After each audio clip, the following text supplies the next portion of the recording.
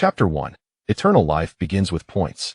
Eternal life is truly lonely as snow that a young boy was lying on a small hillside, with a dogtail grass in his mouth, gazing into the distance as a gentle breeze blew, causing the trees to bow. However, from his tone, it seemed he was not lamenting but rather filled with a sense of secret joy. Moo moo. Beside him sat a black cow with a broken horn. Yes, it was not standing but sitting on its hind legs, its black back straight as an arrow. The boy's name was Chen Xiong, who had crossed over to this world a year ago. This world was vast and boundless, filled with countless cultivators who could move mountains and seas, sitting high in the clouds and looking down upon the human world. However, when he crossed over, he unexpectedly came with a system. At that time, Chen Xiong was truly grateful, as countless stories of novel protagonists flashed through his mind. However, Chen Xiong's system was not some invincible physique or unbeatable techniques. He was immortal. The laws of heaven and earth could no longer restrict his lifespan, but every year, he could only increase his attributes by a little. Strength, speed, defense, mana, essence of all things. He could understand strength, speed, defense, and mana, but he could never comprehend the essence of all things, so he tossed it aside, thinking that living was the most important thing. However, the system was quite considerate, as the long road to immortality also gifted him a spirit beast to accompany him. Though it could not speak, it could understand his words and could be given points each year without consuming his own longevity points.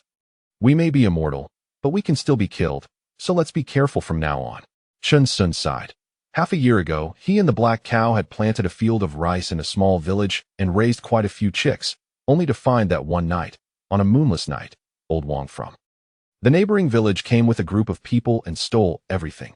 Upon learning this, Chen Xiong was filled with rage. Was there really no law in this world? Was there no justice? Sharpening his axe, he took the black cow and went to the neighboring village to demand an explanation. However, the opposing side was numerous and powerful. Chen Xiong was beaten badly, and the black cow lost one of its horns. They fled in disgrace and spent several days nursing their wounds. Moo. The black cow snorted heavily, its eyes filled with resentment. Those people were truly despicable. This incident left a significant psychological shadow on Chen Xiong, with far-reaching effects. Ding! The host can now add points. Chen Xiong grinned. The year had passed, and it was time to add.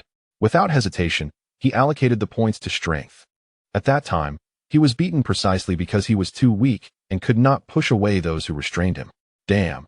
Chen Xiong's face turned the color of pig liver as a surge of power suddenly welled up within him.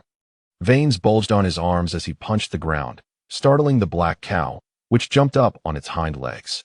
My life is in my hands, not in heaven's. Bang! The force was mutual. Chen Xiong fractured his hand and spent several days nursing his wounds with the black cow. He also gave the cow a point in strength, but there was no visible change. After seeing Chen Xiong's fate, the cow simply tried out its strength, which was quite impressive. They lived in a thatched cottage in a small village, peacefully coexisting with the world, yet the laws of this world seemed to be engraved in the bones of the people. When mortals encountered cultivators, they had to bow and show respect, and one must never offend them. Even the villagers in this small corner knew that. Sun Gur. A boy's voice came from outside the cottage. It was the village's little black boy, who had been given a derogatory name due to his dark skin at birth. What's up, little black boy? Chen Xiong, whose injuries had healed, slowly opened the door. The village chief asked me to bring you some rice, the little black boy said, holding a bag of rice and grinning innocently. Thank you for me to the village chief. Chen Xiong took it, feeling deeply moved. He and the black cow had been living off wild vegetables for several days. That a dignified immortal was nearly starving to death. How absurd in such a vast world. As he thought of this, resentment welled up within him. A gentleman takes revenge 100 years is not too late. Just wait for your ancestral graves to be dug up. Sun Gur, they'll be off now. My mother called me to come home for dinner. Okay, hurry back. Chen Xiong smiled, looking at the rice in his hands, tears of gratitude trickling down the corners of his mouth. There were still many good people in this world. Moo! The black cow impatiently called out from inside the cottage. It didn't like eating grass, it preferred rice. A puff of smoke filled the air, and fragrant rice was ready. Man and cow sat on the ground, devouring it ravenously, their eyes filled with visions of the future. Old cow, we must live well and not act impulsively. Chen Xiong chewed the rice, swallowing hard. This world is vast. Once we prosper, they'll find you a few old cows. Moo! Gurgle. The old cow looked disdainful, as if to say, "Wasn't it you who rushed into the neighboring village with an axe back then? Dealing with a crowd like them requires strategy." Chen Xiong said mysteriously. The black cow's eyes lit up and immediately moved closer to Chen Xiong. "When they grow old, we'll smash their teeth and dig up their ancestral graves. Damn it! How dare they provoke an immortal?" Chen Xiong spoke with conviction, his eyes fierce and full of spirit. "Moo! Moo!" The black cow's big eyes sparkled as it nodded repeatedly. "This sounds good. This sounds good. Why does it smell burnt?" Chen Xiong sniffed and suddenly looked towards the kitchen, his eyes wide with shock. "Our thatched cottage." Moo the black cow also let out a surprised snort. "Fire! Chen Xiong's house is on fire. Hurry to put it out." An hour later, the flames had eased, and the entire thatched cottage was nearly burned to the ground. Man and cow sat outside, their eyes devoid of light, kneeling there, feeling utterly despondent. Chen Xiong, an orphan in the village, had suffered misfortune after misfortune, too pitiful, and the villagers offered a few comforting words before dispersing. "It's over, the house is gone." Chen Xiong said in despair he couldn't build a house. Truly a case of misfortune never comes singly. Life was indeed bleak. Yet, heaven does not completely cut off one's path. The black cow used its rumination to keep some of the rice, enough for them to last a few more days. "Old cow, I saw a few caves down the eastern hillside. Let's go live there." Chen Xiong shook his head dejectedly. He needed to learn some skills in the village. He came here to farm, but now he knew nothing. Moo! The black cow didn't mind wherever Chen Xiong went was home for it. Outside the small village, the black cow had a lot of hay tied to its back, and Chen Xiong gathered some firewood and took it to the cave, staying there temporarily. In the following year, Chen Xiong apprenticed with the village carpenter, and the black cow helped carry things. The villagers all said it had spirit, telling Chen Xiong not to kill it for food.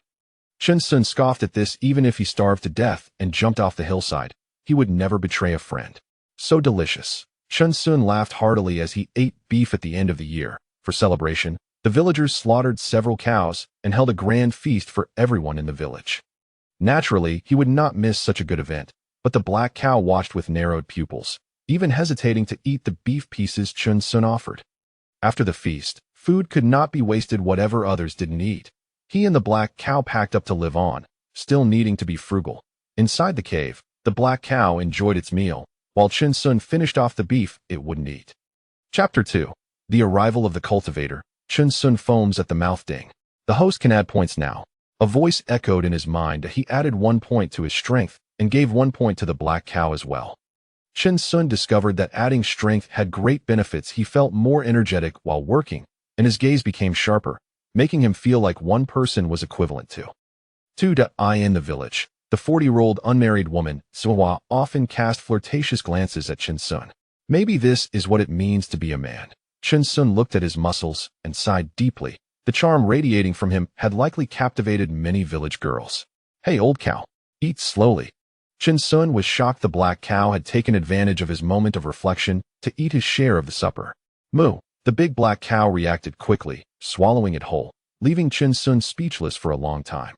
The following year, Chen Xiong and the black cow found a blacksmith to apprentice under. The blacksmith was greatly impressed by Chen Xiong's strength and continually praised him for having the demeanor of a blacksmith.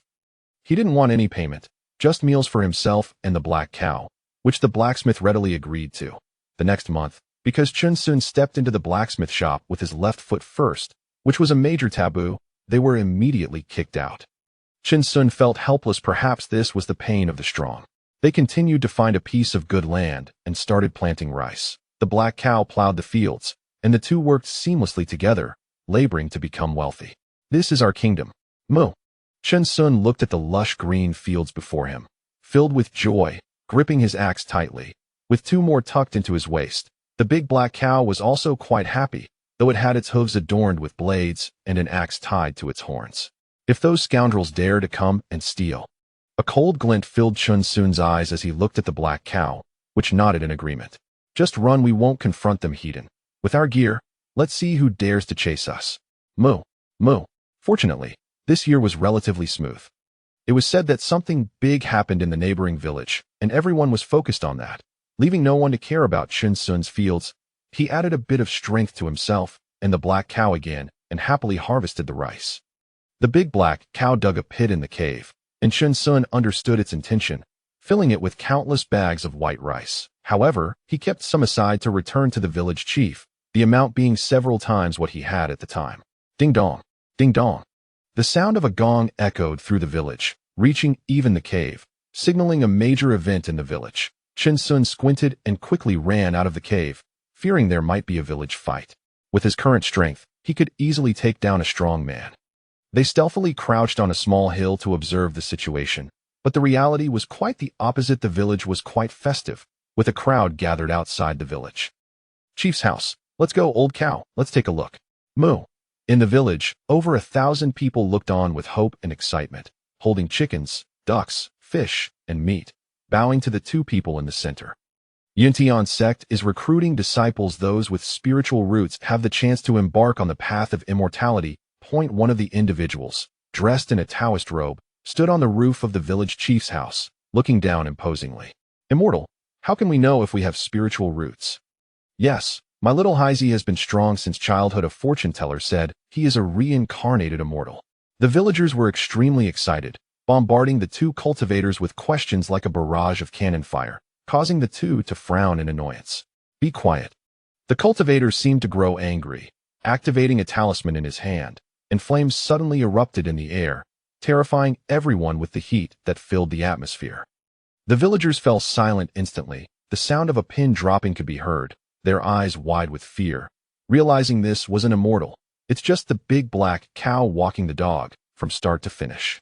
Chen Xiong brought the black cow to the edge of the crowd, his eyes flashing with admiration. This world indeed had cultivators. The big black cow, hearing this, looked confused. When did it walk a dog in the village? Spiritual roots are divided into 5 types of mixed roots, 4 types of lower roots, 3 types of middle roots, 2 types of upper roots, and 1 type of heavenly roots. The cultivator explained with his hands behind his back, activating a token in his hand. Don't be nervous, those under 20 will start testing for spiritual roots. A beam of light erupted from the ground, dazzling in its brilliance, and the villagers began to chatter again. Even the elders wanted to step forward to try. Young children and youths in the village eagerly stepped forward, but the light beams showed no reaction. This is impossible. I dreamt that I was an immortal. One villager murmured in disbelief, suddenly turning to kneel and cry out, Immortal, please take me as your disciple. Leave. 3 breaths. A cold voice came. Immortal, please. The villager cried out, still not leaving the light beam. I dreamed of this. Swoosh, a flash of sword light passed, blood gushed forth, and the villager's eyes still held disbelief as he slowly fell to the ground. Countless voices of kneeling echoed, the villagers trembling with fear in their eyes. Chen Xiong's pupils constricted, quickly crouching on the ground, cold sweat breaking out on his forehead. These cultivators were lawless. The big black cow also quietly lay on the ground, their heads lowered, exchanging glances that shattered their beautiful fantasies. Continue, the cultivator said coldly, his gaze as if looking at livestock. Now there was no more chaos. The villagers orderly passed through the light beam, still holding on to hope in their eyes. Chen Xiong timidly stepped forward to try, but he was only a 5-type mixed root, hardly attracting the attention of the cultivators. Not bad, there's actually one with 3-type roots. The cultivator's lips curled into a faint smile as he looked at a little girl. Say goodbye to your family. Yes, immortal. The little girl felt both reluctant and secretly delighted after saying goodbye to her family. The cultivator even gave her family several taels of silver. Those with 5-type mixed roots can join the sect as helpers and also have a chance to embark on the path of immortality. The cultivator looked at several people and casually said, Immortal, you'll go? The few 5-type root individuals were overjoyed upon hearing this, immediately kneeling down. The cultivator glanced at Chen Xiong, who was already foaming at the mouth, sweating profusely, and even the nearby black cow was gasping for breath. They were clearly frightened by the earlier scene. With a weak mind, there is no hope for the path of immortality.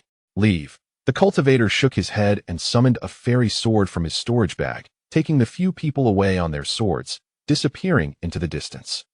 The villagers were left feeling lost, their gazes lingering on the immortal's retreating figure, filled with envy. Damn it.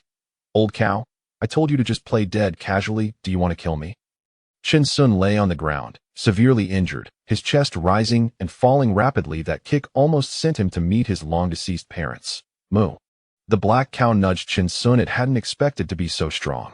It carried Chen Xiong back to the cave, and after a few days of resting in the cave, his condition finally improved. "We can't go to those sections," Chen Xiong explained. Looking at the black cow's puzzled expression, "The sects are too dangerous. Killing is not a crime, and they eat beef while taking the cow's hide." The big black cow's pupils trembled, shaking its head violently. It didn't understand the part about killing not being a crime, but it understood the part about eating beef. The incident with the cultivators did not inspire Chen Xiong with a sense of longing. Instead, it gave him an extreme sense of insecurity. They have a feud with old Wang's family from the neighboring village, but that's just fighting for cultivators. A disagreement can lead to murder. Chen Xiong deeply remembered that gaze, just like when he killed a chicken. Chapter 3. Spring comes, autumn goes, 20 years pass. We should live well and not get involved in those fights and killings. Chen Xiong patted the big black cow and said seriously. The cow nodded in agreement, as they were living quite comfortably now. "Old cow, let's go look for some work in the village. How can we navigate this world without mastering all kinds of skills?" Chen Xiong got up with a smile, fastening the mountain axe to his waist. Now that they had rice, they didn't need to worry about food or be driven out by others. Moo. The person and the cow began to seek out masters in the village to learn skills, from complete funeral services to the sounds of the swana filling the air. They were learning with great enthusiasm. The big black cow's skills in carrying coffins surpassed even Chen Xiong's, and everyone in the village gave a thumbs up when they saw it. Now, if there were any weddings or funerals, the villagers would personally come to invite Chen Xiong out of his cave. 2 words: professional. Chen Xiong was originally an optimistic person, and having multiple skills was never a burden. Because of his long life, he was filled with hope for the future, feeling fulfilled every day. 10 years passed in the blink of an eye, and Chen Xiong's eyes bore traces of time, while the village welcomed many new babies. How lonely it is to be invincible. Chen Xiong stood in the cave, grinning and making a punching gesture, with a huge stone placed before him. Boom! He punched out, and as soon as he made contact with the giant stone, it shattered into countless fragments, while his hand remained unscathed. The big black cow sat on the ground, looking impressed at Chen Xiong, not even injured. How terrifying. "Old cow, how's that?" "Moo. Ha ha ha." Chen Xiong laughed heartily, his eyes showing a disdainful look at the world. "This is only 1/10 or 1/12 of my power."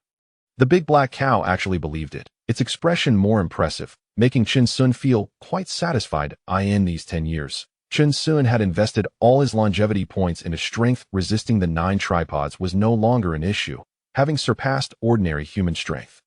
Even the little black boy from the village, when arm wrestling with him, could be easily subdued with just 3 fingers. "Chen Xiong! Chen Xiong!" Urgent shouts came from outside the cave, and the big black cow perked up. Work had come. It quickly raised its head, ready to go. Now it was the village's divine cow. Even the village's big yellow dog had to call it brother cow. But that was just what it thought in its heart. "Villagers, what's wrong?" Chen Xiong stepped out of the cave and saw dozens of people gathered. "Is it a wedding or a funeral? I need to prepare my attire. The old village chief has passed away," several villagers said dejectedly. "Huh." Chen Xiong was taken aback. The old village chief had always taken good care of him and the old cow. He suddenly felt a void in his heart. "Let's go." Outside the village's mourning hall, villagers filled the area as Chen Xiong played the swana, the autumn wind howling and leaves drifting down. He sighed, realizing that mortals ultimately couldn't withstand the parting of life and death. A mere century passed in the blink of an eye. The big black cow, adorned with several bells, clanged as it moved alongside Chen Xiong's swana, like an autumn funeral song, carrying the old village chief away to the distance. On the rural path outside the village, Chen Xiong, with a solemn expression, personally carried the coffin, a long line following behind, with yellow paper flying everywhere. Interment. Chen Xiong and a few others carefully placed the coffin into the ground. He stood by, watching all the villagers bid farewell. Some prayed for blessings, some sought wealth, some wished for immortality.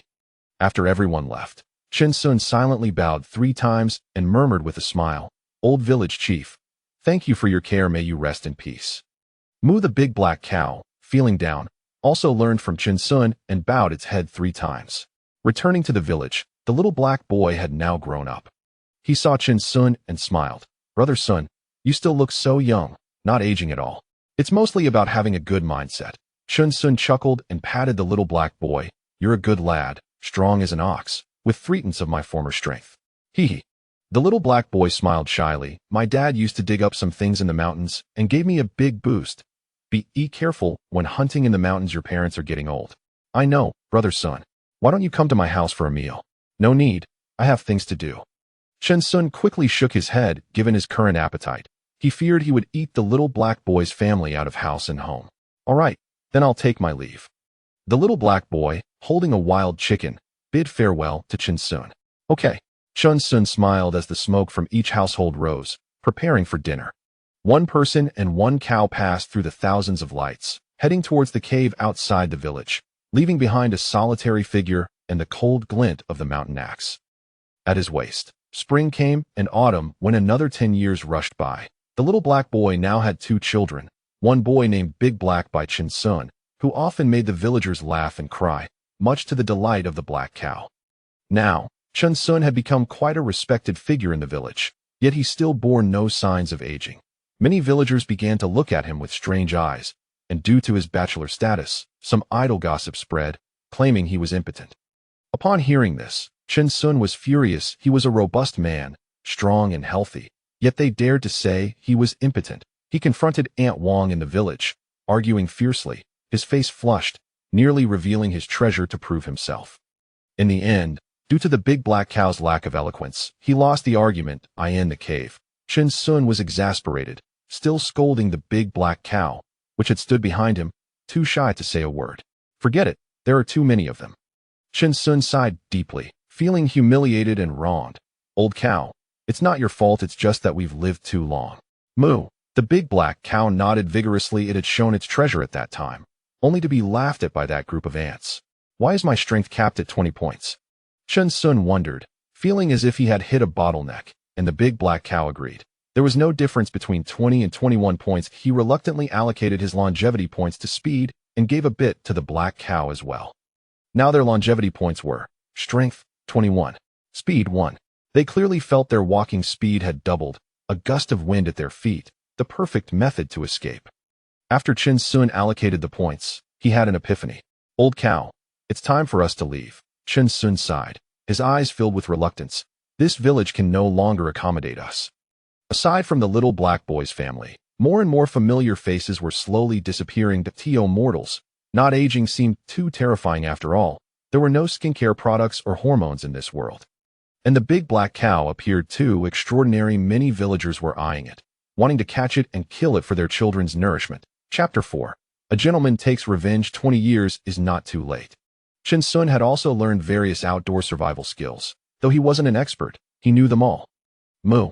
The big black cow anxiously looked towards the farmland, which it had painstakingly plowed. Don't worry, we'll find a better piece of land in the future, several times larger than this. Moo. Moo. The big black cow nodded wildly as Chen Xiong began to paint a grand vision, leaving the cow in a daze. However, we still have a great revenge to take. This is not the way of a gentleman. Chen Xiong abruptly stood up, swinging his axe in circles. I assume those people are aging now, old cow. While they're weak, let's take back what they owe us. Moo. The ground trembled and stones flew as the big black cow got angry. Its horns had only grown a little. Who knows when they would fully recover? Even the little cows in the village hardly paid attention to it anymore. Inside the cave, they tidied up. The swana and other necessary items for their journey were all strapped to the black cow. With their current strength, picking up pots and pans felt like child's play. Anything they couldn't take would be left for the little black cow's family, including that piece of good farmland. The next day, outside the little black cow's home in the village, outside the blacksmith's, and outside the carpenter's places where people had helped Chen Xiong, there was a significant amount of rice at their doorsteps. Their eyes sparkled with joy, marveling at the heavens for their kindness. The wife of the little black cow was still counting the items, her face beaming with joy at such good fortune. Inside the house, the little black cow had reached middle age and had matured a bit. He picked up a letter, having learned to read from Chen Xiong, and could naturally understand it. Little black cow, that piece of farmland outside the cave is entrusted to your family. You must take good care of the big black cow. This may be the last time we meet in this life. The world is vast and beautiful. One must go out and see it. Remember to always keep a positive attitude. Yours truly, the carefree son. The little black cow read every word, tears welling in his eyes. He had followed Sun since he was young and had long regarded him as an older brother. Memories flooded his mind. the stolen rice, the burned thatched house, being chased away while working in the village, and so on. Though these events were bleak, Sun always seemed to have a passion for life. Safe travels, Sun, the little black cow said warmly, looking out the window. Today was a clear day, perfect for setting out. 3 months later, outside the neighboring village, in a pit, a man and a cow, weathered and dusty, stood there. Chen Xiong held a large pancake, biting into it fiercely before offering a bite to the black cow. As expected, we've thoroughly scouted this neighboring village. Let's start with old Wang's family. Chen Xiong's eyes gleamed sharply. He lacked neither patience nor time. He had investigated Wang's ancestral grave, fields, and all the people who had wronged them. Old cow, let's move. Chen Xiong donned a bandit headscarf that concealed everything but his eyes, nose, and mouth, and prepared a similar outfit for the big black cow. That on a moonless, windy night, the man and the cow stood atop a dirt slope, motionless as the wind howled, exuding a fierce bandit vibe. They ascended the mountain, the moonlight casting eerie shadows over the numerous graveyards. However, compared to the grievances they had suffered, these were nothing. Wang Defa's grave. Chen Xiong's eyes flashed with excitement. This was it. He growled, "Old cow, dig." Moo. The big black cow was ecstatic, roaring and digging furiously.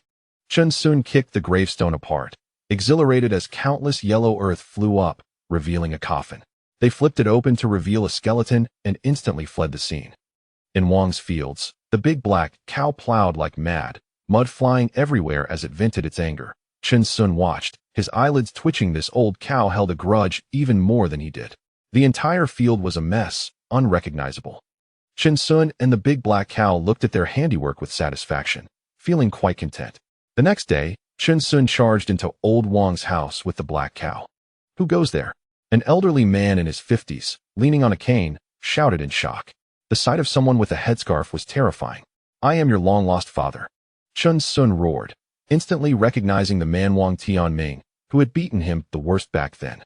With a swift kick, he broke the cane. He stepped forward, controlled his strength, and slapped him in the face, knocking out the few remaining teeth. "Hero, spare me. Hero." Wang Tianming spat out blood, realizing he was in trouble. 20 years ago, you led people to steal our rice. Today, I have come to settle the score. Wang Tianming was astonished. He had nearly forgotten this incident from 20 years ago. Looking at the black cow outside, he suddenly remembered something. Moo. A large yellow dog passed by Wang's house, and the black cow charged. The dog was knocked over, yelping in pain as it ran away. Chen Xiong would not let Wang's family off easily. He had shaken all their eggs until the yolks mixed, and the earthworms on the ground were cut into 8 pieces by his axe. Wang Tianming sat on the ground, crying out in agony, calling for help. "Father, where did these villains come from? How dare you come to Wang's house to cause trouble?" Outside, shouts and curses erupted as countless young men rushed in, wielding hoes and kitchen knives. "Old cow, retreat," Chen Xiong shouted, and together with the cow, they climbed over the wall, with Chen Xiong giving the cow a push. "Little thief, don't run. Have the guts to stop for a fair fight. Don't let us catch you, you cowardly vermin." Many villagers were alarmed, and hundreds of people chased after them, dust flying, all armed. "Ha ha ha, they can't catch up." Chen Xiong laughed as he and the black cow fled wildly, glancing back at the dust, sneering, "Is this all you've got?"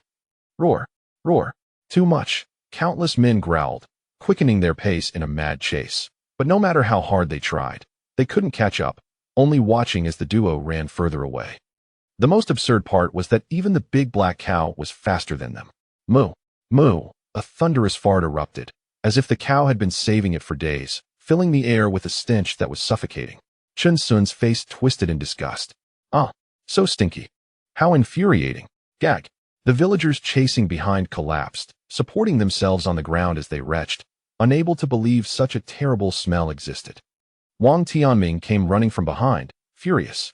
If he were 20 years younger, he would have skinned that person alive. "Old Wang, your ancestral grave has been dug up. The coffin lid has been flipped. Old Wang, hurry back and check your fields. They look like they've been uprooted by pigs." Hearing the voices behind him, Wang Tianming felt dizzy and fainted on the spot. Meanwhile, the man and the cow had already disappeared, leaving behind a notorious tale in this village. Chapter 5. Safety first. Went out and about. Half a month later, in a mountain forest, the mountains rolled and the forest was vast, with the sounds of wild beasts roaring deep. Within whoosh. With a swing of the axe, blood splattered as a brown bear fell dead on the spot. Sparks flew as a large pot was set up, water boiled, and they began their feast. Old cow, how's my unmatched axe technique? Chen Xiong shook the axe and looked at the big black cow.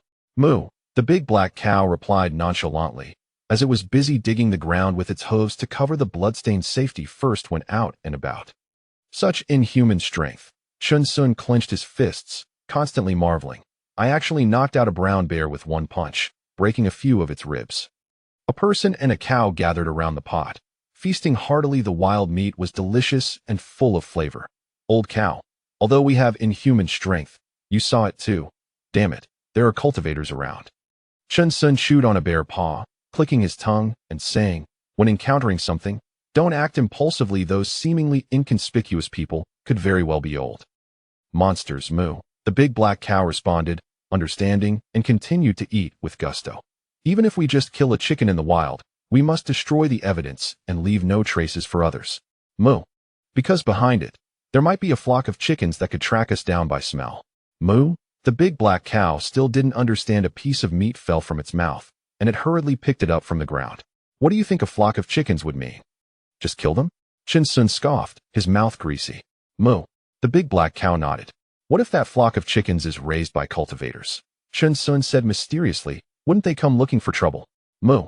And if we defeat that group of cultivators, wouldn't their master come looking for us? Moo. Moo. The big black cow was stunned. It made too much sense. In the end, a single chicken could trigger a sect war. How many people can we fight off? Chen Xiong raised an eyebrow, tearing at the bare meat. If we accidentally get killed, how many little cows would we leave behind? Moo. The big black cow understood, its copper bell-like eyes sparkling with admiration for Chen Xiong, the feeling like a surging river, endless. A child worth teaching.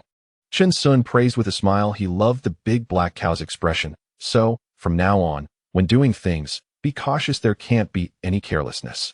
Moo. The big black cow nodded. Now, here comes the question. Chen Xiong's expression turned serious as he said, if a little cow confronts a cultivator over a spiritual herb, and a great battle is about to break out, how should it be handled? Answer 1. A hero saving a beauty. It's my duty. Who else if not me? Answer 2. Stand with the more powerful side. Bully the weak for self-preservation. Answer 3. Act as if nothing happened. Quietly pass by, and avoid involvement. Answer 4. I am invincible. Everyone must die. The spiritual herb is mine. Please answer. Chen Xiong's deep gaze locked onto the big black cow, which was sweating slightly, finding the question difficult. The black cow struggled in its mind. How could it watch the little cow fall into enemy hands? It made its decision. Moo. Is it answer 1? Wrong. Chen Xiong sneered. How could a little cow compete with a cultivator? If you rush forward, you'll only add another corpse. Moo moo. You actually chose answer 2. That's a big mistake. Chen Xiong narrowed his eyes and explained, you already know it's about competing for a spiritual herb. The more people who know, the greater the risk. The cultivator won't spare you after taking out the enemy. The black cow's pupils constricted, cold sweat pouring down. It had already died twice. Moo moo moo. Ha ha ha. You even chose answer 3, which is even more wrong. Chen Xiong laughed wildly, his eyes cold. This world has no laws without strength. You can never be certain you won't be discovered. They will kill you simultaneously, thinking you're just a cow looking for scraps. The black cow went limp, trembling in fear from Chen Xiong's words, a heavy breath escaping its nostrils. Moo, moo, moo moo. Unexpectedly, you chose answer 4.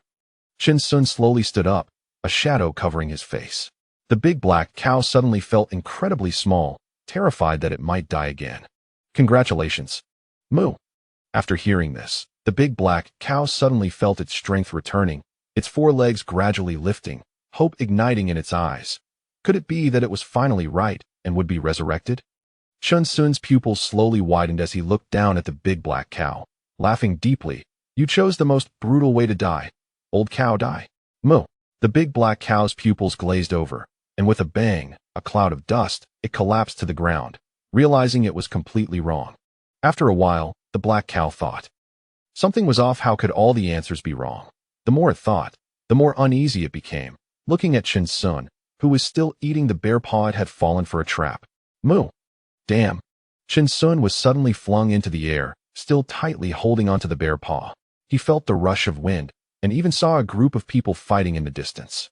His eyes narrowed, and his legs landed steadily, creating two large craters. The big black cow was devouring bare meat and drinking soup, seemingly unwilling to leave any for Chen Xiong. "Old cow, hurry up, there are people fighting in the distance," Chen Xiong said seriously, patting it. "Moo," the big black cow responded, knowing that Chen Xiong never joked when he had that expression. They packed up the meat, dug holes, and buried the traces with practiced speed. Chen Xiong led the big black cow away like a farm boy, silently heading in the opposite direction without a word. From above, three figures passed through the trees, making rustling sounds, while below, Chen Xiong and the black cow strolled along, looking unremarkable and unnoticeable. One figure suddenly stopped, his black hair streaming behind him, squinting at the young man. "Wait!" A voice came from the tree, and Chen Xiong tensed up, while the big black cow's breathing also slowed, its hooves poised to spring. The man jumped down from the tree, sizing up Chen Xiong and asking, "Do you see what's happening ahead?" Chen Xiong was startled, cold sweat breaking out on his face as he cupped his hands and said, "Good day, senior. What's going on?" He couldn't tell whether this person was a cultivator or a martial arts master and didn't know how many people were nearby. Being cautious was the best strategy. The man glanced at Chen Xiong's hands, noticing there were no calluses, indicating he was definitely not a martial artist, then said, "Understood, leave the cow." This big black cow was strong and meaty, very beneficial for martial artists. "Senior, we only have one cow at home. You look like a martial arts master. There's no need to come specifically to steal a cow." Chen Xiong's expression turned grim, his fingers trembling slightly, his actions and expressions perfectly on point. Swish! The man drew his sword, his gaze sharp, sneering, "Our Baishian sect is hardly reduced to this. I don't want to waste more words." "All right then."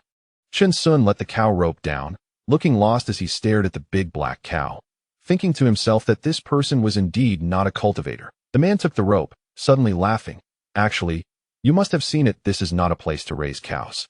Your actions are suspicious. You can only blame your bad luck." The man spoke to Chen Xiong with his back to the black cow, having seen through everything. This person was highly likely a spy. Chapter 6. Panning City. A new life is about to begin. A murderous glint flashed in his eyes as he was about to raise his hand. Bang! At that moment, the big black bull unexpectedly stood up, its hooves kicking him fiercely in the back, like a giant stone colliding. The sound of bones cracking echoed. The man was taken aback, and with a gasp, blood gushed from his mouth, his head spinning from the blow, his body leaning forward. Chen Xiong's chest heaved, adrenaline surged, and he became extremely calm. He drew his mountain axe from his waist and swung it fiercely at the man's neck. Although he controlled his strength, it still penetrated to the bone, the axe getting stuck in it, with blood splattered all over Chen Xiong's face as he gasped for breath. "Old bull, get to work." Chen Xiong's pupils trembled slightly as he took out a spark. The area was filled with dry wood, and the big black bull didn't dare to hesitate. Digging a pit beside him, a great fire blazed on the ground, burning the body and erasing all traces, the ashes blown away. One person and one bull quickly destroyed all evidence and even arranged the scene, not daring to take anything from the man. They ran off, faster and faster.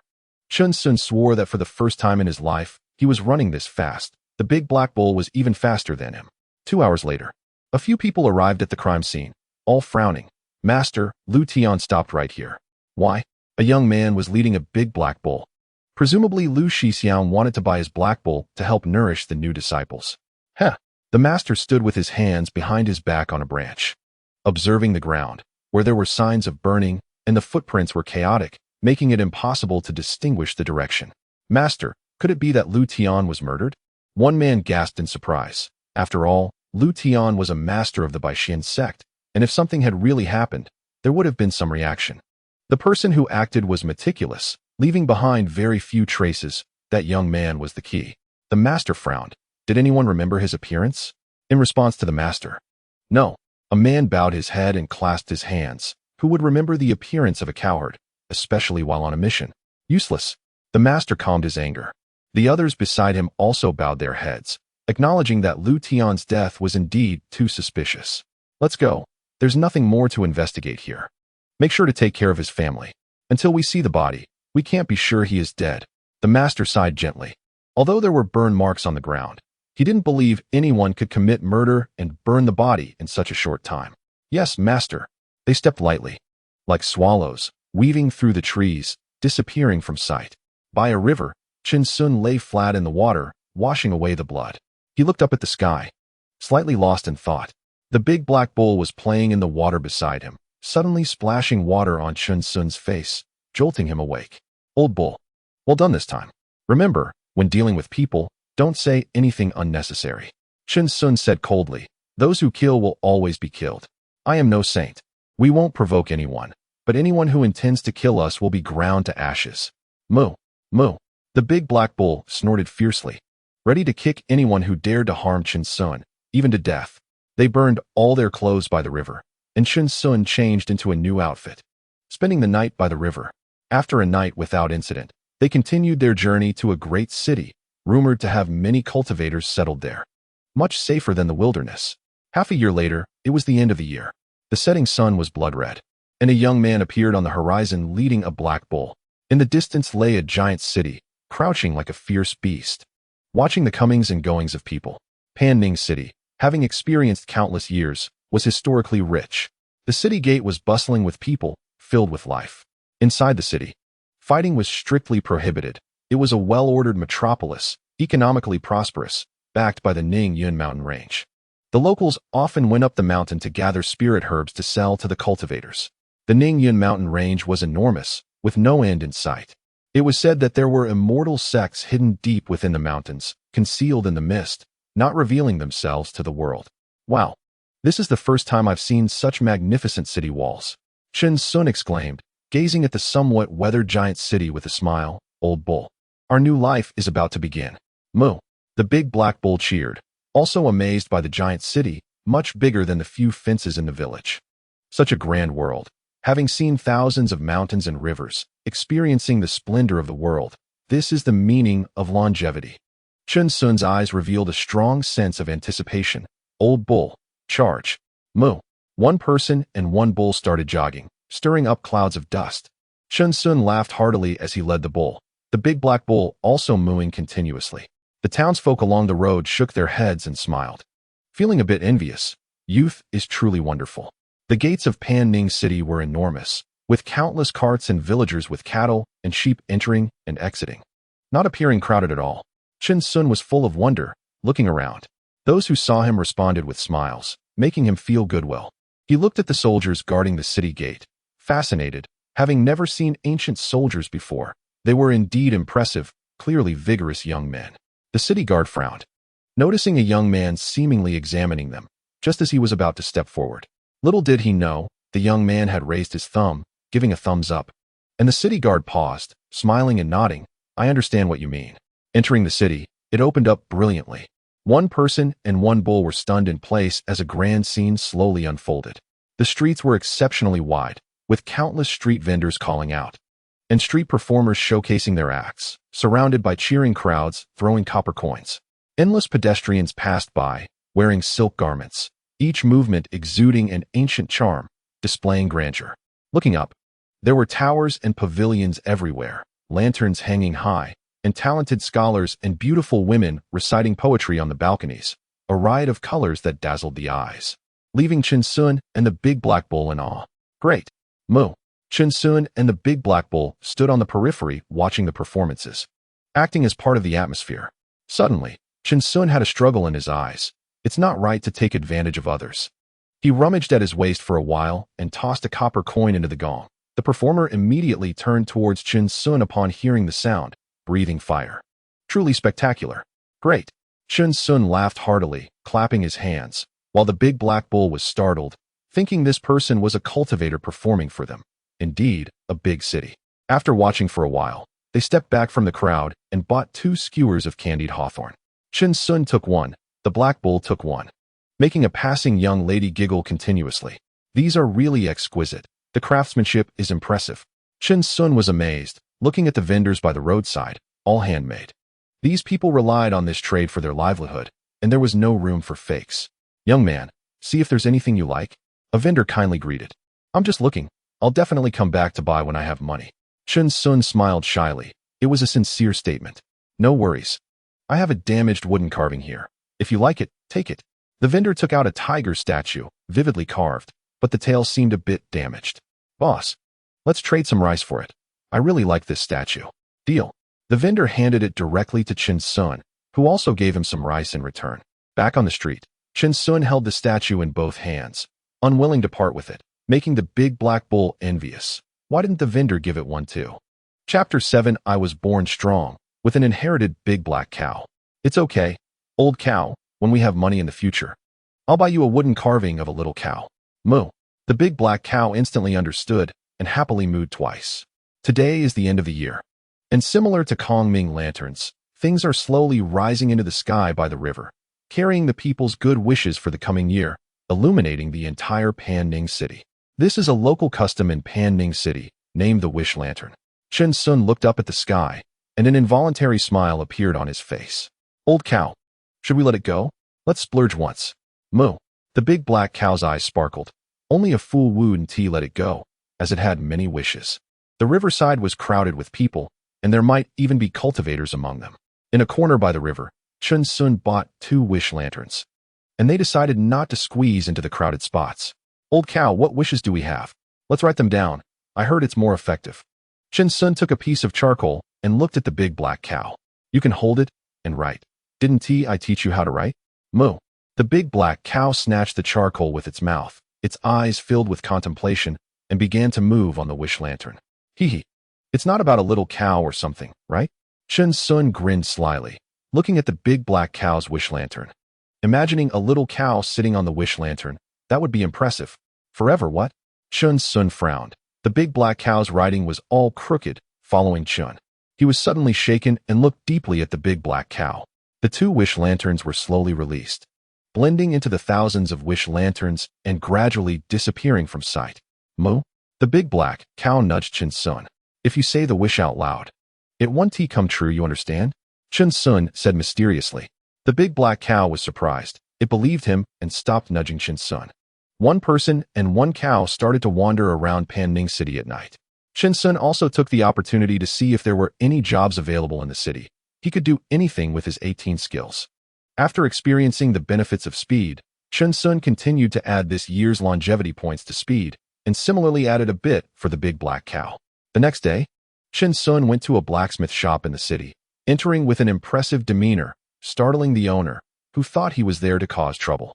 Young man, we don't take cows here. I was born strong. I think your blacksmith shop is missing something without me. What do you mean? Boss, does the blacksmith shop still hire people? Chen Xiong suddenly smiled widely, revealing his arm. 1 is worth 2, and I have my ancestral big black cow to help, ensuring your business will flourish. Bang. Chen Xiong was kicked out, and the blacksmith shop owner spat. Do you think I taken just anyone? Moo. The big black cow was furious. How could this owner insult them? It spat back. Chen Xiong quickly stopped the big black cow and said coldly, if they don't want me here, there are places that will. The owner crossed his arms, and a few blacksmiths came out from behind, looking ready to fight if Chen Xiong said another word. Chen Xiong silently grabbed the cow's rope, said nothing more, and pulled the big black cow to run away. TCH. The few men shook their heads and returned to work. On the way, the big black cow nudged Chen Xiong, urging him not to be angry anymore. It's fine. I've heard there's another blacksmith shop on the next street, and I heard their business isn't good. Let us try there. Moo. The big black cow nodded. When they arrived at this blacksmith shop, Chen Xiong was shocked. It looked like it was on the verge of closing down, with an old man sitting on a chair dozing off. Old man. Chen Xiong led the black cow inside, and there wasn't a single customer. Oh. The old man jolted awake, his eyes murky. What do you want to buy, young man? Hee hee, I was born strong. Does the blacksmith shop still hire people? Chen Xiong smiled. Haha, we do. The old man suddenly nodded vigorously. All the blacksmiths had run off, and there was no pay to give. It's fine, boss. Just give us a place to stay.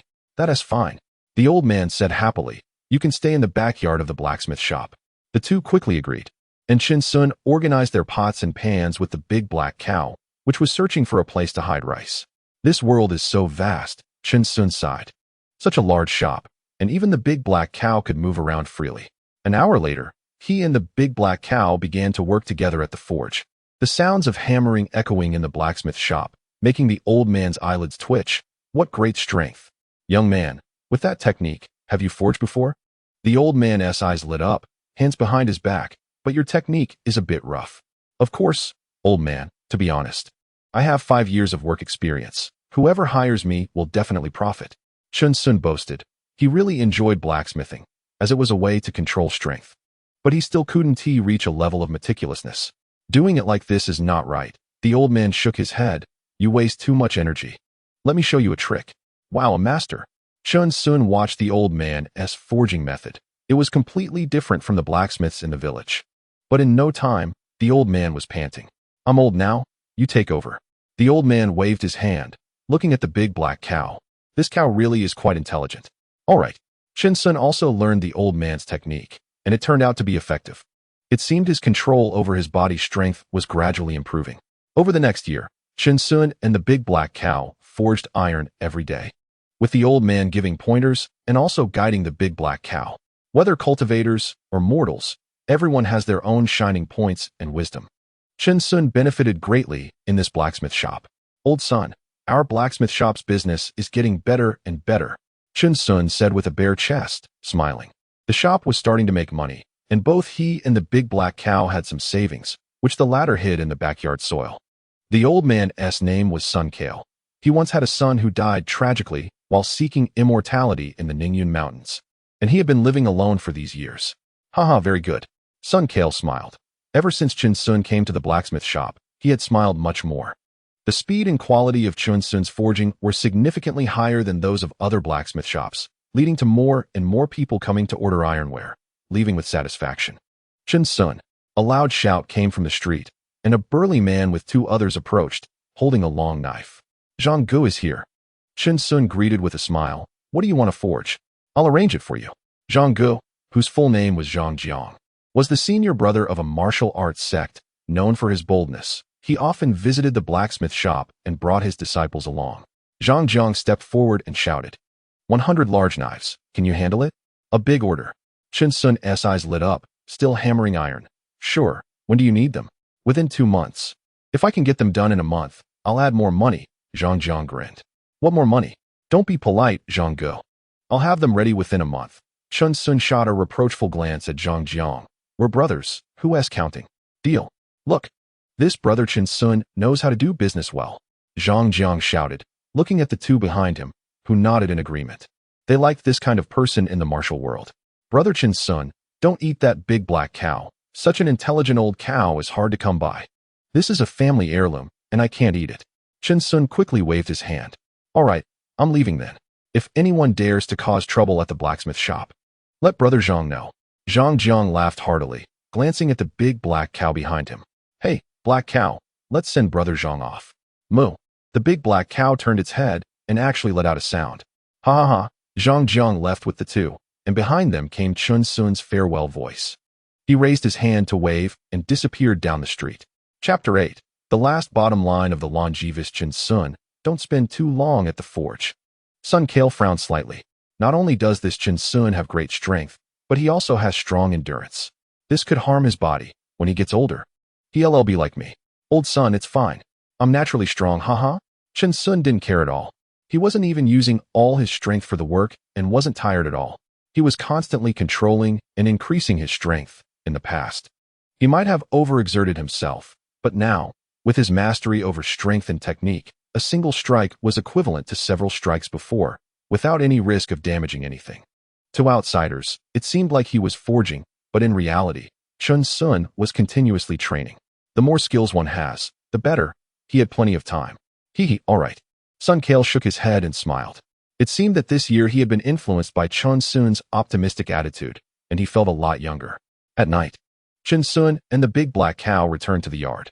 He added the longevity points he had earned this year to his speed, and the 2 of them stealthily gathered together. Old cow dig. Moo. The dirt flew as it gradually revealed a clay pot filled with copper coins and a piece of silver. Chen Xiong couldn't help but sigh repeatedly. We're rich now. Moo. Moo. The big black cow nudged Chen Xiong, its eyes filled with hope. Once we finish Brother Zhang's order, we'll go by wood carvings. Don't worry, I remember. Moo. The big black cow happily hopped around. Its joy was that simple. Chen Xiong then changed locations and buried the pod in the ground. When outside, one must never let down their guard. The next month, Xiong did not come. Chen Xiong was puzzled. Brother Xiong never missed an appointment before. Why didn't he come today? Maybe something came up, he thought, and continued forging. He was still far from mastering control over his strength. Hard work could make up for shortcomings. The following month, someone finally came to pick up the swords, but it wasn't Xiong. Hey, miss, where's Brother Xiong? He said he'd come last month to pick up the swords, Chen Xiong casually asked, while the big black cow was busy transporting the long swords. Brother Xiong died in a fight with the Baixian sect, the woman said quietly, her mood low. What? Chen Xiong's eyes widened in shock. Changing the topic. He said, I spoke out of turn. I'll go get your swords right now. Okay, the woman nodded. Not long after, the woman took the swords away, paying for 100 long swords.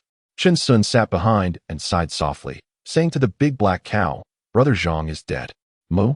The big black cow looked at him in confusion, but Brother Xiong was so young. I heard he died in a fight. In the martial world, it's normal for people to die in battles. Chen Xiong shook his head and sighed. Even cultivators can die if they engage in conflicts. The big black cow nodded seriously. It's safer for us. Our longevity path is originally invincible. We don't offend others, don't participate, and help friends within our means. Chen Xiong said calmly. His gaze distant. Nothing in this world can stir up waves in you or me anymore. Keep a calm mindset. Moo. The big black cow looked at Chen Xiong with admiration. You really have culture, it thought, but couldn't express it. Hey. The iron ore seller heard that our business is good and raised the prices. Sun Kale rushed in from outside, as he was responsible for purchasing the iron ore for the shop. What? Chen Xiong jumped up, furious. They just started making some money. Are they bullying honest people? Old cow, grab your weapon. Damn it. Chen Xiong swiftly drew 2 mountain axes from his waist, his bare arms revealing 16-pack abs, and declared, let us go reason with them. Moo. The big black cow was enraged, its horns ready, and its custom-made bandit gear instantly adorned its body. No one could stop them now, they were ready to reason. The iron ore seller was just a few streets away. Chen Xiong and the big black cow rushed over, their imposing presence causing a stir. The iron ore boss was shocked when he saw them and shouted, Hero, what do you intend to do? Nothing much. We're just here to reason. Why did the price go up when we just started buying? Chen Xiong shouted loudly, holding his axes. This is unfair, do you understand? Moo. The big black cow followed up with a powerful moo. Shit. The iron ore boss broke out in a cold sweat. This person looked fierce with 16-pack abs. And behind him was a big black cow covered in blades. And he was telling me they came to reason? Hee, don't be anxious. Is this person from Sun Kale's family? That's right. Boss, give us an explanation. That blacksmith shop is also under Brother Zhang's protection. Chen Xiong spoke clearly. If these people didn't show some force, they would only be bullied because they were kind. This was true in any world. All right, please wait a moment. Please have a seat. The iron ore boss clasped his hands and smiled. Okay, we're also reasonable people. We're not here to cause trouble. Chen Xiong softened his tone and sat down, placing his axes on the table, feeling no rush inside. Not long after, the iron ore boss stepped out with a smiling face, clasping his hands. It's this person and cow that caused trouble at the government office. Seize them. A group of officers rushed in and quickly detained Chen Xiong, not even sparing the big black cow. But we came to reason. This is unfair. Chen Xiong shouted, struggling slightly. I really came to reason. Don't talk nonsense. You are here to provoke trouble and disturb the peace of Panning City. Who are you trying to scare?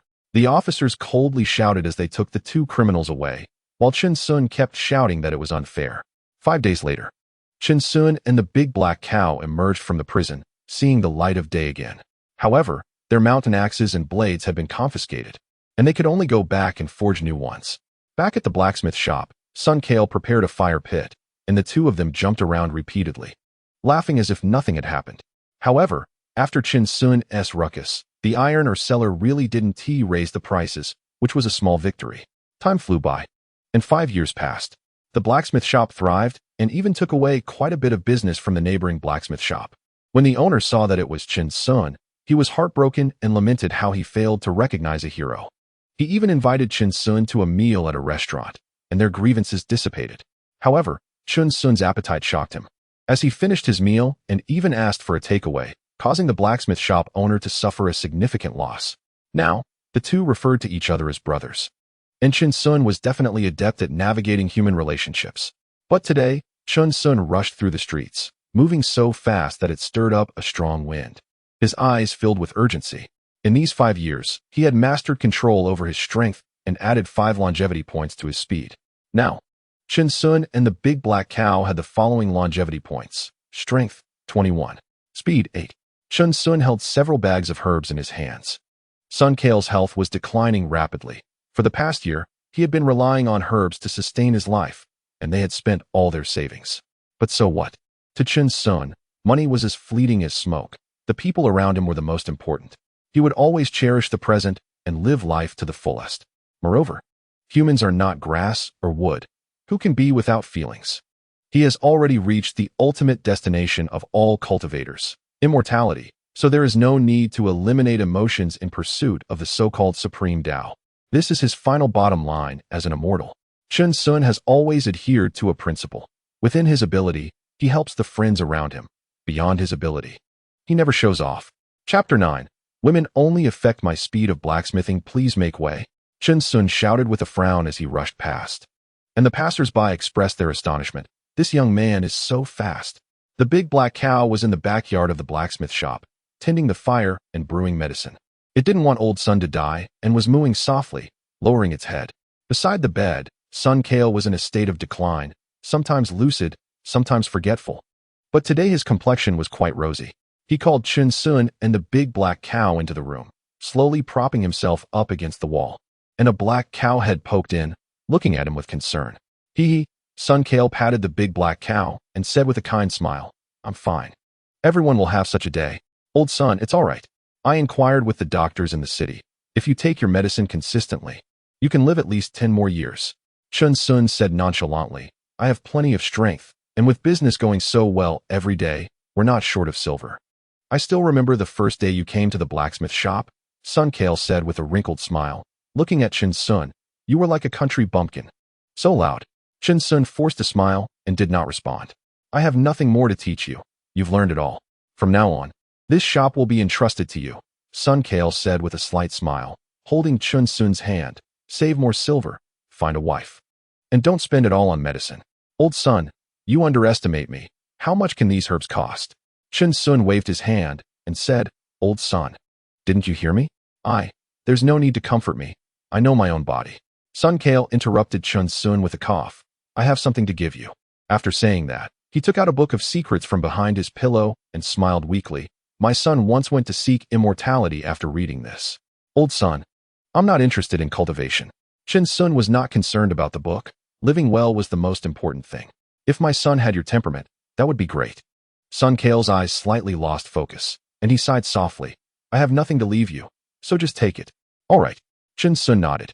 Big black cow, take good care of this kid, Chen Xiong. Sun Kale looked at the big black cow with affection in his eyes. I've seen so many beasts. But you are the most spiritual. Heaven has kindness for life. It will protect you. Moo, moo. The big black cow moved its head. Old Sun, don't say such depressing things. The doctor said that the better the mindset, the longer you live. Chen Xiong tightened his grip on Sun Kale's hand. It was so cold that a chilling wave slowly flowed into Chen Xiong's heart. Chen Xiong, I'm here. Thank you. Sun Kale smiled warmly and looked deeply at Chen Xiong and the big black cow, as if trying to imprint their faces in his memory forever. Let's go. I need to rest for a while. Okay, old cow, let's go brew medicine. Moo. Chen Xiong and the big black cow hurried out, brewing medicine outside in the yard. A bit flustered. The next day, the cold wind blew, and countless yellow leaves fell from the plum tree outside. Sun Kale passed away peacefully in his room. On the street, the big black cow pulled a cart with a coffin on it, while Chen Xiong pushed from behind, his expression emotionless. Passers-by frowned and felt unlucky, keeping their distance. The man and the cow did not pay attention to the gazes of outsiders and slowly pulled the cart toward the outskirts of the city, moving carefully to avoid any bumps. Chen Xiong found a good feng shui spot to bury Old Sun, with a tombstone inscribed Tomb of my mentor Sun Kale. As the cold wind blew, yellow paper filled the sky, and a desolate atmosphere lingered in the air. Chen Xiong offered incense and bowed. Then he and the big black cow walked slowly back into the city, their figures gradually disappearing. They returned to the blacksmith shop and stared blankly for a long time. The chair was empty, as if the old man would no longer be there dozing off. It's all right, old cow, we should be happy. Moo? What would happen to old Sun if it weren't for us? There wouldn't even be anyone to handle his affairs. Moo? We've at least managed the blacksmith shop well over the years, and old Sun lived quite happily, didn't he? Moo. Exactly. We've done a great deed. Let's be happy. Huh. Ha ha. Moo. Moo. Moo. The man and the cow laughed, looking worse than crying. The shop gradually fell silent again. Chen Xiong's words were uncertain whether to comfort the big black cow or to comfort himself. Sigh. Chen Xiong suddenly slapped his head, feeling increasingly uneasy. Moo? The big black cow looked at him with a puzzled expression. What's wrong? Old cow, we've been tricked. Chen Xiong said seriously, his eyes firm. That doctor must have seen us anxious and told us the prices of herbs randomly. He lamented, why didn't I learn medicine with all those skills? In a small mountain village, there are no doctors, only folk remedies for treating injuries. I never expected it would come to this. I miscalculated. The big black cow was startled and nudged Chen Xiong. Why didn't you learn medicine? First, let's work hard and make money. We still owe our neighbors quite a bit this year. Chen Xiong's eyes ignited with fierce determination. The medical profession was indeed highly profitable. Moreover, as one navigates the world, it's inevitable to encounter bumps and bruises. Learning some medical skills was essential, and he now had a new goal in mind. Moo. The big black cow's eyes sparkled with excitement, thinking, if Chen Xiong learns medicine, he can treat himself, and those people won't have to die from illness anymore. Seeing the big black cow's approving gaze, Chen Xiong smiled slightly. The earlier gloom swept away. Life is always full of uncertainties and challenges, and that's what makes it exciting. Old cow, let us get to work. Moo. The sounds of hammering resumed in the blacksmith shop. Now, Chen Xiong could control his strength so precisely that he could point down and not harm an ant, targeting only its head. As a result, the ant nest in the blacksmith shop suffered a disaster, and the ants began to migrate, leaving behind many headless corpses. Now, the reputation of Chen Xiong's blacksmith shop spread across several nearby streets. The prices were fair, the quality was excellent, and he was well-liked. Many matchmakers came to propose marriages. Even they were nearly overwhelmed by his 16-pack abs, their eyes glistening. Upon hearing this, Chen Xiong merely smiled coldly and told the matchmaker, after years of blacksmithing, my heart has already grown as cold as the hammer in my hand. Women will only affect my speed of blacksmithing. Once these words were spoken, countless young ladies in the boudoir sighed in disappointment, secretly thinking how admirable he was. Even the way he spoke was so heroic and extraordinary. A year later, Chen Xiong finally repaid all his debts and had some savings left. He also continued to enhance his longevity by increasing his speed. As dawn broke, the streets were sparsely populated, with only a few people passing by. They cleaned the blacksmith shop, bringing various items, with pots, bowls, and everything else hanging on both sides of the big black cow. Old cow, we're ready to go. Moo. They carefully sealed the shop. The land deed still belonged to them, and as long as they didn't sell it, they could come back to visit in the future. Let us go? Chen Xiong took one last look around the street and smiled freely. Moo. Moo. The big black cow happily called out. As Chen Xiong said he would take it to buy wood carvings today and also to release prayer lanterns. The sense of ritual in life is essential, otherwise, it would be too boring. Ding ding, a crisp sound of collisions came from the big black cow, and two figures gradually moved away. The sun rose, and someone passing by Chen Xiong's blacksmith shop found it closed, with no sign of him, and everyone sighed secretly, thinking they should have forged a few more iron tools to have at home. The closure of Chen Xiong's blacksmith shop made several nearby blacksmiths very happy. They celebrated and decided to raise prices. There had to be a price increase. Let's see who doesn't raise their prices. Chapter 10. Everyone heard it, right? This person is unreasonable. Today is the end of the year again, and the night in Panning City is still bustling, just like when they first arrived here. Chen Xiong, with a look of curiosity in his eyes, walked slowly down the street with the big black cow, stopping to look around, holding various foods in his hands. Now that they had money, they naturally wanted to spend it. It was still a bite for you and a bite for me, making the people around laugh heartily. Saying this young man was quite interesting. However, there was a little mishap this time, when watching the acrobatics. Chen Xiong couldn't pull the big black cow away until it had finished watching. The big black cow always thought that it was the immortals performing for them. Watching enthralled, mooing continuously. Boss, do you still remember us? Chen Xiong walked to a vendor and smiled slightly. We came to buy wood carvings. The difference this time was that a child was sitting next to the boss, playing with wood carvings, and the vendor had changed positions. But it was not far from where it had originally been. Hey, little brother, it's you. The vendor was taken aback for a moment, and then suddenly realized it was that boy who had exchanged rice for his wood carvings. And he hadn't changed at all. Do you have wood carvings of cows? We want to buy 2. Sure. The vendor smiled, searched around, and found 2 lifelike cow wood carvings without any flaws. He handed them to Chen Xiong. Here you go, little brother. After Chen Xiong paid, he waved the wood carvings in front of the big black cow, making it anxious, and Chen Xiong laughed heartily. They went to the riverside to release prayer lanterns again. But the big black cow insisted on blocking Chen Xiong's view of its wishes. Chen Xiong took the big black cow towards the southern part of Panning City, where there were many medical clinics. The blacksmith shops were in the northern city, but it was too far away. It would take several days on foot. After 2 days, they arrived in front of a shop with a sign that read Ping Time Medical Clinic, with couplets on either side. The upper couplet read, "May people in the world be safe," and the lower one read, "Why worry about dust gathering on the medicine shelf?" The horizontal inscription, "Peace under heaven." People came and went in the clinic, all with worried expressions. The doctors at Ping Tai Medical Clinic had a good reputation here and were referred to as the saviors of the world by the nearby common folk. The staff inside were very busy, constantly preparing medicine for those coming and going, and a few doctors were saving lives and healing the wounded, with cries of pain often heard. "Old cow, I'm going in to see the situation. I'll tie you outside the door. You're big enough now. You need to learn to protect yourself," Chen Xiong said seriously. "If a stranger tries to lead you away, just shout and kick him. But don't use too much strength." "Moo." The big black cow nodded, giving a reassuring look. "I know my limits." "What does the little brother need to buy?" A staff member casually greeted. "I'm looking for Ning Si, Dr. Ning," Chen Xiong replied, cupping his hands. He had inquired and learned that Ning Si was the owner here. Easygoing, and had a compassionate heart, well regarded by the common people. "Young brother, are you looking for me?" Ning Si walked over from another hall, his thick, dark hair tied up, sporting a mustache, and with a melancholy look in his eyes. He was already middle-aged. However, Chen Xiong thought this person was good at maintaining health and probably looked older than he actually was. "Dr. Ning, I came to learn medicine," Chen Xiong said, cupping his hands again.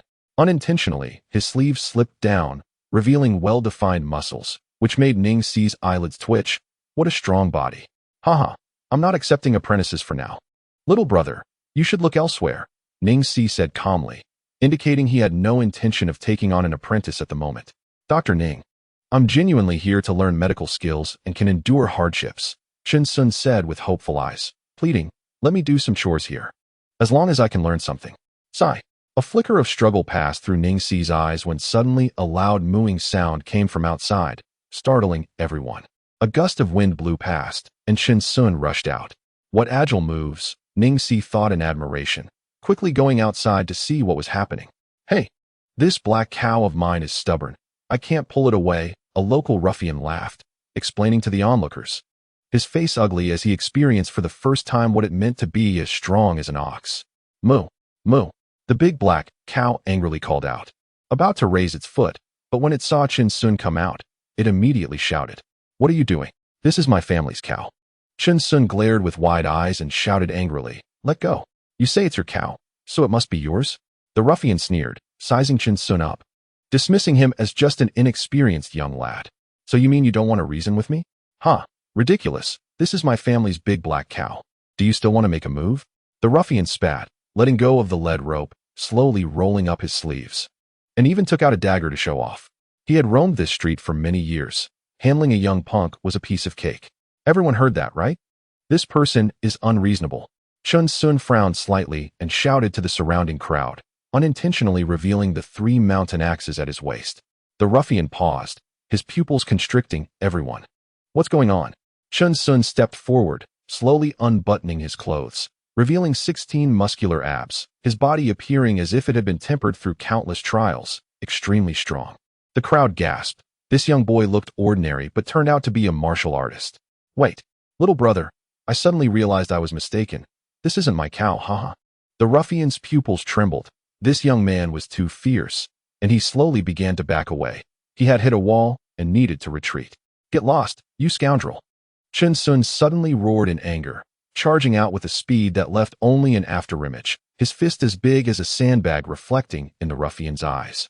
"Ah, Grandpa, don't hit me." The street echoed with the ruffian's wails, rolling on the ground, continuously begging for mercy, while the big black cow spat beside him, finally butting him away to another spot. The ruffian, with a look of despair, felt as if his body had fallen apart. Blood smeared at the corners of his mouth and nose, and his whole body reeked of saliva. This young man had 16 abs and a body of iron. Even if he called for a few brothers, it wouldn't help. He could only endure the beating and would avoid this person in the future. Well done. That ruffian deserved to be beaten. A day of idleness and wandering.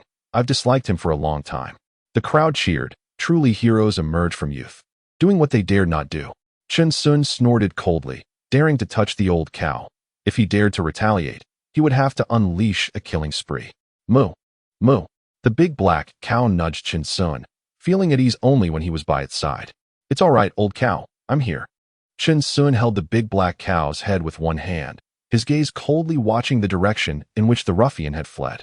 He suddenly looked at Ningxi, making the latter feel a chill all over. This young man carried 3 mountain axes and had 16 abdominal muscles. Was he really here to learn medicine? Please, Dr. Ning, take me in and let us help out at the Pingtai Medical Center. My family's ancestral black cow can help too. Chen Xiong bowed his head with sincerity in his voice. Moo! Moo! The black cow also pleaded with Ningxi. Dr. Ning, please accept him. A young man with such a sense of justice is rare. Yes, Dr. Ning, this little brother is quite pitiful, coming to the city with his family's cow to make a living. The surrounding villagers also spoke up for Chen Xiong, who clearly looked like someone with a tragic background. All right, I will accept you. Ningxi nodded in agreement. This young man did seem pitiful. If he were to wander alone, it wouldn't be good if that group of ruffians sought revenge. At least in the medical center, no one would dare to touch him. Thank you, Dr. Ning. Chen Xiong was overjoyed and bowed to the surrounding villagers to express his gratitude for their support. Let's go. Ningxi smiled, his hands clasped behind his back, leading them into the back courtyard of the medical center. Chapter 11. Chen Xiong becomes a disciple. The medical arts are vast and profound and cannot be taken lightly. It must start with identifying medicinal herbs. Ningxi gave him a book on herbs and asked Chen Xiong to identify and memorize the herbs in the back courtyard using the book for reference. Otherwise, Chen Xiong wouldn't even be qualified to help out in the medical center. However, he believed his mind was quite sharp, teaching the black cow to recognize the herbs while reinforcing his own learning. Yet, the harsh reality gave Chen Xiong a good lesson. With thousands of medicinal herbs, accurately identifying them cannot rely solely on rote memorization. At night, candles were lit in the courtyard, and a person and a cow studied under the light. Old cow, I didn't realize that your mind isn't too sharp either. Chen Xiong laughed heartily, feeling a sense of balance. They were evenly matched. For Chen Xiong, the most painful thing in the world wasn't being unable to learn, but rather that the old cow learned while he hadn't yet. Moo! Moo! The black cow was angry, its eyes wide open, nudging Chen Xiong, as there were some obscure characters it didn't recognize and needed Chen Xiong to explain. However, it already had a plan in mind to overtake Chen Xiong when he went to relieve himself and suppress his arrogance. Time quietly flew by as they learned to identify medicinal herbs. Another year passed, and Chen Xiong had officially put on the uniform of a helper at the Pingtai Medical Center. He walked with a slight breeze, a confident smile on his lips. During this year, he had learned to recognize most medicinal herbs, but Dr. Ning had not praised his intelligence, only saying he was hardworking and could endure loneliness. He added a focus on speed to his training. In the world of martial arts, speed is paramount. As long as one runs fast enough, disasters will always be a step behind. Helper, 1 qian of wintergreen, 2 qian of hundred flower, 3 qian of autumn stone. All right, Chen Xiong responded, familiar with the routine, quickly retrieving the herbs from several cabinets, then packaging them for the customer. After resting at night, Chen Xiong snacked on sunflower seeds, accompanied by the black cow, and continued studying the herb book. However, he gradually began to look at the black cow with suspicion, sizing it up and saying, "Old cow." Moo. The black cow trembled, unable to hide its nervousness. Did you learn on the sly? I've been observing you for several days. Chen Xiong raised an eyebrow. This cow had committed a serious offense by sneaking around, laughing with him at night, and secretly learning while he was working as an assistant. What boldness! Moo. Moo. The black cow broke out in a cold sweat, denying it, but its eyes had already betrayed it. I'm punishing you. You can't read tonight. Chen Xiong turned away, continuing to crack sunflower seeds. Only after you realize how despicable this behavior is will I study with you. Moo, moo. The black cow was anxious, circling around Chen Xiong and accidentally knocked him over with its rear end. Chen Xiong was helpless. He couldn't win against it and had to appeal to its emotions, explaining the dangers of sneaking learning. Do you understand? When I'm not around, what if you make a mistake? You don't recognize all the characters yet. These are medicinal herbs, and even a small error could cost a life. Moo moo. The black cow nodded repeatedly, understanding that it would never sneak learn again. Come on. Let us continue. Let me tell you about the functions of this herb. Chen Xiong pointed to the book, and the black cow leaned its head over as they began to study again, filled with passion. The second year, Chen Xiong had already memorized all the common medicinal herbs in the medical center. He and the black cow quizzed each other every night, taking turns to name a herb. Dr. Ning still only said not bad, without much reaction. If he had no tasks at hand, Chen Xiong would quietly approach the various doctors, eagerly watching them diagnose patients. Learning a little was better than nothing, and he had plenty of time. Returning to the courtyard at night, Dr. Ning gave Chen Xiong a book on pharmacology, detailing which diseases could be treated with various herb combinations and which herbs were incompatible. Truly profound, Chen Xiong exclaimed with shining eyes, as it opened a new door to the world for him. Old cow, we're just getting started. Moo. The black cow was already captivated, its eyes wide with wonder. Chen Xiong also added a focus on speed to his training and continued studying. As spring turned to autumn, Chen Xiong had now changed into a senior helperess uniform. 5 years had swiftly passed. They had been at the Pingtime Medical Center for 7 years, and Chen Xiong had witnessed too much pain, helplessness, and wails. However, his optimistic and uplifting attitude provided some spiritual comfort to many of the villagers who came here. The staff at the medical center changed every year, but everyone remembered this eternally smiling young man and the mountain axe that never left his side. In one of the large halls of the medical center, Ningxi sat solemnly, his eyes serious. If one could make a mistake in judging a person at first glance, then after 7 years, they would not be mistaken. Chen Xiong had changed into formal attire, bowing to his ancestors, and then offering tea to Ningxi and his wife. Master, mistress. Chen Xiong bowed his head, his eyes filled with respect. Chen Xiong, what does it mean to be a healer? To take the responsibility of treating illnesses and saving lives. But virtue is even more important. Ningxi squinted slightly, looking at Chen Xiong. If you encountered a mountain bandit who committed all sorts of evil deeds, but was severely injured and sought your help, what would you do? Chen Xiong was slightly taken aback and replied seriously, then, Master Ning, I'll speak the truth. If he is already severely injured, I will definitely notice him first, but I will not save him. Chen Xiong paused, struggling with his expression. I would pass by wearing a headscarf to avoid future retaliation. Ningxi and his wife were both taken aback. He had even thought about his escape route. Not bad, not bad. Ningxi smiled after sipping his tea. A healer does not do evil. Just stick to your original intention. I just wanted to hear your honest words. This child is indeed commendable, with good character and a great disposition. The mistress chimed in, smiling. If Chen Xiong had said he would save this person to please us, we would have looked down on him for being insincere. All right, then you're officially entering the fold. I have only accepted 2 disciples in my life. You are the third. Ningxi's expression was serious. He had observed Chen Xiong for a long time. Although you may not be the most gifted, I believe you will undoubtedly be the one with the highest medical skills. The mistress's eyes showed surprise. It was the first time she had heard Ningxi praise someone like this, and even their daughter had never received such praise. Master Ning is overly complimentary. Chen Xiong's eyes were calm as he bowed, but the corners of his mouth were gradually curling into a smirk. After becoming a disciple, Chen Xiong returned to the backyard of the medical clinic, munching on sunflower seeds while boasting to the big black cow about what had just happened. His eyes revealing only one emotion, awesomeness. What master praised me for having the demeanor of a medical emperor, with purple chi spreading for 30,000 miles, and a heavenly sage descending to congratulate the return of Emperor Chen. Moo moo moo. The big black cow believed it wholeheartedly, its eyes wide with excitement, running around and occasionally nudging him, truly happy for Chen Xiong. Ha ha. Laughter echoed in the courtyard as Chen Xiong's hearty laughter mingled with the big black cow's joyful mooing, while his longevity points continued to be fully allocated to speed. Chapter 12. May your future be bright and promising in the following 3 years. Chen Xiong began accompanying Ningxi on medical visits, traveling to the countryside to address various difficult ailments. Occasionally, when they encountered small troubles, he would inadvertently reveal his six-pack abs. Chen Xiong carried a small booklet with numerous questions, and Ningxi was quite patient, continuously answering Chen Xiong's queries. Such a diligent disciple was indeed rare.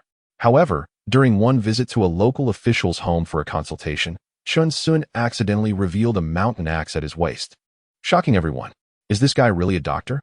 Chen Xiong simply smiled awkwardly. Carrying a mountain axe while out and about was quite normal, right? He calmly adjusted his robe to cover the axe, only to accidentally reveal two more axes, causing all the servants to tense up, holding their long staffs. Realizing this young man was no ordinary person, Chen Xiong maintained a friendly smile, continuously explaining that carrying extra weapons while traveling the world was understandable. If not for Ningxi's presence, a confrontation might have been imminent. As Ningxi examined patients, the official's household members began to sweat nervously, fearing that if they encountered an incurable disease, this young man might chop the patient with an axe, thus resolving the ailment. Chen Xiong observed their expressions with confusion, smiling and nodding to reassure them. They quickly returned smiles, nodding like chicks pecking at rice, cold sweat dripping down. At the Pingtai Medical Clinic, the sun shone brightly, and the spring air was pleasant. Chen Xiong had now changed into a doctor's robe, and everyone passing by respectfully called him Dr. Chen. Dr. Chen, help. A commoner rushed in, supporting a man whose face was darkened, looking extremely anxious. Chen Xiong's eyes narrowed as he observed the man's face. The poison had already seeped into his bloodstream, and if he had come a bit later, it would have been too late. But was it snake venom? Chen Xiong placed the man on a nearby bed. He had two small wounds on his hand, clearly from a poisonous bite. No, Dr. Chen, he ate poisonous mushrooms. Chen Xiong was startled and began to check his pulse, his expression changing as he looked at the commoner. After eating poisonous mushrooms, he was also bitten by a snake? Bang! The commoner fell to his knees, crying out, "Doctor, please save him. I'll write you a prescription. Go get the medicine. He should still be salvageable." Chen Xiong took a piece of paper, began to write, and then handed it to the commoner, who changed his expression upon seeing it. Didn't he have enough money for the medicine? No worries, I'll cover it for you first. Just pay me back when you have the money, Chen Xiong said calmly. Feeling that helping a little was better than nothing, he had earned quite a bit from treating wealthy families this past year. Thank you, doctor. Thank you, doctor. The commoner was overjoyed, tears streaming down his face. Chen Xiong nodded. In this world, if a man fell, his family would collapse as well. So helping within his means was harmless. However, gradually, he realized he had been mistaken. Chen Xiong's reputation for kindness began to spread, and the doctors in the clinic all had families, so it was impossible for them to be like Chen Xiong, spending their own money to help the common folk. He had become a beloved figure, with rumors spreading about him being a miraculous doctor who treated patients for free, allowing debts for medicine. And it was only a matter of time before someone presented him with a banner of honor. Countless impoverished commoners flocked to him, and Chen Xiong gradually found himself short on funds, but he wouldn't burden others.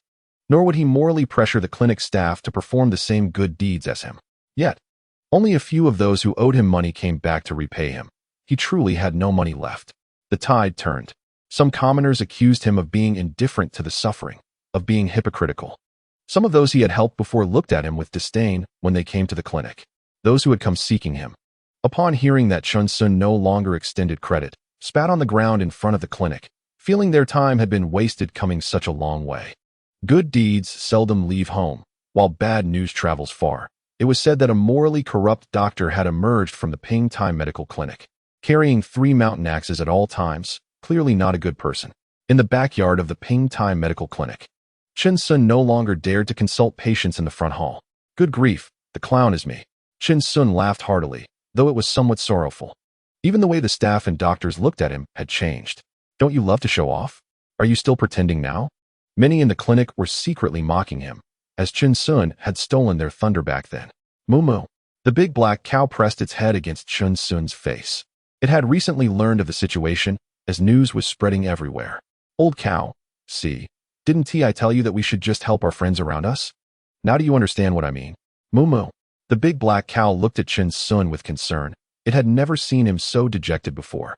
In its eyes, Chen Xiong was always an optimistic and happy person. You underestimate me. All of this was within my expectations.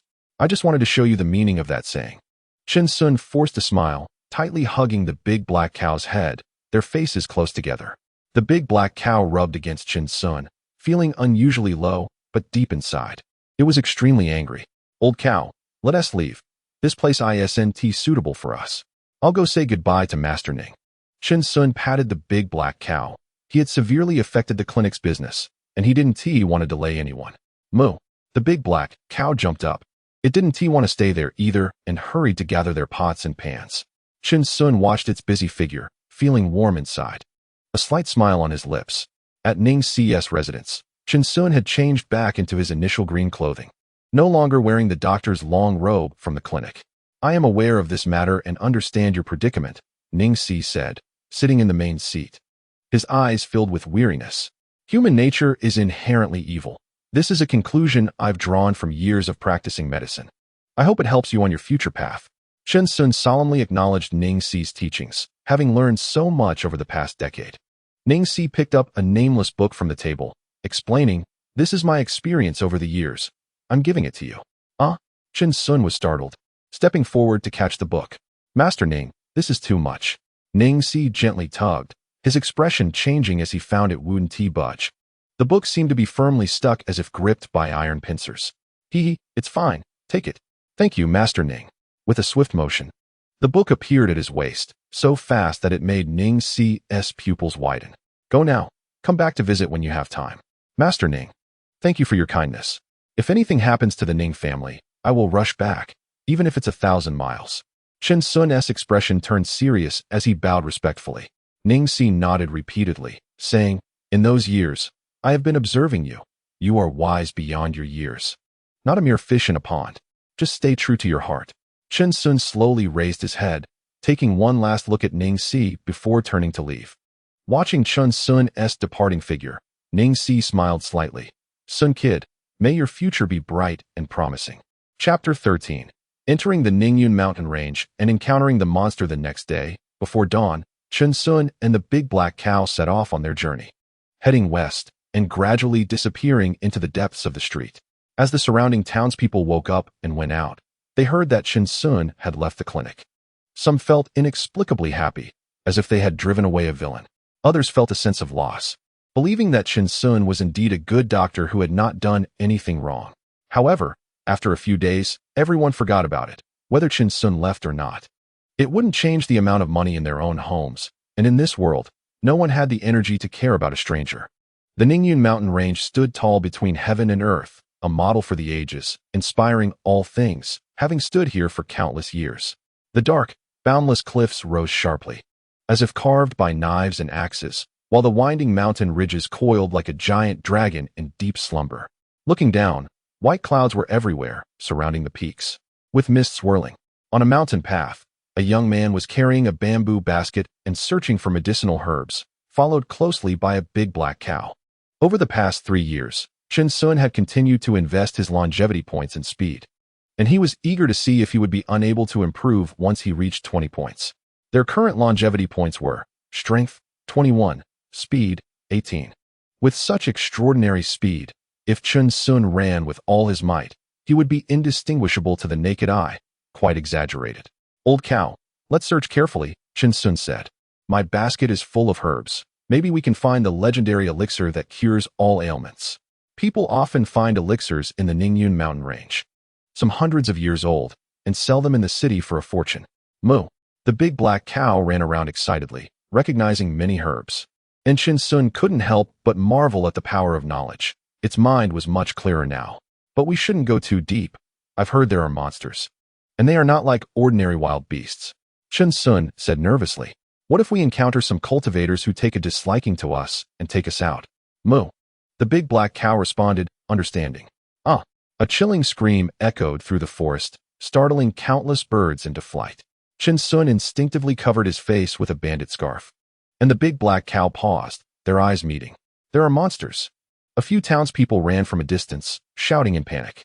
Upon seeing Chen Xiong's scarf, they were momentarily stunned, then yelled, "Run. It's a monster. Old cow, run." Chen Xiong exclaimed, his heart racing as he urged the big black cow to charge forward. Behind them came a roar. A monster resembling a wolf and a tiger was madly chasing them, its body larger than a tiger, with blood-red eyes. What in the world is that shape? So terrifying. "Moo." Moo. Chen Xiong and the big black cow were frightened, exclaiming in shock. After so many years of life, they had truly seen something new. The pair didn't slow down. Countless dry branches snapped underfoot, turning them into 2 gusts of wind. The townspeople behind were horrified, thinking, damn, they're running so fast. The monster was enraged, its eyes growing even redder, saliva flying everywhere. It loved fast prey the most. Ah, it's coming. The townspeople screamed in terror, and one person fainted from fear. However, the monster bypassed them, chasing after Chen Xiong and the big black cow. What are you doing? Are you insane? Chen Xiong's pupils dilated as the monster charged directly at them, moving much faster than any wild beast. Moo, moo. The big black cow charged forward in a frenzy, its head glistening with a bit of sweat. This monster was too terrifying. Moo. With a loud crash, the big black cow, in its panic, collided with a giant tree, causing it to crack and lean dangerously, nearly uprooted. Old cow, Chen Xiong shouted anxiously, rushing to check on its head. Moo. The big black cow felt a bit dizzy but was fine, just a little scraped. It nudged Chen Xiong affectionately. Roar. The monster was now closing in, its eyes gleaming with excitement. It had never encountered prey that could run so fast. Chen Xiong and the big black cow were surrounded, standing together with fear in their eyes. The monster's appearance was too terrifying. It's over, old cow. Chen Xiong trembled, holding onto the cow's head, while the big black cow's pupils also quivered, its hooves shaking. Was their path to longevity going to end here? The monster drooled continuously, circling them, finding these 2 prey so timid that it felt no caution. Suddenly, the monster crouched, bloodlust in its eyes, drooling on the ground before charging fiercely at Chen Xiong. Its eyes showed an excited killing intent. They were now close enough to touch when suddenly its expression changed. The human seemed no longer afraid, but rather incredibly calm. A violent whirlwind erupted from the ground, and Chen Xiong transformed into an afterimage, moving at an astonishing speed, making it difficult for the monster's eyes to keep up. It was horrified. Although you are strong, you are not enough for me to use my second mountain-cleaving axe. At this moment, Chen Xiong had already arrived behind it, walking away with his back turned, holding a bloodied mountain-cleaving axe, the bandit scarf only revealing a pair of cold eyes. The monster suddenly felt a sharp pain in its abdomen, collapsing to the ground in agony, blood spilling everywhere. The big black cow jumped suddenly, black cow crush.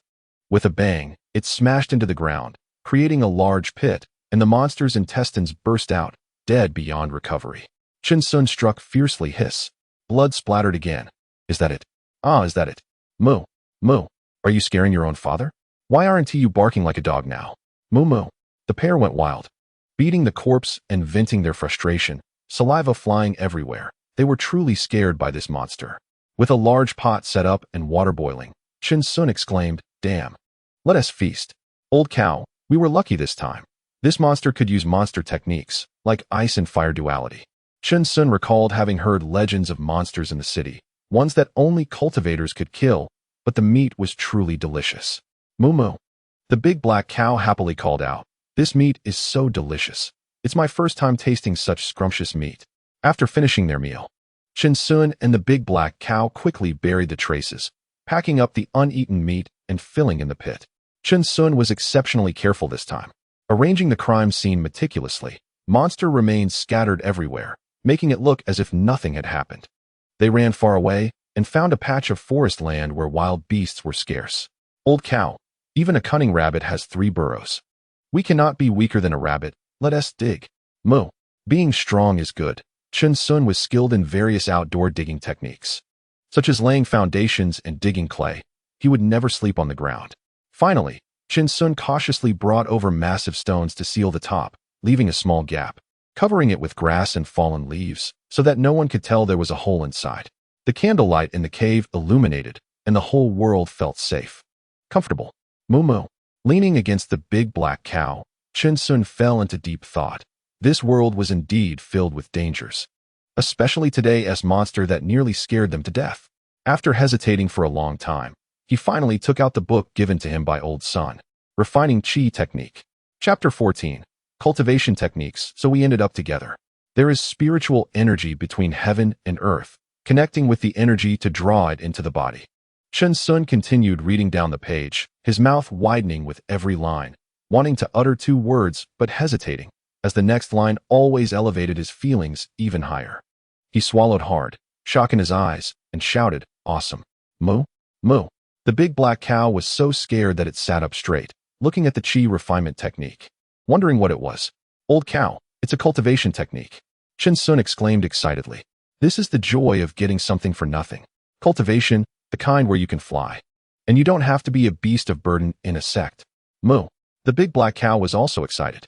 Back then, they had seen cultivators flying on swords, traversing the heavens and earth, and they were very envious. The chi refinement stage is divided into 10 layers, and at the 10th layer, one can establish a foundation, breaking through the lifespan limit to live for 400 years. As Chen Xiong read this, both he and the big black cow secretly smirked and exchanged glances, bursting into inexplicable, lewd laughter. However, the technique reaches its peak at the foundation establishment stage, and they didn't know about the realms beyond that. Let us give it a try, follow its operation route, and feel the spiritual energy of heaven and earth. Chen Xiong sat cross-legged and also taught the big black cow how to sit cross-legged, making him laugh so hard that he shook all over. All beings with spiritual roots can feel the spiritual energy. Moo? Don't worry, you definitely have one. You're a spirit beast. Moo. The big black cow grinned, feeling reassured. Come on, spiritual energy of heaven and earth. Heed my command and enter my body. Moo moo moo moo. One person and one cow began to capture the energy of heaven and earth according to the technique's operation route, their eyes slightly closed, calming their minds. An hour passed like this. 2 hours passed. 3 hours passed. Impossible, absolutely impossible. Chen Xiong suddenly opened his eyes and looked at the big black cow, asking, "Fake?" Moo moo. The big black cow hesitated for a moment, then nodded, seeming to feel nothing. Damn it. Chen Xiong's expression was painful, hands on the ground. He didn't expect that old Sun's son had been harmed by a fake. It seemed his son also found something wrong after practicing and left it behind. Moo moo. The big black cow nodded, agreeing with him. However, Chen Xiong changed the subject, frowning slightly. After practicing, I do feel something in my abdomen. Moo? Maybe I ate too much beast meat. I'll go out for a bit. The big black cow. Chen Xiong went out, found a hidden place, dug a pit, and squatted down, starting to think. Could it be that my spiritual root is too weak? Chen Xiong's features scrunched up tightly, then slowly relaxed. No way. The big black cow is a spirit beast. Could it also be as weak as me? As he thought of this, he couldn't help but secretly chuckle, his body moving more and more. Suddenly, his expression changed as he looked at his feet. Oh no. Back in the cave, Chen Xiong said, "Old cow. There's actually another possibility. Our spiritual roots are too weak." The big black cow didn't respond, continually sniffing, wondering why Chen Xiong smelled bad. "Old cow?" Chen Xiong frowned. "What do you mean?"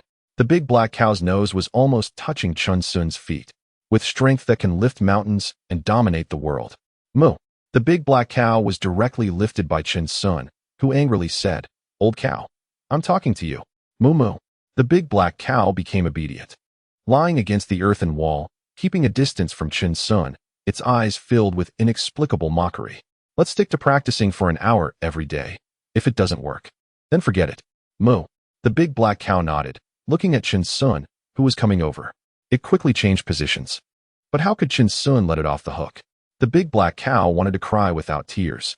They forcibly cuddled up and slept together for a night.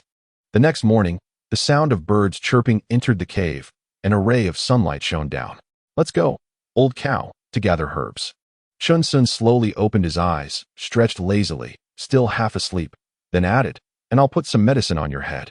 Moo. The big black cow also woke up, its head still a bit sore. Time flies. They had been in the Ningyun mountain range for 3 years, but they had not encountered any dangers like beasts coming down the mountain. However, they had seen countless skeletons of the common people. Sometimes, when there was nothing to do, Chen Xiong and the big black cow resumed their old profession. The mournful sound of the swona and the ringing of bells echoed through the mountains, leading them back home. At this time, Chen Xiong was dressed in animal skins, carrying a bamboo basket, wielding a mountain axe, and had 2 blades wrapped around his waist, with several lines painted on his face and a bow and arrows on his back, looking like a wild man. The big black cow's horns had finally regrown this year, and it was also draped in animal skins, with several markings on its head. If one did not look closely, they would not be able to tell it was a big black cow. A wild boar was running away in a frenzy, its eyes wide with fear. remembering that just a few days ago, its father was split in half by a wild man, and its mother was rammed to death by a wild cow. Gulp, snort. The wild boar suddenly stopped, trembling, looking forward and backward, and saw the wild man and the wild cow. Hee. Chen Xiong grinned, revealing a bloodthirsty smile, blocking its path. Moo moo. The big black cow sealed off its escape route. Little pig, become a part of us. We will make you stronger together. Ha ha ha. Chen Xiong showed a perverted smile, suddenly disappearing above the wild boar's head, while the big black cow charged forward in perfect coordination. Snort. A flash of bloodlight passed, and the wild boar collapsed powerless, its whole family neatly dealt with by Chen Xiong and the big black cow. Let's go, old cow. Moo. Chen Xiong carried the wild boar's corpse, while the big black cow dug a pit to bury the bloodstains, heading back to their cave. Old cow. I didn't expect that technique to be real. Chen Xiong was chewing on wild boar meat, his mouth full of grease. My hearing has improved. This cultivation is really different from us mortals. Moo moo moo. The big black cow nodded continuously, splashing soup. Late at night, when everything was quiet, it could see things more clearly than before. This sensation was completely different from the one brought by the longevity points. The longevity points seemed to strengthen the body, while cultivation was a sublimation of the body's senses, an advancement of life. But our speed is stuck again. Chen Xiong shook his head slightly, refusing to believe it, and raised the speed longevity points to 21, not sparing the big black cow either. However, just like strength, it seemed they had encountered a bottleneck and could not enhance their physical base abilities, which was quite strange. Moo moo. The big black cow was also puzzled, wondering if they could only achieve longevity in the mortal realm, especially since no commoner could challenge them now. How about we try magical power next year? Chen Xiong said uncertainly, understanding it as blue energy, but they didn't have any skills. Moo. Moo. The big black cow shook its head, nudging Chen Xiong. Essence of all things? Moo. The big black cow nodded furiously, wanting to try that. Magical power was too mysterious, and its charge was already formidable enough. All right, we'll do what you say. Chen Xiong smiled, patting the big black cow with his greasy hand, though the big black cow didn't notice. Chapter 15. With one step. 10 years of merit are lost. In the following year, they continued to gather herbs in the mountains, identify medicinal materials, study medicine daily, and practice the qi refinement technique. Chen Xiong constantly sighed. It's great to be alive. He used to fantasize about what longevity would be like. Sitting and watching the winds and clouds rise and fall in the world, the changes of history, with countless tombstones behind him, leaving only a solitary figure in the world. But now, Chen Xiong would say to hell with that profundity. The joy of being a wild man in longevity. How could you mortals understand? In a cave, Chen Xiong and the big black cow had moved again, as heavy rains in the mountains had washed away their several earthen caves. But pots and pans were firmly protected by the big black cow, so things were still going smoothly. Old cow, huh? Chen Xiong was soaked to the skin, laughing heartily, completely unconcerned about losing his home. He gave the big black cow a hard punch and said, "You really are something. I've known you were capable since I was little." Moo moo moo. The big black cow happily jumped a few times. At that moment, Chen Xiong was clearing the cave entrance, and all their belongings had been protected by the cow. Let's give it a try and see what this essence of all things really is. Chen Xiong grinned and started to make a fire, feeling cheerful as he watched the torrential rain outside the cave. The sound of the rain was truly pleasant. Moo. The big black cow responded and began to help, occasionally running outside to get drenched in the rain and then shaking the water off onto Chen Xiong. Chen Xiong was furious and, using all his strength, drenched the cow completely. One person and one cow leaned against the fire to warm up. Chen Xiong added the essence of all things to the longevity elixir, and in an instant, his expression changed dramatically as a wave of green light surged through his body. Moo moo moo. The big black cow's eyes widened in terror, and it began to panic, anxiously circling around Chen Xiong. Old cow, I'm fine, Chen Xiong said, taking a deep breath and hugging the big black cow. It's the essence of all things. Moo. The big black cow said softly, terrified. If something happened to Chen Xiong, it didn't want to live either. Let me try. Chen Xiong's expression became serious as he opened his palm. His body emitted a green light, flickering in intensity, gradually condensing into a droplet of green liquid in his palm, sparkling like a gem. He felt weak all over, breaking out in a cold sweat as if he had run 800 miles. This thing isn't draining my essence, is it? Moo. Old cow, you try. Moo.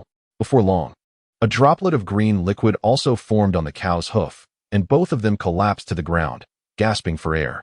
The big black cow finally understood what Chen Xiong meant. It seemed to see several little cows giggling. It's a trap, Chen Xiong trembled. Realizing that despite having 16-pack abs and being praised by neighbors as the man with the strongest endurance in ironworking, he was almost done for. Moo. The big black cow's eyes were vacant, feeling hopeless. It had thought it was invincible among cows, but found itself defeated in just one round. An hour later, they finally recovered completely. Chen Xiong felt a surge of fear. If they had encountered any wild beasts earlier, they would have been in danger. Old cow, don't use this essence of all things carelessly. At least we should use it separately. Chen Xiong checked his body and felt no sense of loss. But as a doctor, he thought, tomorrow I'll brew some herbal soup to nourish my body. We can't be careless. Moo moo. The big black cow nodded happily, glad that Chen Xiong had learned medicine. What good is it, looking like a green gem? Chen Xiong frowned at the droplet of green liquid in his palm. It was indeed very peculiar, and didn't dissipate like a droplet of water. He picked up a mountain axe and placed the green liquid on it. But there was no reaction. He then placed it on pots and pans, but still no reaction. He even took a stone and placed the green liquid on it. But there was no reaction. Finally, in desperation, he placed it on a bandana of a bandit, and still no reaction. Moo! The big black cow exclaimed. And Chen Xiong was startled, looking at the big black cow's position. It had suddenly crouched down, looking at a patch of wild grass and observing the patterns. Incredible! Chen Xiong said in shock, looking at the big black cow and placing the droplet of green liquid on the wild grass. Instantly, it merged with the grass, and a noticeable change occurred. Moo! Old cow, what a groundbreaking discovery. This green liquid can actually accelerate growth. Chen Xiong exclaimed, spitting out a mouthful of dirt as he spoke, but we need to observe it more. If it really is like this, we're going to take off. Moo moo moo. The big black cow opened its mouth and carefully protected the wild grass. Chen Xiong opened his palm, feeling bold, and shouted, I am a pharmacist. What if I drain it all? The big black cow fell silent, as quiet as death, with only the sound of rain pattering outside the cave. Chen Xiong was stuck. His palm showed no reaction, and he could no longer condense the green liquid. He cleared his throat and said, Old cow, you try? Moo. The big black cow opened its hoof, seemingly putting in all its strength, but there was still no reaction. It's fine. We can take our time. We have no shortage of time. Moo moo. Time flowed like a reverse journey, pushing people forward, and another year passed quickly. Rumors of wild men began to spread around the outskirts of the Ningyun mountain range, terrifying everyone. This wild man often appeared in deep mountains and forests, accompanied by a wild cow that only ate human bones, and many people's remains had been taken by them. At night, eerie suona, a traditional Chinese wind instrument, sounds echoed through the forests, accompanied by strange bell sounds, like a soul-collecting messenger. If one encountered this wild man, it was better to find a pit and bury oneself rather than try to fight back. Countless citizens were drenched in sweat upon hearing this. They dared not enter the depths of the Ningyun mountain range, and now there was a wild man on the outskirts as well. Was there any hope for survival? Nowadays, the citizens entering the mountains traveled in groups, armed with weapons, on guard against sudden attacks from wild men. If they managed to kill one, they could claim rewards from the authorities, and many bounty hunters quietly joined the fray. At the foot of a mountain peak, Chen Xiong was collecting human bones with the big black cow. Old cow, even though we don't know them, we have our rules in this line of work. Don't we? Chen Xiong picked up a human bone from a pile of grass, planning to build a tomb for them. It could be considered accumulating merit. In this day and age, who had it easy? Moo moo. The big black cow nodded continuously. They had accumulated quite a bit of merit now. As Old Sun said, heaven would protect them. Look, with just one step, 10 years of merit is gone. Moo moo moo. The big black cow suddenly raised its leg and shouted. It had accidentally stepped on a bone and looked pleadingly at Chen Xiong. How about this? Today I'll eat meat, and you'll drink soup. The Buddha will forgive you. Moo, moo. The big black cow struggled with its expression, but for the sake of merit, it nodded. Missing one meal wouldn't kill it. They found a nearby pit, buried the bones, and began performing a ritual. The big black cow worked exceptionally hard, and the bells clinked as it wanted to make up for stepping on the remains.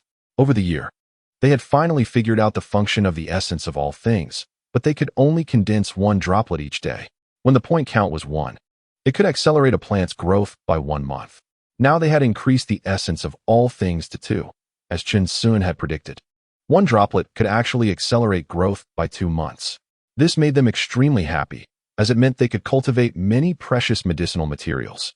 The qi refining technique finally yielded results, and they had both advanced to the 2nd level, their 5 senses becoming clearer, and the world around them appeared much more distinct. Chen Xiong's body gradually began to exhibit what was called magical power, but it was useless, lacking any skills. "All right, let us go, old cow." Chen Xiong smiled, feeling unafraid of doing such things, and they felt completely at ease. This was their daily stroll after meals. Moo moo, the big black cow nudged Chen Xiong, wanting to absorb a bit of his merit. Ha ha ha, Chen Xiong laughed, walking alongside the big black cow, heading back to their cave. On the way, as they passed through a thicket, both Chen Xiong and the big black cow's ears perked up simultaneously, and they quickly separated to dodge to the side. Whoosh, whoosh, whoosh. 3 sharp arrows shot out, embedding themselves half an inch into the ground, their power so great that if they hadn't dodged, their bodies would have been pierced through. Chapter 16, Burning Corpses and Erasing Evidence. Oh, this wild man and wild cow have such agile skills. A refined, elegant man in a tree smiled as he slowly lowered his bow and drew his sword from his waist. "Brother Su, let the junior sister handle these barbaric people." A woman chuckled softly, her eyes flashing with cold light. "Sister One, you go deal with that wild bull. The wild man is mine. Don't get hurt." A scar-faced man grinned maliciously. "Then thank you, Brother Tian," Sister One replied with a smile, exuding charm, making the scar-faced man itch with desire. Brother Su stood nearby, smiling silently. Hunting such wild men was a great way to increase the reputation of the Baixian sect. Not only would they eliminate a threat to the people, but they also didn't know how many wealthy families in the city would donate money, which would elevate their status in the martial world and attract many newcomers. "What if we kill the wrong person?" A cold voice came from under the tree, its emotions seemingly suppressed to the extreme. Brother Su looked at Chen Xiong and sneered. With a blurry face and wearing animal skins, carrying a wild bull, "You must be the wild man who eats human bones. We didn't mistake you. We have never eaten human bones. That was for their graves. You can check for yourselves," Chen Xiong said, each word powerful. "I and the old bull have not provoked any of you." Haha. The 3 of them seemed to have heard the funniest joke in the world. Brother Su shook his head in amazement, as expected of a wild man. "Do you think you have the final say now? The old bull and I can confront you directly, but I will repeat, we have not provoked any of you." Chen Xiong's cold gaze swept over the 3 in the tree. "You misunderstood. Wild man, I think you are the one who misunderstood. The truth no longer matters." The scar-faced man drew his knife with a sneer, stepping down firmly onto the ground, his deep power evident. "You must die for the people to feel at ease. Only then can our Baixian sect advance further." As soon as he finished speaking, the scar-faced man charged forward, veins bulging, the knife gleaming fiercely, aimed straight at Chen Xiong's head. So slow. Chen Xiong narrowed his eyes slightly, sidestepping and drawing out his mountain axe, bracing against the fierce and heavy blade. Clang! A shower of sparks erupted. The scar-faced man's hands trembled in shock. This wild man had immense strength, but his strikes lacked technique, clearly indicating he had no martial arts skills.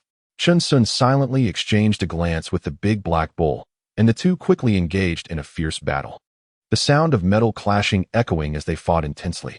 The big black bull was about to help, but Sister One suddenly leaped out from behind, striking with her sword. Yet the big black bull kept dodging, not letting her land a single hit. "Good for you, beast." Sister One's pupils dilated. It was her first time seeing such a nimble black bull. The light of her sword chased the big black bull around. Brother Su furrowed his brows. This wild man was powerful, and Brother Tian might not last long. He shouted, "Brother Tian, I'll come to assist you. Brother Su, hurry and kill this scoundrel." The scar-faced man was in a panic, cold sweat streaming down his face. His hands were covered in blood, and his palm was split. Each clash with the mountain axe shook his body. Brother Su leaped into the air. This wild man had many flaws. He swung his long sword, filled with a fierce killing intent, aiming to strike down at Chen Xiong from the side. "Finally here, huh?" Chen Xiong's lips curled slightly as he swiftly drew an axe from his waist, blocking the surprise attack with lightning speed. Clang! The sharp sound of collision rang out. Brother Su was startled to find that he was using dual axes. Chen Xiong's feet suddenly accelerated, disappearing from his original position. "Brother Tian, be careful." Brother Su was horrified. This wild man hadn't even used his full strength earlier. But the warning came too late. 2 arcs of axe light flashed by, and the scar-faced man's blood sprayed everywhere. His head flying into the sky, collapsing lifelessly to the ground. The afterimage of Chen Xiong hadn't stopped. Brother Su was stunned, his eyes darting. Gripping his long sword tightly. Boom. Chen Xiong stomped down hard, leaping from the side, and brought both axes down heavily. Brother Su reacted quickly, raising his sword to block the attack, but he underestimated the sheer force. Brother Su let out a roar of anger. His sword was cracking, and his hands and body made sounds of bones breaking. His sword was literally cleaved in two, and the 2 axes continued their assault, plunging into Brother Su's body, causing a torrent of bright red blood to burst forth. Brother Su's eyes were filled with resentment. He couldn't believe he was dying just like this. I still don't know lightness skill. It would be a pity if you escaped. Chen Xiong snorted coldly, slowly pulling the axes from his body. Once you decided to kill, the outcome was already determined. Otherwise, I wouldn't have wasted my breath on you. Brother Su collapsed, still in disbelief. Sister One also gasped in shock. The big black bull saw Chen Xiong make a move and joined in, kicking her to the ground and leaving her crippled. The black bull charged out, killing her instantly. Old bull, get to work. Moo. 1 man and 1 bull were extremely angry, burning the corpse and scattering the ashes. Arranging the crime scene meticulously, even a detective would have to say that nothing happened here. The 2 figures gradually disappeared, but their expressions were filled with displeasure. What kind of situation was this? It was absurd. However, it served as a good lesson for Chen Xiong. Human hearts are treacherous. They changed their clothes and prepared to head down the mountain to gather information, as they indeed hadn't done anything wrong.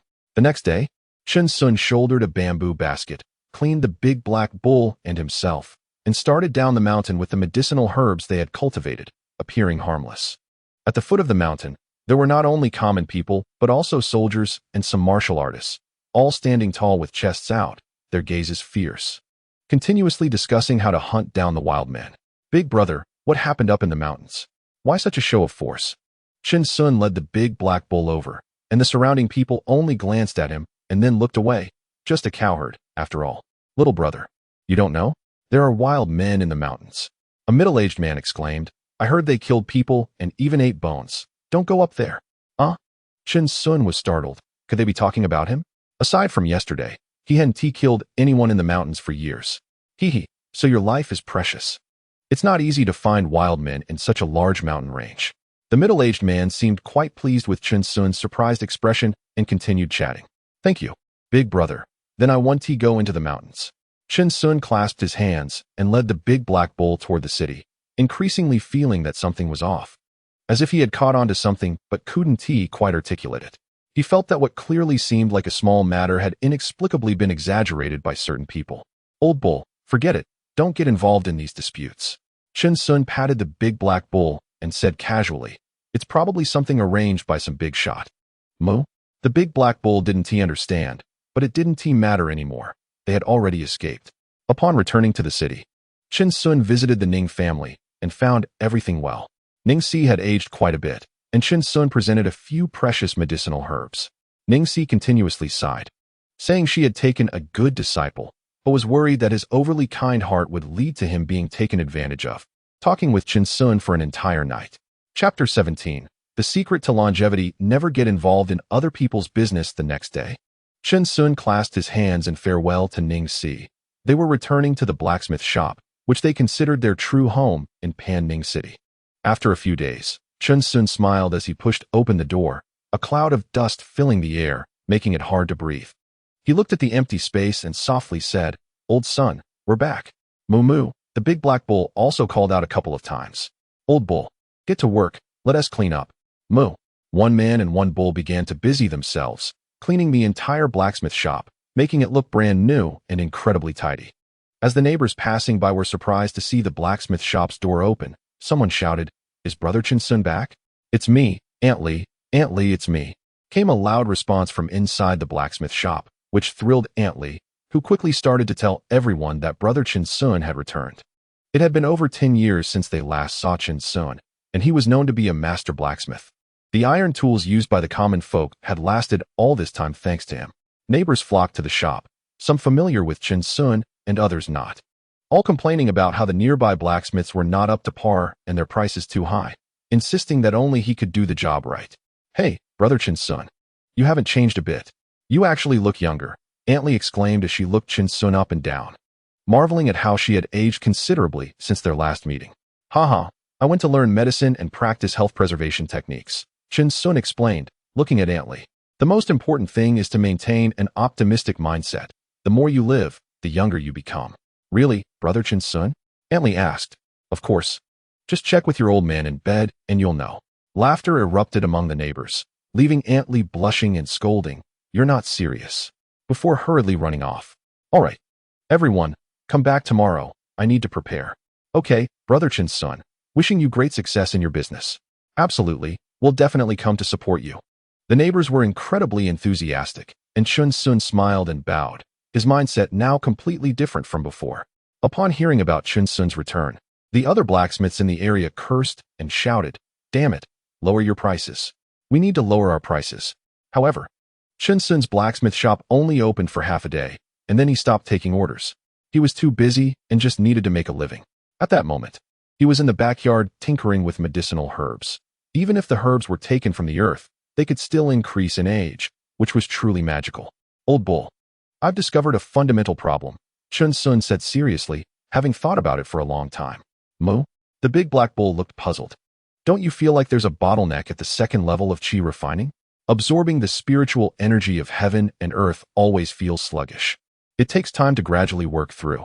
"Moo, do you think that as long as we have enough time, our cultivation will keep increasing? That we can always grind it up?" "Moo. Haha. Old bull, you're so naive," Chen Xiong chuckled. "Spiritual roots are innate talent. You might be able to grind through the qi refining stage, but it's not guaranteed for the foundation establishment stage. Moo, if we don't have external assistance or opportunities, we might get stuck at a certain realm our whole lives, unable to break through. That's talent, and it's not something you can just grind through with time." "Moo? Moo?" the big black bull exclaimed, the logic becoming clearer to it. Chen Xiong recalled those world-renowned figures from his past life. Some things simply couldn't be caught up with through time. No matter how long an ordinary person lives, they might only accumulate knowledge and experience. But they could never reach the heights of those geniuses. That was talent and a harsh reality. Unfortunately, both Chen Xiong and the big black bull were ordinary beings destined for longevity. They exchanged a deep glance and suddenly embraced each other. Behind their heartfelt hug, both wore sly smiles. "So you're just a rookie too. But we have to be careful.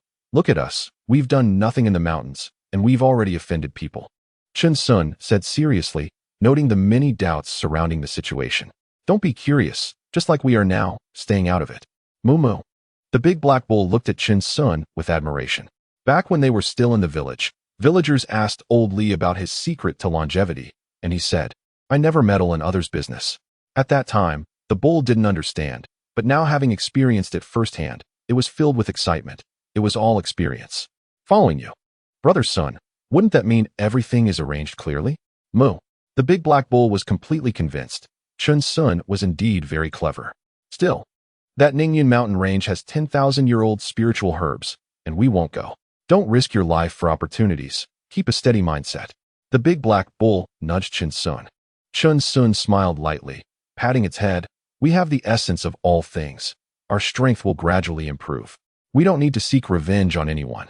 We shouldn't let anything affect our happy lives." The big black bull nodded seriously. It had indeed become a bit restless after practicing the qi refining method. "Old bull, don't lose sight of what's important. Even if we reach the highest realm of immortality, where a single thought can destroy the world, we still have to live our lives." Chen Xiong had already noticed the big black bull's restlessness. The process we experience is what matters most, not that bullshit realm. If we have bad luck and die, who cares? "Moo moo moo moo." The big black bull nodded vigorously like a chick pecking at rice, understanding finally. Perhaps some powerful being looks down on us and wipes us out with a wave of their hand. We could die together and continue in the next life. Chen Xiong said nonchalantly, holding this mindset. When you die, you face the sky, and anyway, immortality is just free. The big black bull, after hearing this, felt enlightened and rushed to Chen Xiong, thinking that the next moment a powerful being might arrive, and it had to die together with Chen Xiong. "Ha ha." Chen Xiong laughed heartily, continuously pushing the big black bull away, but it kept squeezing back in. Half a year later, a thunderous sound shattered the tranquility of Panning City, with countless cultivators standing in the sky, visible even from the city. Wow, old bull. Come out and see the flying people, Chen Xiong shouted, grabbing a handful of sunflower seeds from the table and bringing out a stool. Moo moo. The big black bull bounced out, also munching on sunflower seeds, its eyes gazing up at the impressive sight in the sky. Shadows filled the streets as neighbors rushed out to see the immortals, some even kneeling on the ground, repeatedly asking for blessings. Chen Xiong and the big black bull had much better vision than these common folks, as if they had built-in binoculars. Old bull, what do you think? Are they fighting? Chen Xiong sat on the stool, leisurely cracking sunflower seeds. Why are they all just standing together? Don't they have to form a formation or something? Moo? The big black bull didn't understand the situation and continued eating seeds on the ground. In the sky, a rainbow of light flashed, and a deafening explosion echoed through the heavens, causing countless citizens to tremble on the ground, muttering unknown prayers. Incredible, they must be at least at the foundation establishment stage. Chen Xiong marveled, enjoying the sunflower seeds more and more. Old bull, you said if we could fly in the future. Wouldn't that mean we're going to the sky? Moo moo. The big black bull became furious. It now understood what that phrase meant. Realizing Chen Xiong was teasing it, it immediately snatched the sunflower seeds from Chen Xiong, who quickly pried its mouth open and took the seeds back. The distant battle in the sky suddenly intensified, with various spells and lights flashing continuously, and even some cultivators falling from the sky, an incredibly thrilling sight. Chen Xiong and the big black bull couldn't help but clap. This was much more enjoyable than watching a circus. My goodness, they're like human weapons, Chen Xiong exclaimed, his eyes wide open in amazement. No matter how high immortals' martial arts are, those spells are like lasers. Who can withstand that? Moo. The big black bull also opened its mouth in agreement, finding it absurd. Countless citizens in the city looked on with awe. This was the power of immortals, an ultimate height unreachable by mortals. The battle of the immortals came quickly and left just as fast, various escape lights appearing in the sky, and after half a day, they gradually disappeared. So soon? I haven't seen enough yet, sigh.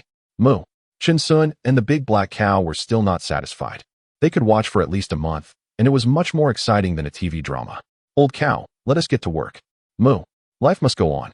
And this battle of magic has nothing to do with them. However, Chen Xiong began to fantasize that if he entered the world of cultivation in the future, watching others duel every day would be quite nice. Chapter 18. The person is gone, and the living are like this in the backyard. Chen Xiong and the big black cow widened their eyes, looking at the century-old wild ginseng. All those countless nights of extracting essence, what do they mean now? Old cow. Weave struck gold. Chen Xiong's eyes lit up. This wild ginseng was cultivated with all their strength using green liquid, and it's worth its weight in gold, absolutely. Moo. The big black cow was excited. It had never seen gold before.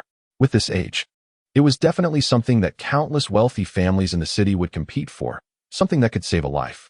Chen Xiong swallowed hard. Most herbal books recorded this, and it could be said to be a divine object in the mortal realm. Old cow, should we sell it? Moo? Moo. The big black cow hesitated for a moment, then shook its head. They weren't lacking in wealth. It was enough for their daily expenses, and this was their treasure. All right, then let us keep it for emergencies. Chen Xiong nodded, also feeling that selling it would be too regrettable, not worthy of the countless days and nights of essence.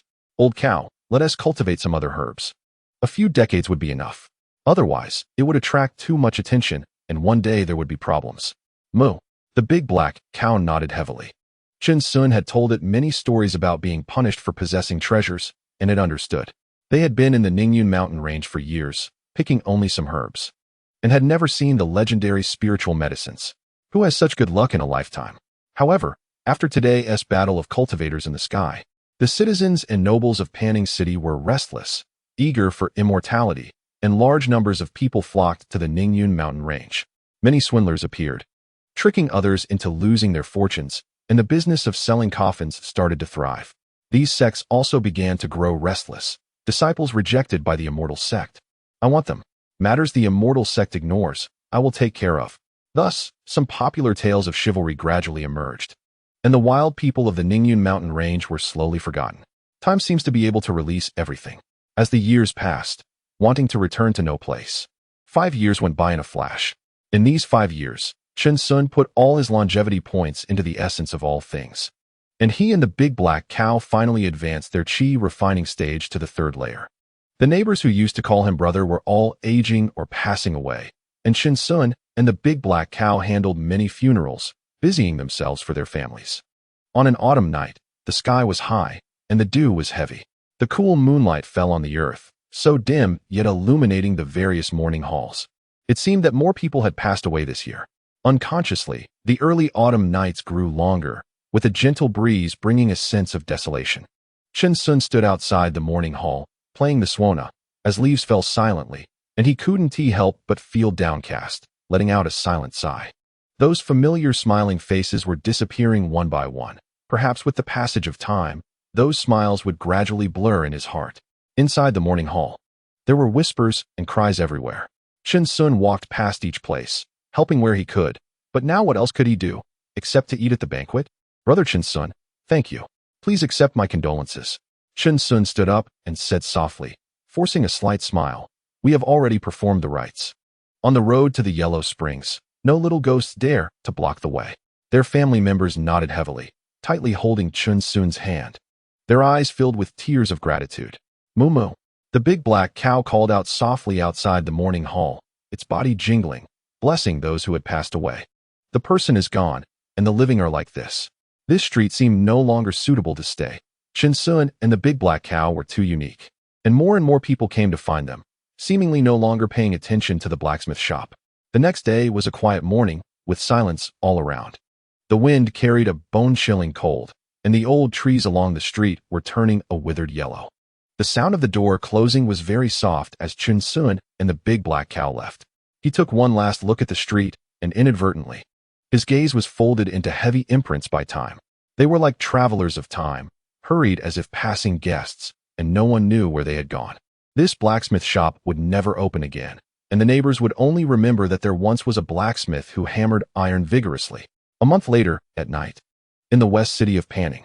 This was the most prosperous area of the city. Those who could live in the west city were either rich or noble.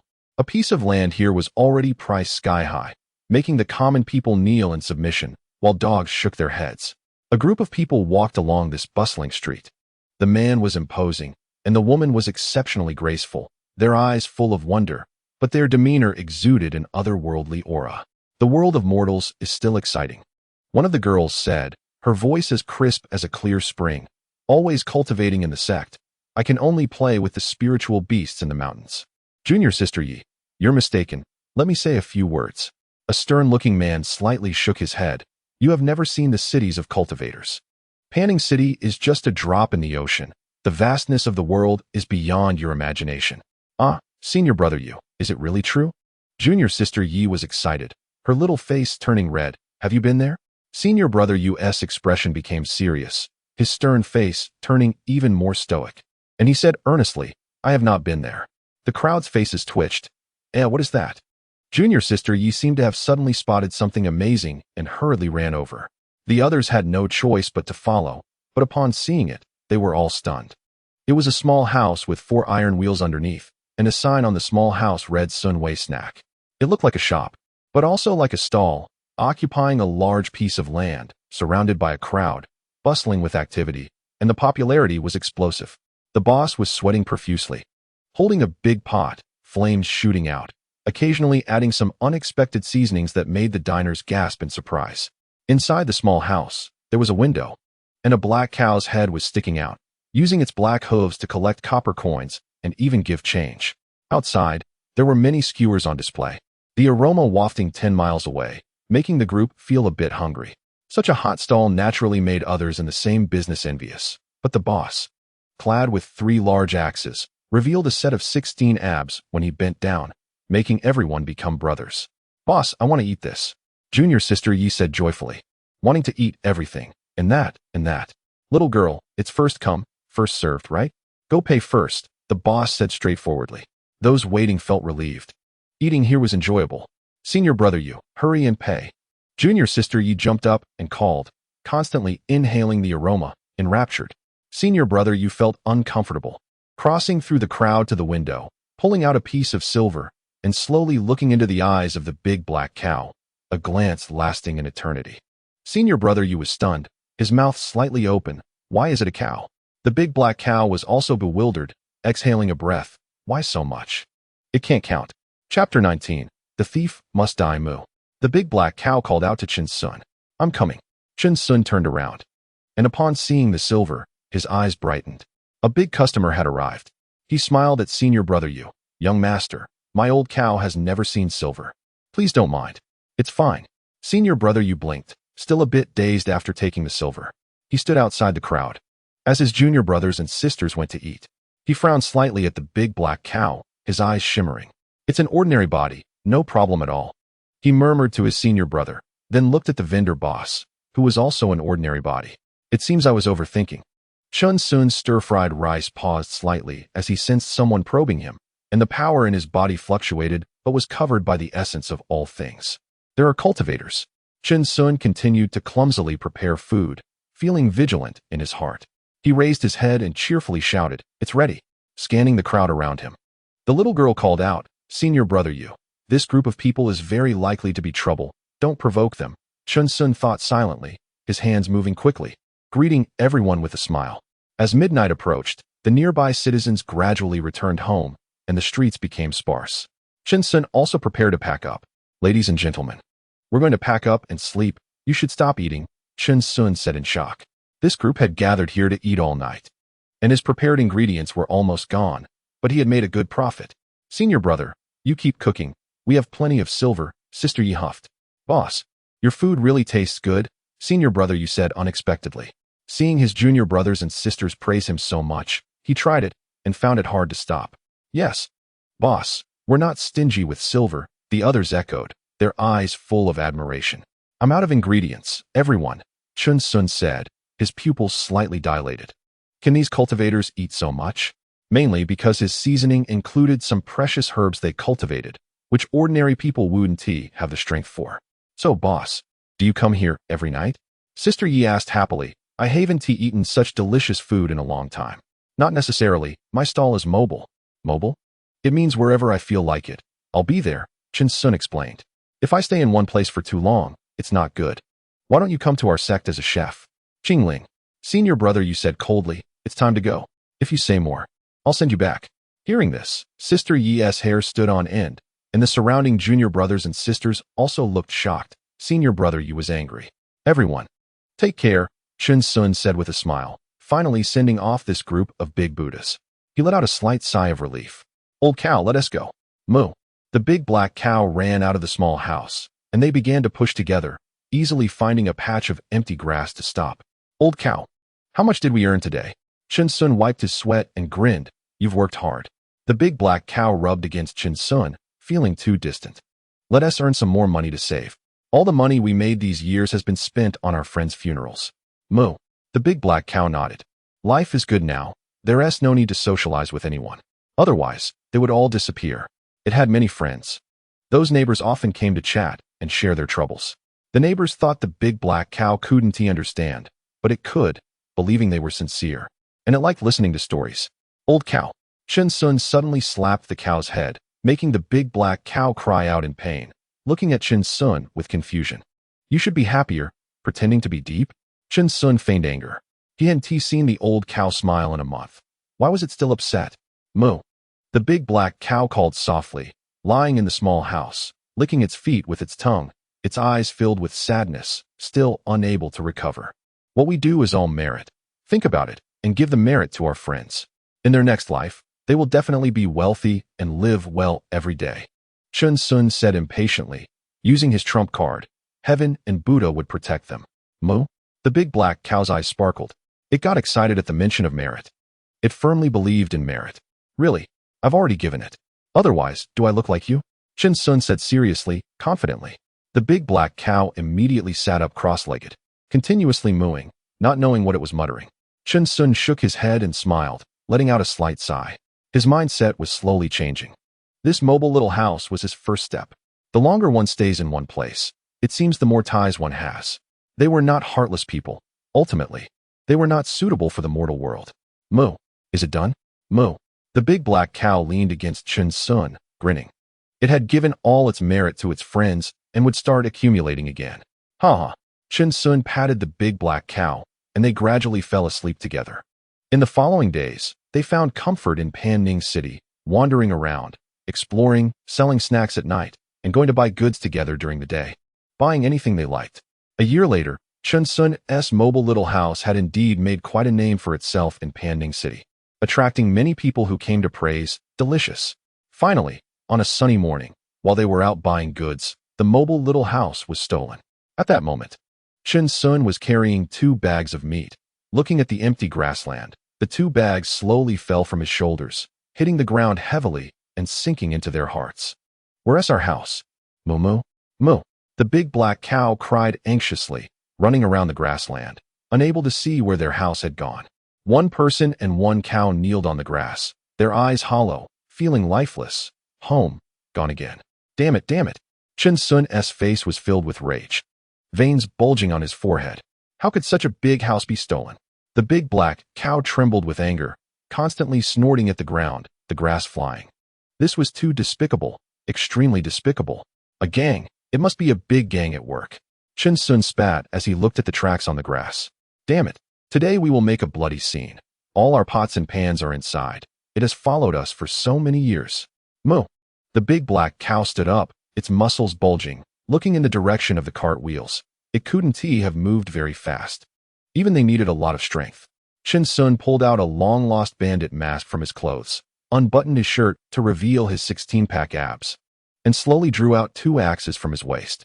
The big black cow silently stood beside him. Their eyes were fixed on one direction, and Chen Xiong's chest heaved. Old cow chase. Moo. The 2 figures turned into whirlwinds, their eyes filled with bloodshot veins, crazily pursuing. Today, if we don't make the heavens turn upside down and the sun and moon lose their light, no one is allowed to leave. The thieves must die. Crossing the grassland, crossing the bridge, they saw it. They saw their little house. Chen Xiong let out an angry roar, leaping high, jumping far. Bang! Chen Xiong landed steadily on the mobile little house, striking a majestic pose, coldly saying, "In broad daylight, under the clear sky, what do you mean?" He slowly turned around, his gaze fixed on the ground, his pupils contracting. How could it be all officers? Unjust. Moo moo. Chen Xiong and the big black cow were once again imprisoned in a jail, the reason being that his stall was too large, occupying a lot of space originally meant for the citizens.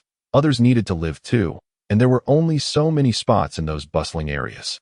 Countless vendors reported to the officials, saying that Chen Xiong's little house was indeed not compliant, making it hard for them to survive. 10 days later, Chen Xiong and He Nio emerged from the prison, looking disheveled. Life in there was unbearable, but they looked up at the sky and smiled. Freedom was wonderful. However, the officials were reasonable. They returned their pots and pans, but the small house had to be demolished, and they were warned not to cause trouble again. Chen Xiong was grateful, weeping and crying out to the heavens, assuring them that they would never affect others again, acknowledging that they were in the wrong. Chapter 20. Ascension Conference. This year, the longevity points were still added to the essence of all things, with a drop of green liquid able to accelerate growth for 8 months. Their current longevity points were Strength, 21, Speed, 21, Essence of all things, 8. Chen Xiong's hair was a bit messy, and his clothes were filthy. He and He Nio began a wandering life, often playing with stray dogs by the roadside, filled with laughter.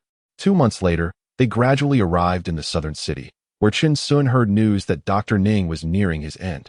He personally visited and handed over the century-old mountain ginseng to his master's wife before leaving directly. Another month passed, and Ning Xi's soul returned to the heavens, with countless citizens sending him off, tears in their eyes. The Pingtai Medical Hall had benefited countless people. The Ning family was large, with many people wearing white headbands. Chen Xiong silently stood at the edge of the crowd, seemingly an inconsequential presence. The cold wind howled, brushing past the edges of Chen Xiong's memories, leaving only the gradually dissipating fragrance in the air, which could never be retrieved. Up to now, 3 people had been the most important in Chen Xiong's life. The first was the old village chief, who, even in their direst times, remembered them and was willing to offer them a meal. The second was Old Sun, who, when they first arrived in Panning City, gave them their first home. The third was Master Ning, who taught him countless lessons about navigating the world. As if medical skills had become secondary, it seemed they had all left. Chen Xiong felt he could no longer hold back, his lips trembling uncontrollably. and he didn't even dare to look at Master Ning one last time. Dahei Niu nudged Chen Xiong gently, and he tightly embraced the cow's head with one hand. They continued to follow the crowd, as if walking more slowly would make Ning Si take a bit longer to leave. The setting sun was like blood, its afterglow illuminating the southern city. From beyond the mountains came a few sounds resembling returning geese, and the vast sky seemed to be left with only their fleeting silhouettes. The Ning family carried the coffin further away, gradually disappearing beyond the city gates. Chen Xiong stood for a long time, tears streaming down his face. Countless citizens rushed out, their figures brushing past him, all revealing sorrow in their eyes. Chen Xiong led Dahei Niu to walk towards them, their steps heavy and slow, their eyes devoid of joy or sorrow. They had left, completely departing from Panning City. Another year passed quickly. In Panning City, countless wishing lanterns soared into the sky. The mountain wind blew as Chen Xiong and Dahei Niu sat atop the mountain, gazing far away, silently making wishes. This year's longevity points were still added to the essence of all things, which was crucial for them. Old cow, let's go, Chen Xiong said with a slight smile. Feeling much more mature now, his demeanor exuding a sense of sophistication. Fat brother is still waiting for us. Moo. Dahei Niu nodded, reluctantly looking at the distant wishing lanterns they used to release every year in the city, even returning once at the end of the year when they were in the Ningyun mountain range.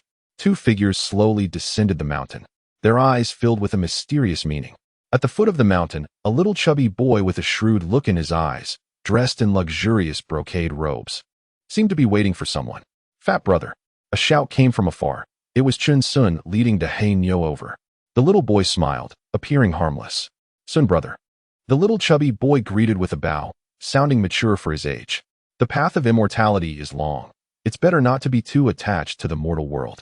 The little chubby boy, at the third level of qi refining, was a well-known intermediary for scattered cultivators in the Ningyun mountain range, specifically taking scattered cultivators to the annual Ascension Conference, making a fortune and having excellent connections. What Fat Brother said is very true. Chen Xiong nodded cheerfully, but inwardly he scoffed, thinking, if you're not greedy, then how come you were bought off by some precious medicinal herbs? You look like you're just mingling in the mortal world. However, he understood that if intermediaries didn't say such things, who would still attend the Ascension Conference? Sun brother, are you really bringing a cow along? The little chubby boy frowned slightly. This would incur an extra charge. If entering the immortal sect, it would be better to deal with this black cow in advance. Fat brother, you jest. With my qualifications, how could I just enter? I'm just going to broaden my horizons. Sun brother has a good mindset. No wonder you can cultivate to the second level of qi refining at such a young age. Does Fat brother not see that I'm just a herbalist? I accidentally ate a spiritual herb I found a few years ago. Chen Xiong said boldly, clearly a Na'vi young man. They could now skillfully use the essence of all things to conceal their internal magical power, making it impossible for outsiders to detect their strength. A surefire way to ensure a stable and prosperous life. I see. The little chubby boy's eyes flashed with realization, dispelling some doubts in his heart. Sun brother, do you know why the major sects hold the Ascension Conference? The little chubby boy led Chen Xiong and Dahei Niu forward, gradually heading deeper into the mountains, where they unexpectedly encountered a few scattered cultivators, startling Chen Xiong. However, they appeared rather indifferent, as if they knew the little chubby boy, merely sizing up Chen Xiong before continuing on their way. I hope Fat brother can enlighten me. Chen Xiong maintained a very humble demeanor, making the little chubby boy quite pleased. In addition to disciples sent by various sects to recruit, there are also many scattered cultivators out there. The little chubby boy spoke eloquently. Those people have embarked on the path of immortality for various unexpected reasons, many of whom are talented individuals. What Fat brother says makes sense. If they're buried, it would also be a loss for the major sections. Ah, exactly. I've been in this business for many years. The number of scattered cultivators is like fish crossing a river every year. The little chubby boy clicked his tongue in admiration, constantly lamenting that this was a great opportunity for the major sects to expand their strength. Who wouldn't he want to take a step further? It mainly depends on people like Fat brother. Otherwise, where would we scattered cultivators get the opportunity? Chen Xiong's words were sincere and heartfelt. The little chubby boy suddenly patted Chen Xiong's shoulder, his eyes filled with approving admiration. He initially wanted to ask for more money but decided against it. He had seen too many scattered cultivators meet unfortunate ends, so he had a more open-minded perspective, believing that if foundation building was hopeless, It was better to enjoy the mortal world. Sun brother, let me say one more thing. Please, fat brother, enlighten me. The major sects have very high requirements for cultivation qualifications. If there is no opportunity, it's best to have an open mind and not be disturbed by inner demons. The little chubby boy said sincerely, as he had never seen such an open-minded scattered cultivator before. Those scattered cultivators he had met previously all thought highly of themselves, claiming to be immortals. When they entered the Ascension Conference, they realized the harsh reality, often becoming mad and doing unpredictable things. What fat brother said, I will remember. Chen Xiong stopped and solemnly cupped his hands. All right, let's go. The little chubby boy smiled, continuing to lead the way. Gradually, they were nearing a valley, surrounded by thick fog, where one couldn't see their fingers. Sun brother, this is it, Jiuxing Valley. The little chubby boy stood with his hands behind his back, looking into the fog. This is a formation established by all the sects together. If a mortal accidentally enters, they will get lost here and be sent out later. Can we just go right in? Chen Xiong instinctively asked, his eyes filled with shock, realizing that this thick fog was actually formed by a formation that altered the celestial phenomena. Naturally, formations can discern the magical power within cultivators. The chubby boy chuckled and said, then, brother Sun, I'll take my leave. I still have to bring in other loose cultivators. All right, thank you, fat brother. Chen Xiong clasped his hands, his eyes filled with delight. The chubby boy nodded, turned, and left with great flair.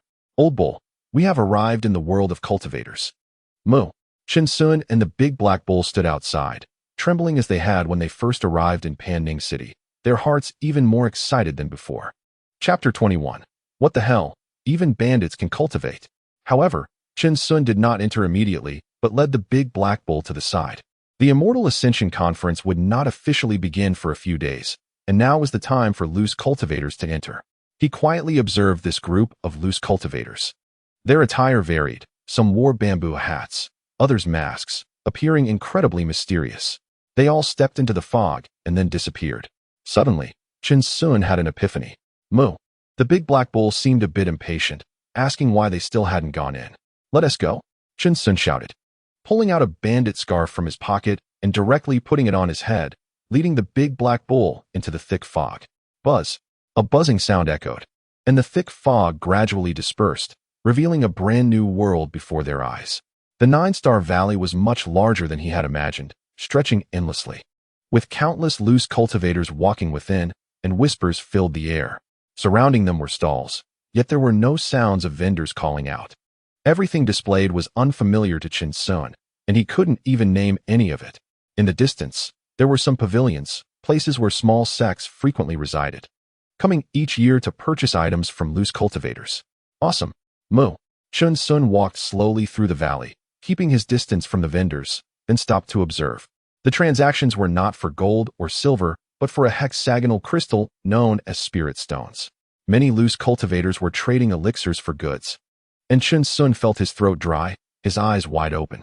The big black bull looked confused, wondering what all this was, how they had obtained it, and how they had lived for so many years without seeing any of it. Old bull, we are country bumpkins now. Chen Xiong swallowed hard, his heart racing, feeling like Lu Lao Lao entering the Grand View Garden, a comical spectacle. The big black bull nodded repeatedly, its big round eyes widening, nudging Chen Xiong and pointing in one direction with its head. Wow, is that a spirit herb? Chen Xiong looked in that direction, his feet involuntarily moving toward a stall run by a young girl, where he saw 3 spirit herbs, lush and vibrant, emitting a faint aura. This was completely different from ordinary medicinal materials. The patterns and aromas were of an entirely different species.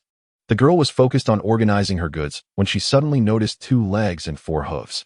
Do you have? The girl slowly looked up and smiled, but her expression suddenly changed. What is that shape? What do you want to do? Miss, don't misunderstand. We are good people, Chen Xiong said with a friendly smile. We're just looking. The girl broke into a cold sweat. That smile under the scarf felt so terrifying. This person was definitely not good, perhaps a former bandit. All right. Look then. The girl stepped back, her expression tense, feeling the strong pressure from the scarf. Miss, how can I tell the age of this spirit herb? I once. Are you buying it? Not yet. I don't have spirit stones. Do you have any elixirs that can enhance cultivation? I can trade. Not at the moment. Then why are you asking? The girl said irritably, already frightened and now feeling teased. Sorry to disturb you. Chen Xiong felt a bit embarrassed, leading the big black bull away. Business among cultivators was completely different from that of mortals. He needed to change his mindset. As long as they saw someone at a stall, they would stand not far away and listen to the explanations of the names and effects of the items. By doing this, they actually gained quite a bit of knowledge about talismans, seal brushes, elixir sand, and medicinal pills. Old bull, I've noted everything down. In the future, I can boast a bit. Chen Xiong was in a good mood, having learned a lot of new things. Let us go check that out. Moo. The big black bull called out happily, having noted everything as well. Next to a stall, an old man with a white beard was energetic, surrounded by many loose cultivators. And he was saying, this is a chi boosting pill. Long-term consumption of this can increase your cultivation by a whole level. I spent 49 days refining it. And it's effective even for those in the 5th layer of chi refining. Just 3 low-grade spirit stones, honest and fair. After speaking, he opened a bottle. And a wave of spiritual energy and medicinal fragrance rushed in. Many loose cultivators around were already tempted and were about to take out their spirit stones. It's that old scammer, scamming again at the Immortal Ascension Conference. Suddenly, several loud shouts came from afar, aggressive and imposing. Everyone, I suddenly feel a surge in my heart. My cultivation might have improved again. Come back tomorrow. The old man's expression changed, and with a flick of his hand, he directly fled, disappearing into the crowd, his movements so practiced, it seemed he had done this many times. Fellow cultivators, do not trust this person. Those elixirs are all fake, and taking them has no effect at all. The few who rushed over quickly clasped their hands to the surroundings. Their eyes filled with fierce expressions, clearly having been deceived numerous times. The surrounding loose cultivators all clasped their hands in thanks, a wave of fear surging in their hearts, almost falling for the scam, as they couldn't tell there was anything wrong with those elixirs. Once the crowd dispersed, Chen Xiong exclaimed, Old bull, look. There are scammers in the cultivation world too, just like us mortals. Moo.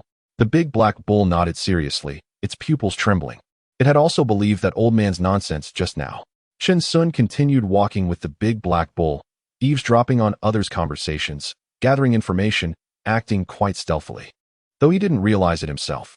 In 3 days, the Immortal Ascension Conference would begin, and the 10 great sects of the Qian Kingdom would gather. If they could enter, it would be like a carp leaping over the dragon gate. Haha, we might as well not think about it. Just entering an ordinary sect would be good enough. Those 10 great sects are not for people like us with mediocre qualifications. True, but not trying would still leave us unsatisfied. Those 10 great sects each have 5 checkpoints set in the center of the valley. Without great wisdom and willpower, it's better not to think about it. I heard many die or get injured every year. If you're not at least in the 7th layer of chi refining, it's better not to go. Sigh. Several loose cultivators shook their heads and sighed as they passed by Chen Xiong. The road to ascendance was like a single plank bridge amidst a sea of soldiers, fraught with difficulties, unlike those with extraordinary talents who were taken away directly at birth. In the center of the valley, the 10 great sects, 5 checkpoints. Chen Xiong and the big black bull noted down these key points, exchanging smiles, feeling they had gained again. Old bull, let us go over there. It looks like they're selling weapons. Chen Xiong shouted excitedly. He was an expert at blacksmithing, leading the big black bull over, where many people were gathered. They stood on the outskirts, but the reality disappointed Chen Xiong. These were not weapons, but magical tools, not something made from blacksmithing. There were many flying swords on display, along with some oddly shaped items, all of which could only be manipulated with magical power. So cool. Chen Xiong shed tears of envy. If he could turn his mountain opening axe into a magical tool, it might really be able to cleave mountains in the future. Moo. The big black bull drooled, thinking that if it could turn its horns into a magical tool, then who could withstand its charge? One person and one cow seemed to have a telepathic connection, each starting to fantasize, drool continuously flowing, making the surrounding loose cultivators frown, wondering where such a bumpkin came from. Even the cow was of the same nature. They paid no attention to the gazes of others, but instead spotted a stall. Old cow, all skills, no spells. Chen Xiong stammered, leading the big black cow closer again, causing the loose cultivator to be startled once more. What the hell? Even bandits cultivate immortality. Spells like control objects, fireball, breath control technique, body freezing technique, and so on were dazzlingly displayed on the stall. Chen Xiong and the big black cow kept swallowing saliva. They wanted them all, but lacked spirit stones. feeling for the first time how lacking they were in money. Do you have anything you fancy, fellow Taoist? Big brother, where did you get all these spells? So many. What does it mean? The burly man frowned. This person wanted to get back into his old line of work here. He quietly took out a talisman, preparing to call for help. Big brother, don't misunderstand. Don't misunderstand. Next time I have spirit stones, I'll come by. Chen Xiong quickly waved his hand. A bit out of control, pulling the big black cow and running away, his heart still racing. He was too excited. What is this? The burly man put the talisman back, glaring fiercely in the direction Chen Xiong left. Chapter 22. Qian Country, 10 Great Immortal Sects Moo Moo. The big black cow kept rubbing against Chen Xiong, eyes full of excitement. Is this the world of cultivators? So wonderful. Old cow, old cow. Chen Xiong held the big black cow's head with one hand, his mouth trembling. We've lived so long, really lived in vain. Moo. The big black cow nudged Chen Xiong. That's right. Chen Xiong kept murmuring awesome, as if he were possessed. Just a stall was enough for them to linger for a day from a distance. And this was just the tip of the iceberg in the world of cultivation. They walked until nightfall, found a deserted place. Using the sky as a blanket and the ground as a bed, leaning against each other and gradually falling asleep, but not daring to sleep too deeply. Various sect disciples maintained order in the valley, making it seem not chaotic. Those with grudges resolved them outside the valley. 3 days later, countless loose cultivators gathered in the valley, jostling each other, their eyes burning with ambition, with magical tools shimmering in their hands, determined to ascend to immortality in one go. What a lively scene. Chen Xiong led the big black cow to the edge of the crowd, looking towards the center of the valley, where 10 high platforms were forged. With exquisite patterns embedded within, the materials used for construction were definitely not ordinary iron. Moo moo. The big black cow raised its head high, gazing at these buildings, feeling a powerful momentum they had never encountered in the mortal world. Boom, boom, boom, boom. A grand sound of breaking through the air resonated in the sky. A massive ship slowly approached, several figures standing upon it, ethereal and indistinct, a flag fluttering in the fierce wind. Xinjiang sect has arrived. One of the 10 great immortal sects of Qian country. The airship, oh my! Countless gasps of astonishment erupted in the valley. These loose cultivators were well informed, immediately recognizing it. While Chen Xiong and the big black cow could only keep exclaiming wow. Coo, coo, coo, coo. For enormous red spiritual beasts flew across the sky, emitting loud cries, with figures standing on them, overlooking Jiuxing Valley. One of the 10 great immortal sects of Qian country, Xian sect. I heard there are countless stunning fairies in the sect. If only I could have a taste of their beauty. The red lotus jade wand could only be raised by such an immortal sect. Again, countless sounds of excitement arose. Even spiritual beasts were dispatched, truly wealthy and extravagant. The hearts of the loose cultivators yearned even more. The small sects and minor factions in the valley felt bitter, wondering when they could present themselves like the 10 great immortal sects, only able to pick up their leftovers every year, seemingly trapped in a vicious cycle. One after another, the 10 great immortal sects made their appearances.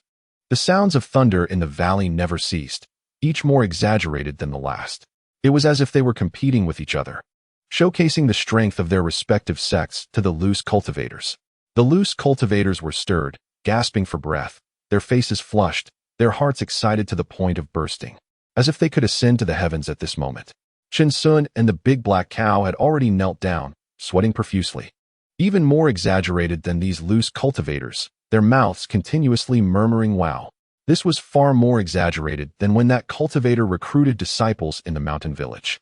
This was real cultivation. If I could have another chance, if a disciple from one of the 10 great immortal sects invited me to do chores. Chen Xiong looked hopefully at the high platforms, speaking dreamily. I would say I am willing. If there's a deadline, I hope it's 10,000 years. Moo moo. The big black cow kept nodding. It could help too, working hard at chores, and even plowing fields. On the 10 high platforms, disciples from each sect stood in front. Both men and women, standing with their hands clasped behind their backs, their gazes sharp, their foundation establishment cultivation, suppressing the loose cultivators. Everyone's expression changed, their hearts calming down considerably, all looking towards the high platforms. The rules remain unchanged. Those under 40 years of age have the opportunity to pass 5 tests and enter the immortal sect. An elder stood at the forefront, channeling his mana, shouting, those interested, enter the tests. The valley will close in 7 days. Roar! Roar! Low growls echoed. The loose cultivators' eyes reddened, looking towards the sects they were interested in, stepping forward. Some sects had arenas. Others had spiritual root tests, each different, all aiming to select the rarest disciples among the loose cultivators. Every year, countless loose cultivators would suffer injuries or die, but no one gave up. In Qian country, foundation establishment pills were hard to come by, and only within the immortal sects could one find opportunities. Elders from various small and large sects also roamed about, secretly observing the unsuccessful loose cultivators, personally inviting those they found suitable. This was also an unspoken agreement among the 10 great immortal sects, always leaving some room for others. Old cow, we shouldn't go. Moo? There's no chance. We can't even pass the spiritual root test, let alone mention our strength. Chen Xiong shot a glance at the big black cow. Are we going to send ourselves to death? I suddenly discovered a way to make money. Moo. The big black cow perked up. They were in dire need of spirit stones. Chen Xiong quietly took out a small booklet, glanced around, and said, "Let us memorize the tests of each major sect, and then analyze the pros and cons." Moo? Didn't he say the rules remain unchanged? If we understand the general strength of these tests and compile them into a booklet, we can sell it to those new loose cultivators. Chen Xiong patted the big black cow. Think of how much time and how many lives we can save, got it? Moo moo. The big black cow nudged Chen Xiong excitedly. You really are brilliant. Let's go? Chen Xiong's lips revealed a cunning smile. They first went to the arena, continuously recording the strength of each loose cultivator, roughly figuring out what strength would be more stable for victory. He categorized and organized the tests of each major sect, determining who was more suitable to go.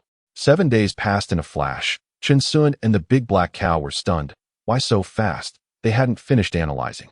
The 10 great immortal sects each took a dozen loose cultivators and floated away, while the elders of the small sects returned satisfied, leaving countless loose cultivators in despair. The deceased loose cultivators from the tests were taken care of by these small sects, responsible for maintaining order in the valley. Oh, I shouldn't have gone to the Ziyun sect's test. Wasted a lot of time and mana. It just wasn't suitable for me. A loose cultivator pounded his chest and stomped his feet. Having wasted another year. How many years are there in life? Once you pass 40, there are no more opportunities. At least the Ziyun sect's trial was the safest, right? Think positively. Dao friend Zhou didn't even make it. If next year doesn't work out, I'll just enjoy the worldly splendor. That's all we can do. A wandering cultivator passed by Chen Xiong, his eyes filled with gloom and self-doubt. Some had even gone mad and were killed by sect cultivators in the valley. Others had come to terms with their situation, realizing that the path of cultivation was not for them, and had returned to the mundane world, never to return. The fighting seemed to just be beginning. Some seasoned wandering cultivators in their 40s had come to the Ascension Conference to hunt for prey. Many brutal battles had occurred outside the valley, and Chen Xiong, along with the big black cow, ran away with their heads down, fortunate that they were poor and no one was paying attention to them. Old cow, let's head to the outskirts of the mountains. Moo. Chen Xiong and the big black cow fled frantically, ignoring everything else, just running, as the dark side of the cultivation world was only just beginning to unfold. Chapter 23. The first bucket of gold in the cultivation world. Another year passed quickly, and they lived a life of roughing it on the outskirts of the Ningyun Mountains, no longer daring to pick up human bones. Their cultivation had progressed slightly, still stuck at the 3rd level of qi refinement, with their longevity points invested in the essence of all things, and they had cultivated a century-old medicinal herb. Every day, they searched for spiritual herbs on the mountain's outskirts, but they hadn't seen a shadow, and they didn't dare venture deep into the mountains, where not only were there demon beasts, but also small celestial sects, making it extremely dangerous. Once again, the Ascension Conference arrived, and Chen Xiong and the big black cow were there as promised, their eyes carrying a hint of confidence, able to critique the items at the stalls. They tried to sell their century-old medicinal herb but were harshly humiliated, being told that if they weren't smart, they shouldn't be cultivating. Damn it, why do you still look down on people? Don't you have any mortals at home? Did your whole family die out? Moo. The big black cow spat in disdain. As Chen Xiong and the big black cow walked through the valley, they continued to chatter, still in the same style, still with the same flavor. 3 days passed in a flash, and it was time for the 10 great sects to show off again. Chen Xiong and the big black cow stood in the valley, eagerly anticipating, and others were really good at putting on a show. There were countless sounds of astonishment and applause, and today Chen Xiong joined in. at least able to shout out the names of other sections. During those 7 days, Chen Xiong and the Big Black Cow continued to jot down notes in their little booklet, with the Big Black Cow providing additional commentary. When the closing of the valley time arrived, Chen Xiong and the Big Black Cow rushed out first, faster than the 10 great sects, so quickly that no one noticed that someone had already run off. In the face of absolute speed, it seemed that schemes and tricks were a step slower. Time in the mountains was indifferent, and another 5 years passed. However, the beasts in the Ningyun Mountains faced a great disaster, and Chen Xiong and the Big Black Cow referred to them as little friends, as every day, beasts were suffering. They finally pushed their chi refinement stage to the 4th level, investing all their longevity points in the essence of all things, hoping that one day they would step out and find a spiritual herb. Their current longevity points were Strength, 21, Speed, 21, Essence of all things, 15. This year's Ascension Conference saw Chen Xiong and the Big Black Cow arrive once more, glowing with vitality, feeling as if they had returned home. Besides the pots and pans hanging from the sides of the Big Black Cow, they had also printed several booklets in the city. Chen Xiong's reputation soared at the Ascension Conference, earning the nickname the Persistent Cultivator, being so poor that he only had the Big Black Cow left. No one knew his appearance or name. He was quite mysterious. However, this person didn't seem very bright, wearing a black headscarf for years, foolishly dreaming of being a bandit in the cultivation world. It was rumored that all stall vendors should be cautious of him, as he often lingered around stalls but couldn't produce a single spirit stone, probably scouting for something. But these were just some boring gossip among wandering cultivators, and no one paid attention to Chen Xiong, considering him a fool. Every year, newcomers came, while old faces left, all eager for cultivation. 9-Star Valley. Big Brother. This is a masterpiece I've poured years of effort into. All the checkpoints and precautions of the major sects are included. Chen Xiong bent his body, smiling as he promoted it, guaranteeing that it would greatly increase one's chances of entering a sect. Oh, a few wandering cultivators stopped, their interest piqued. May I borrow it to take a look? However, upon seeing Chen Xiong's fierce bandit mask, they were all taken aback, sensing this person was not to be trifled with. Of course, if you're satisfied, then pay. Chen Xiong smiled, noticing that these people looked unfamiliar, clearly newcomers to the Ascension Conference, which greatly increased his chances of selling. Brother Xiong, this seems quite good. A wandering cultivator's eyes lit up as he showed it to the 2 people beside him, even mentioning what kind of disciples the top 10 sects were looking to recruit. Indeed, but who knows if it's true? The 2 nodded, realizing if it were real, it would be incredible. Don't worry, big brother, I'm here every year. If there are any issues, just find me. Chen Xiong patted his chest solemnly. Just 1 low-grade spirit stone is enough. You can't lose or be fooled. Even if it only increases your odds by 10%, isn't that still a profit? Good. A man shouted, his eyes not leaving the booklet. This fellow looked like a straightforward person. I'll buy it. Brother has a good eye. You'll surely succeed in entering the sect this year. Chen Xiong flattered, happily accepting the low-grade spirit stone, feeling overjoyed. All right, then I'll take your good fortune. The man smiled, realizing this person knew how to talk. This spirit stone was worth spending. 3 brothers walked slowly. Moo. Chen Xiong and the Big Black Cow shouted behind them, their faces already beaming with smiles. They had finally earned their first bucket of gold. Old cow, let's go. Moo moo. Chen Xiong was ambitious, not stealing or robbing. Earning this spirit stone felt refreshing and clean. The Big Black Cow was so excited it was nearly in tears, constantly nudging Chen Xiong, as they had really done it, while Chen Xiong held onto the cow's head. No one knew how much effort they had spent. This big brother looks extraordinary, with exceptional talent. If I'm not mistaken, he must be here to participate in the recruitment of the 10 great sections. What can I do for you? A young man paused his steps, surprised at how obvious his excellence had become, feeling annoyed that someone had seen through him directly. Chen Xiong squinted slightly, sizing him up, but big brother might be lacking something essential.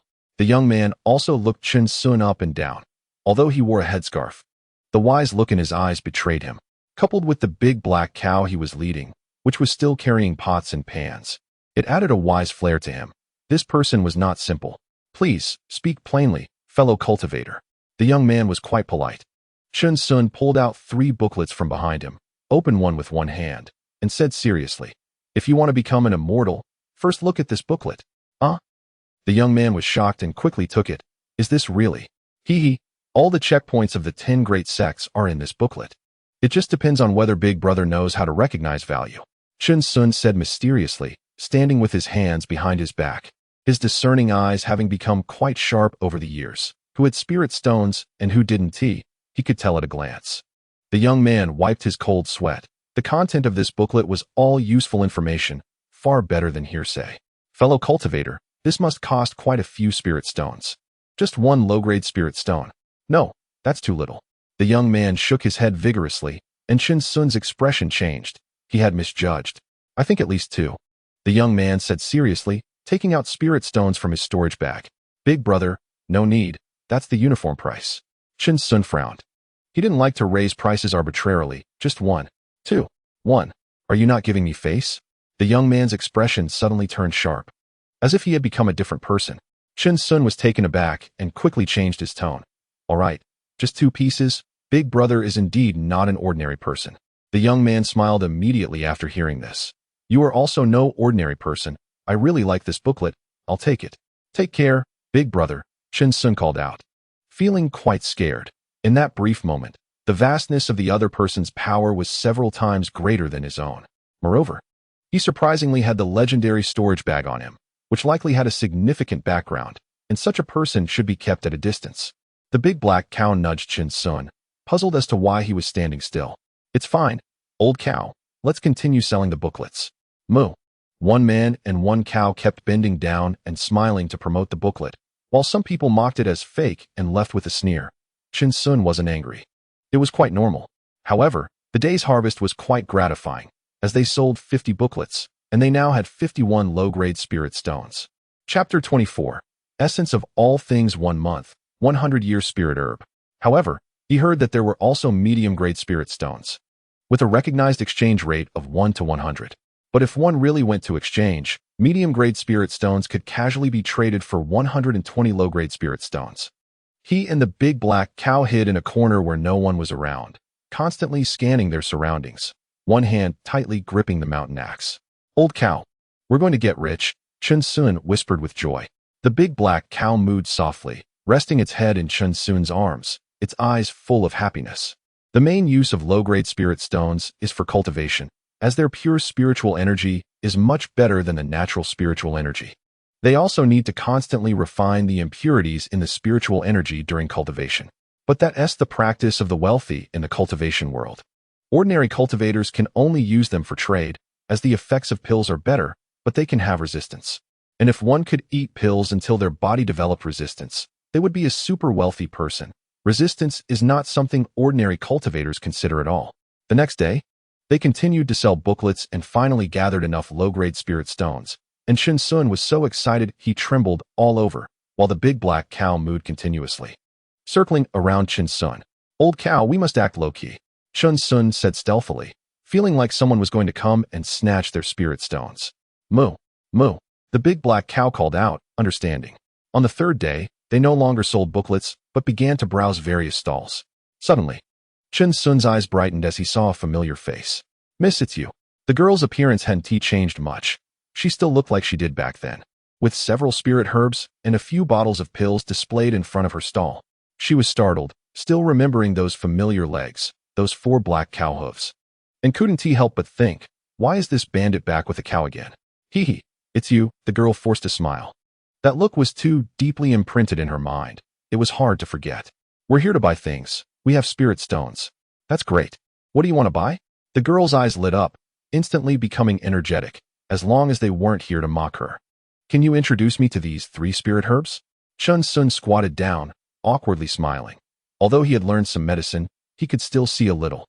Under the girl's surprised gaze, Chen Xiong pulled out a few spirit stones from his pants to prove he really had them. Okay. The girl was momentarily taken aback, her gaze dropping as she pointed to one spirit herb. This is water cloud grass, 20 years old, used as material for gathering chi pill. This is frost maple grass, but only 10 years old, used for heavy feather pill. This is divine meeting grass, 30 years old, also for heavy feather pill.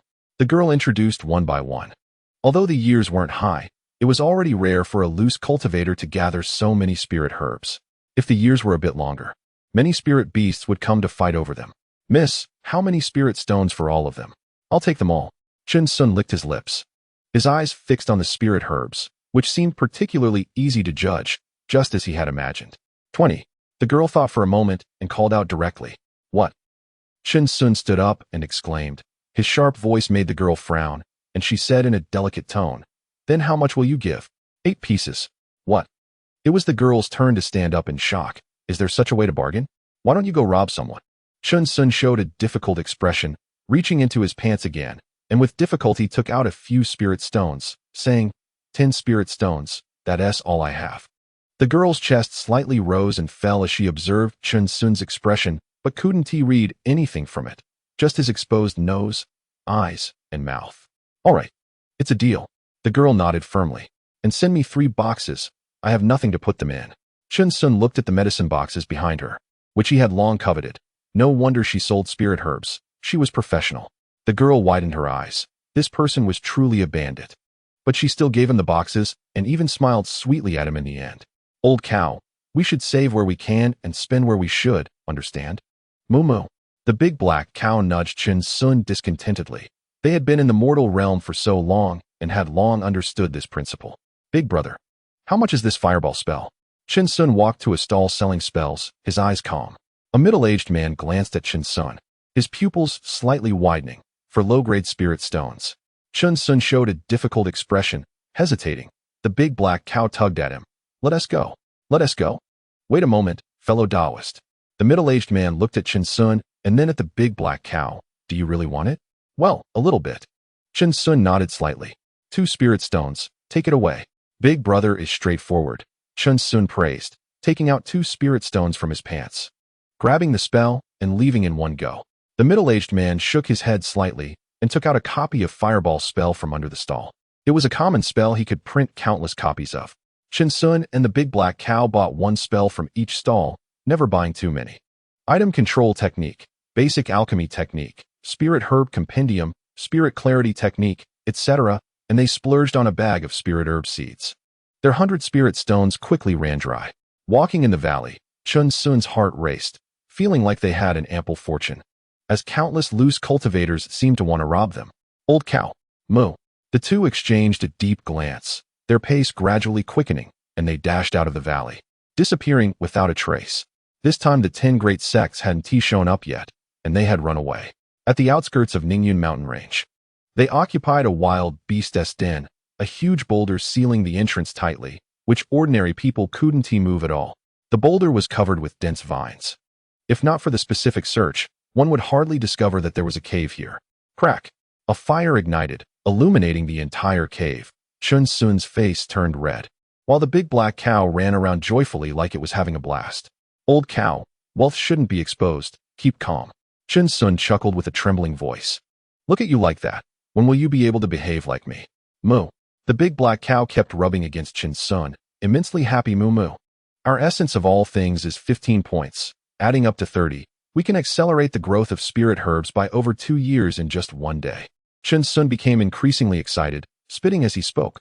Old cow, can you do math? How many years is 1 month? Moo moo.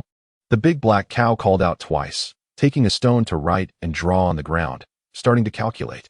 75 years. Chen Xiong exclaimed excitedly, looking at the big black cow. 1 month, 100-year spirit herb. My goodness. Moo, moo moo. The big black cow suddenly jolted, and a pebble fell to the ground. They had inquired about it. A 100-year-old spiritual herb was worth about 100 to 200 low-grade spirit stones. They also had spiritual herb seeds, which they could sell and buy back, creating an infinite loop. Who in this cultivation world could compare to them in terms of spirit stones? Don't overthink it. We don't have the strength to guarantee large sales yet. Chen Xiong looked at the big black cow's expression and knew what he was thinking. Trading one for another wouldn't attract attention. Plus, we still need to refine our own pills. Moo. The big black cow kept nodding, its eyes wide and dazed, almost floating away.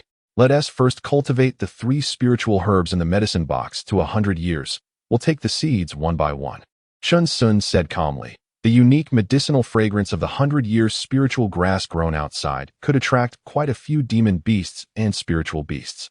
This medicine box not only preserves the medicinal properties, but also masks the fragrance. We need to get more of these in the future, Chen Xiong thought. Chapter 25, Wealth, Companions, Laws, and Land. The ancients truly do not deceive me. Moo. The big black cow replied solemnly. Old cow, let us get to work. Chen Xiong smiled. We still need to cultivate our spells. Moo. The big black cow's eyes lit up. It had been eagerly awaiting the fireball technique, which those acrobats could perform. They began daily cultivation of spiritual herbs, practicing spells and breathing techniques, and whenever they were hungry or thirsty, they would go hunt in the mountains, living a wonderfully comfortable life. Half a year later, the atmosphere in the cave was tense, with the sound of wind and cries. Westgate Black Cow. I didn't expect that in such a short time, you have already cultivated to the 4th level of Qi refinement. It seems today you cannot be left alive. Chen Xiong's expression was cold, his fingers continuously striking together, his internal energy surging. Watch my object manipulation technique. Moo. The big black cow was alert. A pebble suddenly moved from behind it, clearly trying to ambush. Moo moo moo. It stood on its hind legs, its eyes widening, and with the power of its magic, it shot a small fireball straight at the pebble. Zizi. The entire cave was filled with a hot air. Watching the pebble turn to ashes, the big black cow grinned. Just like this, with strength that could move mountains and a spirit that overshadowed the world. Moo. The big black cow let out a startled cry. And Chen Xiong laughed heartily, lifting the big black cow above his head. This trick never fails. After playing around for a while, Chen Xiong and the big black cow sat on the ground, their spirits soaring, finally having spells to rely on. However, the big black cow surprised Chen Xiong. They had learned during the Ascension Conference that spiritual beasts were very different from humans.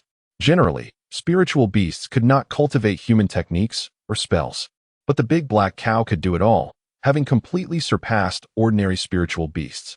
But no matter what kind of beast the big black cow was, it would always be family to Chen Xiong. He smiled warmly and patted the still mooing big black cow. Another year of the Ascension Conference arrived, and Chen Xiong led the big black cow there, walking alone, their eyes filled with endless calm. Many loose cultivators glanced at them and silently shook their heads.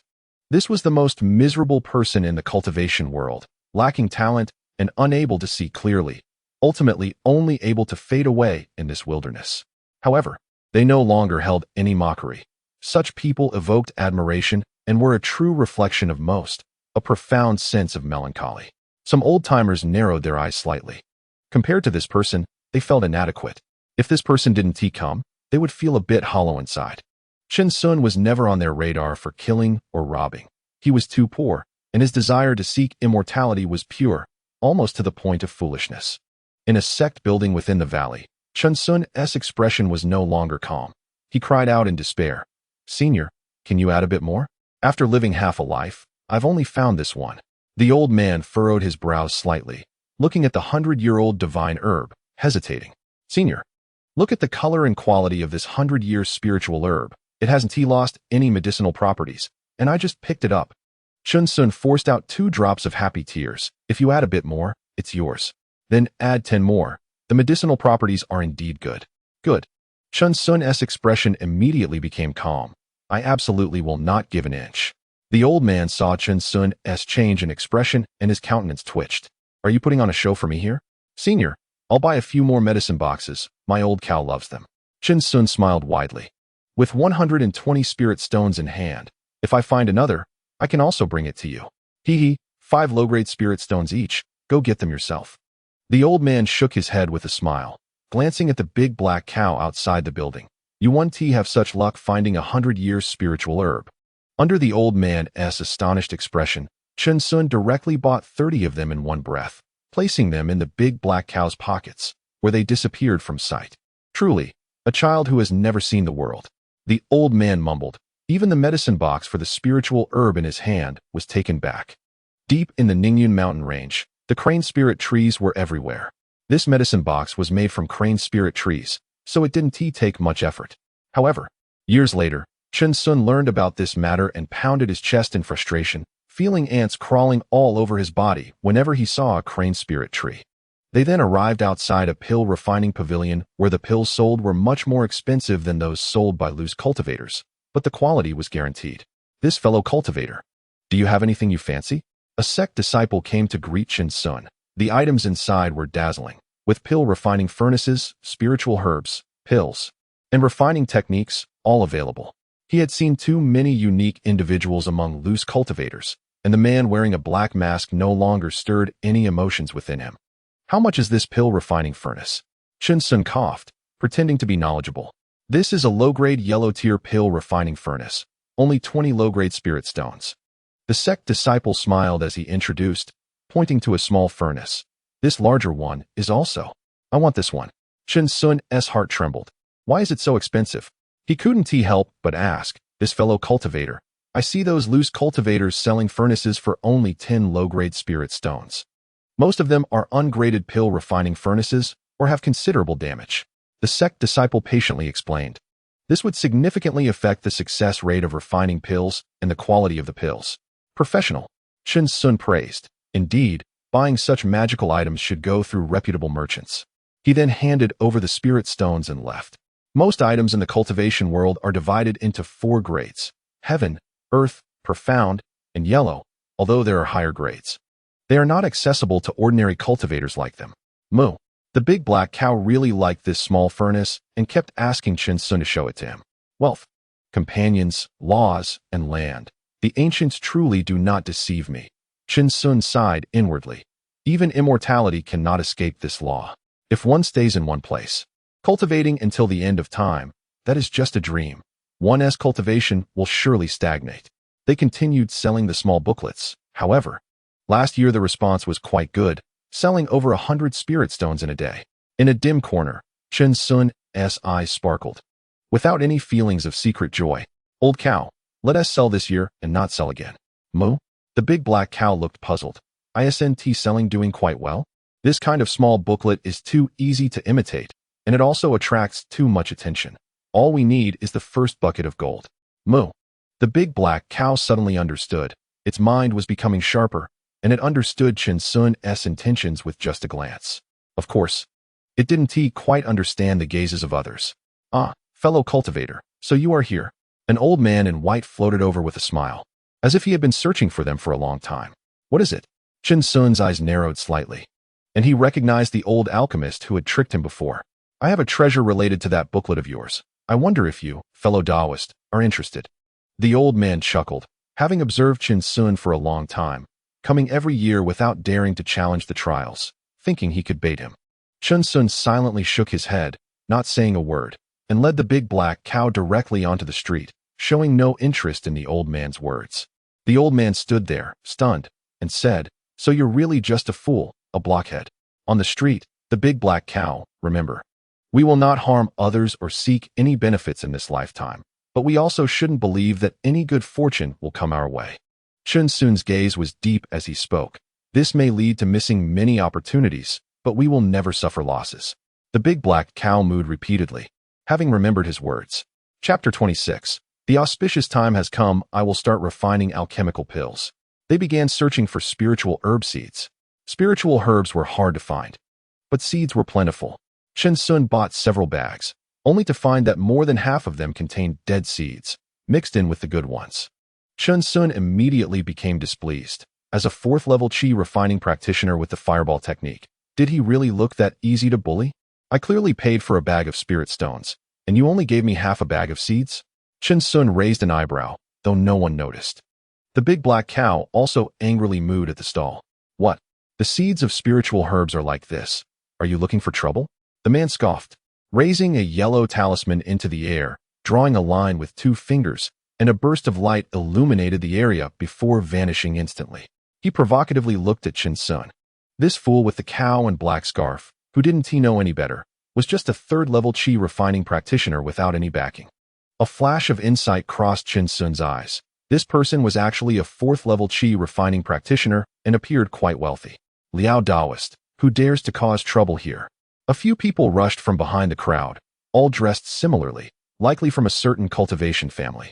They were all 4th-level qi refining practitioners, and even one was at the 5th level.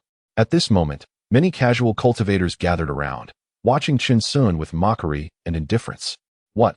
Are you bullying the weak in numbers? Chen Xiong laughed coldly, showing no fear in his eyes. Business is not done this way. I thought who it was. Turns out it's this bandit fool, a round-faced man said disdainfully. Fellow Taoist, leave this person to me. Okay. The man nodded slightly. Do not use your methods in the valley. Be mindful of your limits. Fool, kneel down and apologize to my fellow Taoist, and this matter will be over. The round-faced man looked down at Chen Xiong. I don't want to see you at the Ascension Conference anymore. These people clearly wanted to make fun of him. The more unhappy people were in life, the more they liked to bully the weaker ones. If he didn't show some attitude, these casual cultivators would think they could easily manipulate him. What are you? You look like a rotten watermelon. Chen Xiong calmly uttered, standing still. You dare bark in front of me? You sharp-tongued fool, I'll smash your mouth. The round-faced man was furious. How dare this fool insult him? He stepped forward, a faint light emerging from his hand, and the Vajra fist accompanied by a fierce wind blasted directly towards Chen Xiong. Bang! Chen Xiong stepped back and threw a seemingly ordinary punch, colliding with the round-faced man's fist. The latter's expression changed dramatically, showing a hint of pain, and he suddenly let out a cry. Ah! The sound of bones cracking rang out as the round-faced man flew backward, looking at Chen Xiong with fear. What kind of monstrous strength is this? The Liao family's Vajra fist was actually broken. This person was hiding his true strength. Hee. I didn't expect this fool to have such power. A commotion arose around them, and the way people looked at Chen Xiong changed significantly. It turned out he was not a fool after all. The Liao family, right? Chen Xiong nodded slightly, glancing at the furious group. Remember, you still owe me half a bag of spiritual herb seeds. That fellow Taoist should be cautious outside the 9-Star Valley. The man supported the round-faced man, smiling darkly. Knowing a bit of body technique doesn't mean anything. Oh, Chen Xiong smiled, his expression under the hood becoming even darker and more terrifying, sending chills down the spines of the Liao family members. The onlooking casual cultivators thought to themselves, damn, this hood has such a strong oppressive aura. Chen Xiong led the big black cow away, but a member of the Liao family followed them, though their pace quickly quickened. After 3 sharp turns, they burst out of the 9-Star Valley and disappeared. The pursuing Liao family member was left dumbfounded. Where did they go? On the road, Chen Xiong said, Old cow, I was impulsive this time. If I hadn't cared about that half bag of spiritual herb seeds, we wouldn't have made an enemy. His eyes showed regret. They had heard plenty of rumors over the years, but he had brushed them off. Moo. The big black cow didn't care. They were clearly bullying us on purpose. Life isn't about letting everything go. Let us not go to the Ascension Conference for now. That Liao family member will definitely try to block us. Chen Xiong said quietly, we need to enhance our strength. We are alone. And this cultivation world is much harsher than the mortal realm. Moo. The big black cow responded, sensing that the Liao family member clearly harbored murderous intent. Back in the cave on the outskirts of the mountain, Chen Xiong kept reflecting on himself. He had stayed too long in the mortal realm and was still vying for momentary pride here, which might lead to a calamity. Old cow, if we encounter something like this again, let us endure. When our strength is sufficient, we'll take back what we lost. Chen Xiong muttered a curse that the big black cow couldn't understand. Damn it, a few little brats. Moo moo moo. The big black cow nudged Chen Xiong. As their mindset hadn't yet reached the point where they could take everything lightly, they still needed to experience more. Old cow, it's fine. Chen Xiong hugged the big black cow. You go gather some spiritual herbs. I'll study alchemy. Moo. The big black cow was very obedient and quickly ran off. Wanting to cheer Chen Xiong up a bit, Chen Xiong flipped through basic alchemy, first needing to gather alchemical fire within his body, then slowly refining the medicinal properties of the spiritual herbs, finally merging them into pills. However, alchemical fire consumed a lot of mana, if not careful. An entire batch of pills could be ruined. A true alchemy master would have countless spiritual herbs accumulated to succeed. But the alchemy text also mentioned that there was earth vein fire that could replace alchemical fire. However, such places were usually occupied by immortal sects, making it impossible for ordinary cultivators to even think about it. Chen Xiong read with great interest. He had learned medicine before, and some of the concepts were similar. The most common pills during the qi refining stage were the featherweight pill and the qi enhancing pill, both excellent for improving cultivation, and the formulas were very common. 20-year-old spiritual herbs could be used for medicine. Chen Xiong murmured, of course, the older, the better, but more aged spiritual herbs are usually used to refine better pills. Time flew by, and a year had passed without Chen Xiong and the big black cow attending the Ascension Conference. The Liao family had long been waiting outside the valley and didn't expect to be left empty-handed. It seemed that the fool was a bit clever, knowing he had offended someone important and had become a timid turtle. This year, A few people had appeared, selling booklets like the one Chen Xiong had. And they were quite popular, making a fortune. Inside the cave, Chen Xiong continued adding longevity points to the essence of all things. Today, he sat calmly on the ground, while the big black cow stood up, constantly massaging Chen Xiong's shoulders, its breathing excited. The auspicious time has come. I will start refining alchemical pills. May the immortal gods and Buddhas bless me and give Chen Xiong some face. Moo moo moo moo. The big black cow also called out behind Chen Xiong. Chen Xiong slightly closed his eyes and suddenly opened them, revealing a elixir furnace in front of him. He pointed, and the furnace spiraled upward, aligning with his line of sight. Surrounding them were dozens of spiritual herbs for refining, heavy feather elixir, all over 30 years old, accumulated over the past 2 years. Go! Chen Xiong shouted, and a spiritual herb flew into the furnace.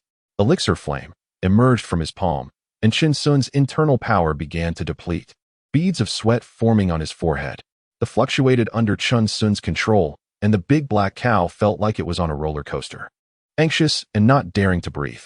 One after another, spiritual herbs flew into the furnace, with wafts of medicinal fragrance filling the air, causing the big black cow to widen its eyes. Suddenly, a popping sound like a bubble bursting echoed, and a batch of materials was completely ruined, turning into pools of waste liquid. Chen Xiong gasped for breath, took out a blank booklet, and meticulously recorded his feelings from earlier, noting the timing for each herb used. As theory and practice were entirely different matters. Chapter 27. Exploding Furnace, Where's My Hair? Moo moo. The big black cow kept pounding its shoulders. It couldn't handle such delicate work and could only do the heavy lifting. Old cow, it's fine. I need to take a few days to recover my power. Moo. The big black cow replied. You could take a few years, it wouldn't matter. 3 more days passed before Chen Xiong restored his depleted power. Today, he was full of energy and shouted, The auspicious time has arrived. I shall open the furnace to refine elixirs. May the celestial beings and Buddhas bless me and give me Chen Xiong some face. Moo moo moo moo. The spiraled upward, and more spiritual herbs continued to fly into the furnace. Before long, there was another batch of waste liquid, cold. 3 more days passed, power restored. Chen Xiong sat cross-legged, veins bulging in his arms, and shouted, The auspicious time has arrived. I shall open the furnace to refine elixirs. May the celestial beings and Buddhas bless me and give me Chen Xiong some face. Moo moo moo moo. The spiraled upward, and more spiritual herbs continued to fly into the furnace. Before long, once again, there was another batch of waste liquid, cold. A month later, Chen Xiong's fingers trembled slightly. His lips quivered, and he whispered, The auspicious time has arrived. I shall open the furnace to refine elixirs. May the celestial beings and Buddhas bless me and give me Chen Xiong some face. Moo. The spiraled upward, and more spiritual herbs continued to fly into the furnace. Before long, yet again, another batch of waste liquid, cold. Another month passed. The big black cow was listless, and Chen Xiong's eyes were deep set, his hair tousled. Trembling as he said, The auspicious time has arrived. I shall open the furnace to refine elixirs. May the celestial beings and Buddhas bless me and give me Chen Xiong some face. Moo. The spiraled upward, and more spiritual herbs continued to fly into the furnace. And this time, the medicinal fragrance was strong, as Chen Xiong finally grasped the essence. The big black cow's eyes sparkled, slowly standing up, wanting to exclaim something impressive, but could not find the words. Old cow, I did it. I succeeded, ha ha ha. Chen Xiong laughed wildly, his eyes bloodshot, as if he wanted to swallow the elixir furnace whole. So many spiritual herbs, how many spirit stones were wasted? Indeed, in the world of cultivation, even dogs wouldn't want to be alchemists. Those with a celestial sect backing them were the exception. Moo moo. The big black cow was very excited, watching the more than 10 pure white elixirs, continuously pounding Chen Xiong's shoulders. The fragrance of the medicine could be smelled throughout the cave, truly wonderful. First, I need to record this, it's all experience. Chen Xiong almost forgot himself. This was a big deal. He took out his booklet to write and draw, reviewing daily. He had all the time in the world. Old cow, try the effect. Moo. They both used their hands to point. One elixir slid into their mouths, incredibly smooth. Chen Xiong and the big black cow felt a jolt of energy, a pure medicinal power spreading within them. The feeling was like swimming in the ocean, utterly free, bringing the utmost enjoyment. So comfortable, Chen Xiong couldn't help but say. As the medicinal power spread, it seemed the bottleneck loosened. Another entered, continuing to be refined. The big black cow's joyful mooing echoed as it sat cross-legged on the ground. Impressive. Moo. With the third elixir entering, the bottleneck that had been stuck suddenly burst open, instantly breaking through to the fifth layer of chi refinement. Chen Xiong and the big black cow jumped for joy. They didn't want to be stuck in a realm. Let us not refine elixirs for now. We need to stabilize our realm. Chen Xiong excitedly said. Then we'll find a river to wash up and open the furnace next month. Moo moo. The big black cow nodded wildly. The beginning is always the hardest. In the days that followed, they lived a simple life of rising with the sun and resting at dusk, cultivating seeds, refining elixirs, and practicing. Another year passed quickly, and the Immortal Ascension Conference was held as scheduled, but there was no longer that cowherd bandit. The Liao family was furious. Their ambush was for naught. Powerful, yet with no outlet. No one knew what the bandit looked like, nor did they know its origins, as if it had evaporated from the world. In the cave, Chen Xiong added his longevity points to the essence of all things. In the latter half of the year, Chen Xiong successfully refined 3 batches. They consumed the elixirs while stabilizing their realms, remaining humble and patient, as time was the least valuable thing for Chen Xiong and the big black cow. Stabilizing every step was the most important. They had now broken through to the 6th layer of chi refinement, which was terrifying. Although the growth conditions for these spiritual herbs were extremely harsh, it seemed that their essence of all things could overcome everything. Chen Xiong and the big black cow opened another entrance in the cave, filled with spiritual herbs, all over 30 years old. He had seen in the Encyclopedia of Spiritual Herbs that these herbs needed to grow in spiritual soil, not just any ordinary soil. Moo. The big black cow looked at their territory, blooming with joy. The spiritual energy was overwhelming, and they were now cultivating here. However, this elixir furnace was too worn out.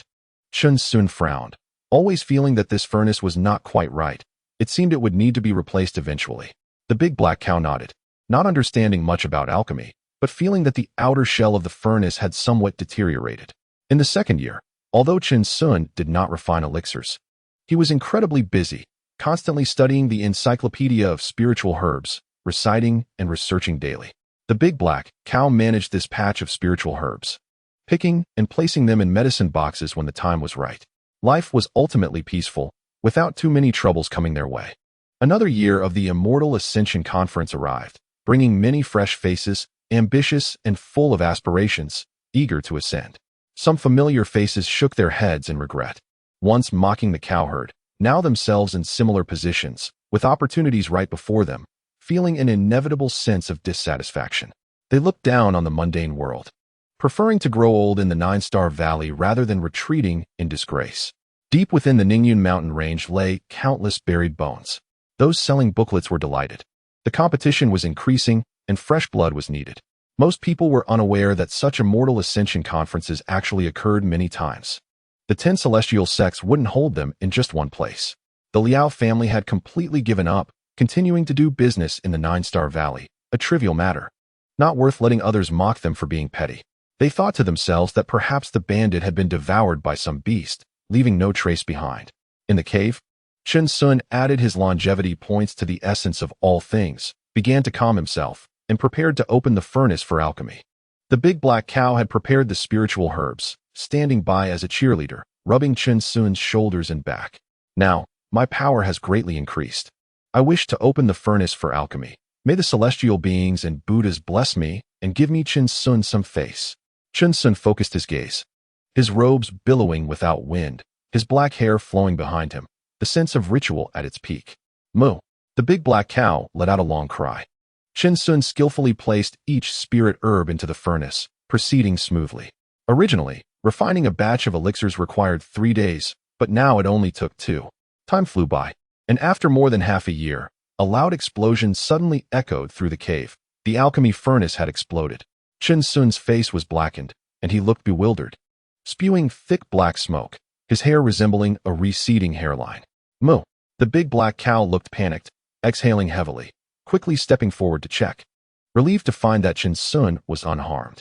In an instant, its legs went soft, its large eyes shaped like crescent moons, taking a slight step back, its belly twitching, and suppressed snorts escaping. The furnace had indeed exploded. Chen Xiong frowned slightly, not yet realizing the severity of the problem. It seemed this magical tool was also subject to wear and tear. Why did his head feel a bit chilly? Chen Xiong felt a sense of foreboding and touched his head, only to realize his hair was gone.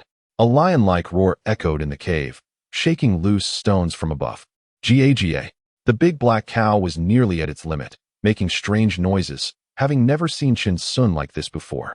Chen Xiong silently put on a bandit-esque scarf, his blood-red eyes fixed on the big black cow. Old cow, die for me. Moo.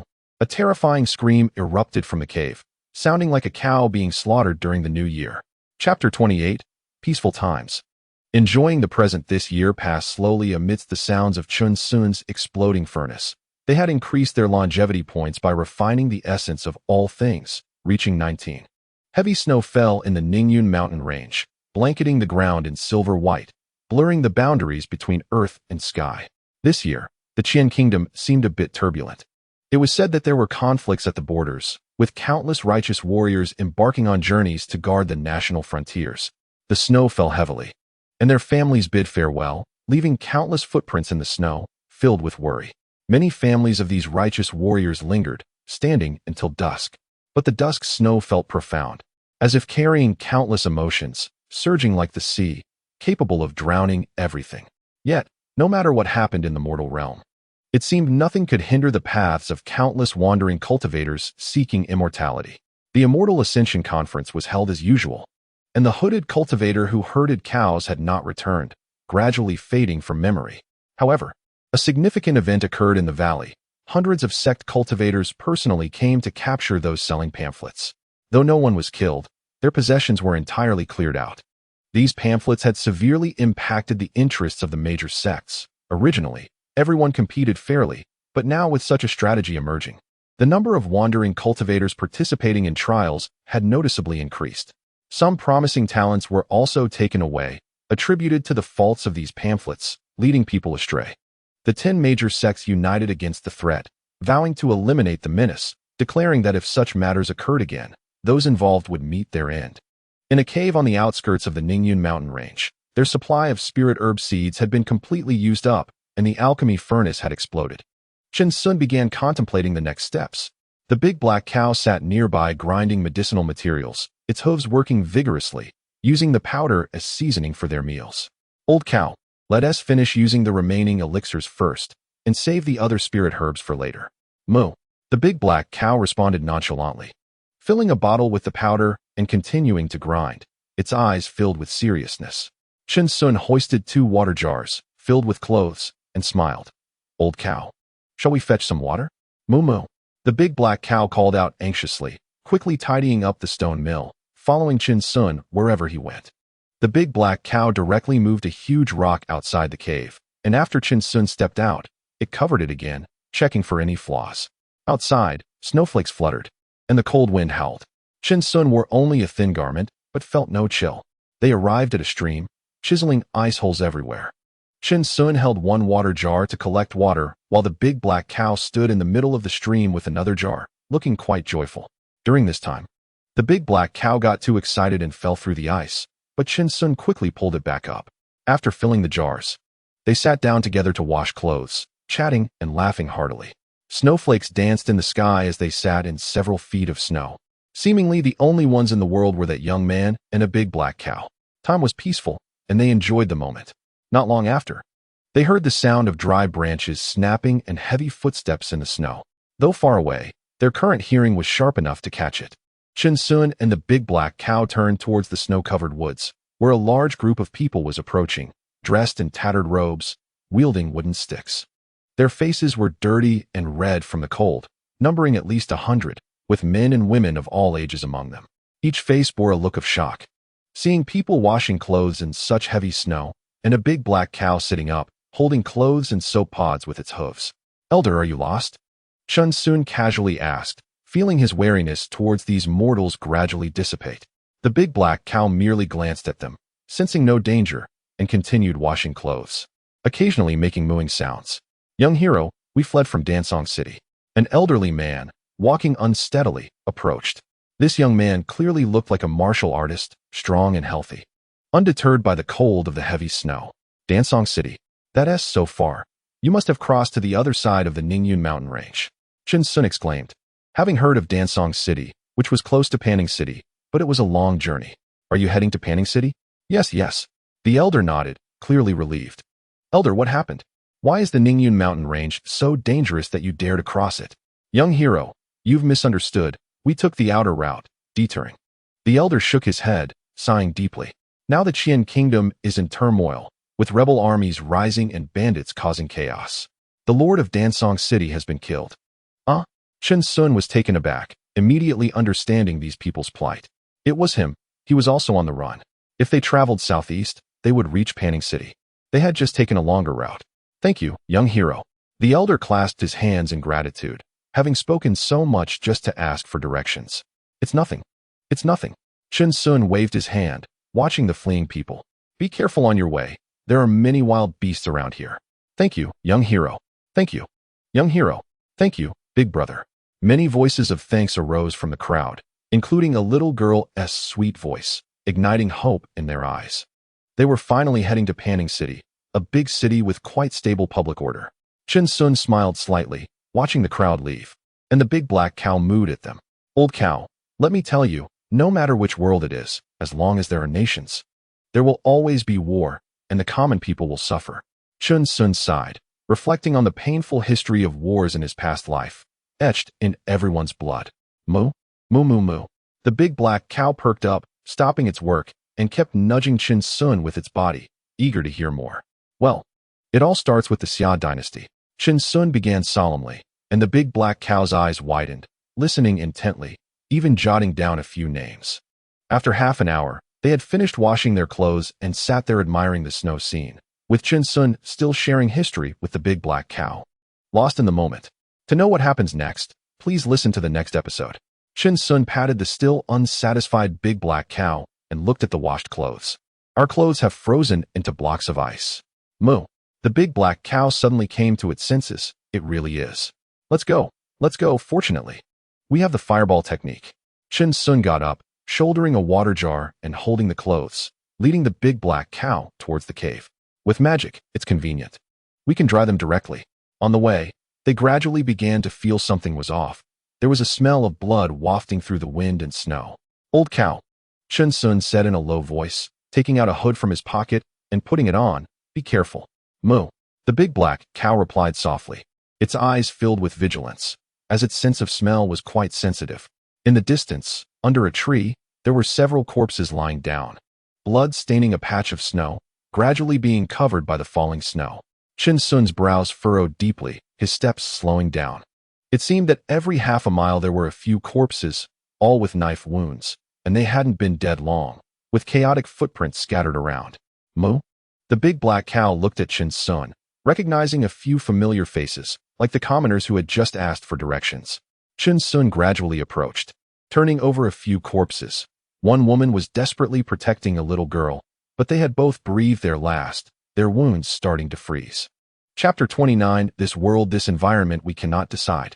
Chen Xiong remembered the little girl, her grateful voice still echoing in his mind. His heart trembled, and he slowly said, Your mother is vicious. Not even the children are spared. Moo moo.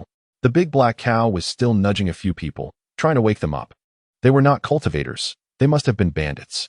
Chen Xiong squatted down, looking towards the distance. All the corpses here were old people, women, and children. The murderer must still be pursuing those commoners. The two water jars and clothes were left behind by Chen Xiong and the big black cow, two axes slowly spinning, cutting the falling snowflakes in half. Whoosh, whoosh, boom. The thick snow around them trembled. A violent sound wave echoed in the air.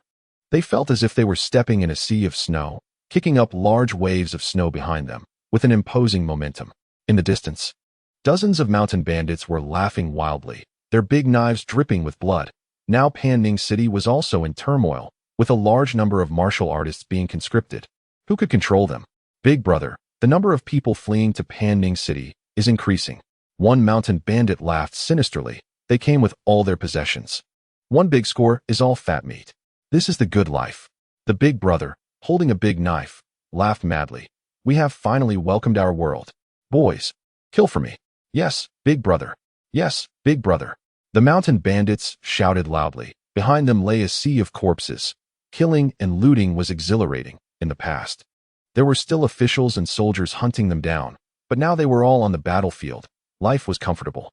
Screams rang out again as several helpless commoners fell and died, their eyes filled with deep unwillingness, dying with their eyes open. Clearly, they were just about to reach. The mountain bandits laughed even louder, rummaging through the belongings of the commoners for gold and silver jewelry. Fleeing commoners liked to carry these. Suddenly, a commotion sounded behind them. All the mountain bandits turned to look, narrowing their eyes. Why is the snow splashing so high? What the hell? The big brother spat. Dressed in animal skins, standing at the forefront with his knife. The snow is too heavy. I can't see clearly. Something is running? Damn, big brother. Something feels off. Is it a person? Or a big black cow? Not good, run. The big brother's pupils constricted sharply. He suddenly roared. And by the time they saw the figure, it was already too late. Chen Xiong stepped forward, still accelerating. The sound of breaking air suddenly erupted, coming swiftly. At that moment, the big brother's mind short-circuited. In the blink of an eye, the person was already above him. And the gaze was the coldest he had ever seen in his life. Swish!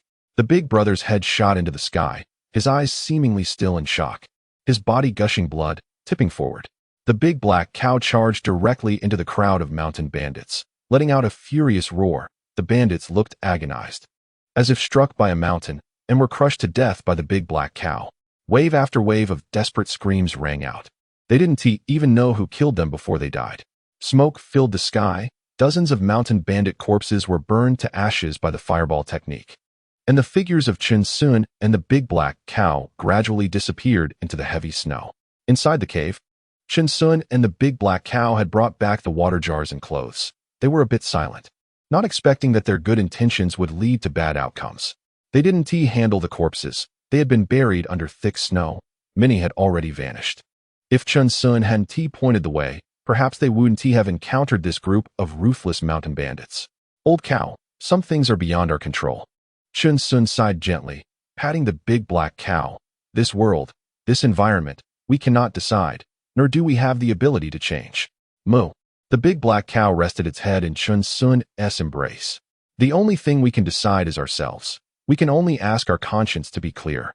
Chen Xiong looked at the big black cow and smiled slightly. Such things happen all the time. Let it be. Moo. The big black cow nodded, feeling that group of people was too despicable, robbing and killing. Old cow, let us start cultivating. We haven't finished the heavy feather pill. Chen Xiong's expression shifted, sweeping away the previous unhappiness. Looking ahead, there was still much to do. Moo moo. The big black cow's pupils widened, also feeling energized. They consumed the elixirs quite slowly and steadily. Initially, they would eat several at once, but now they took one and meditated for several days, gradually refining the medicinal power, familiarizing themselves with the growth of their spiritual power.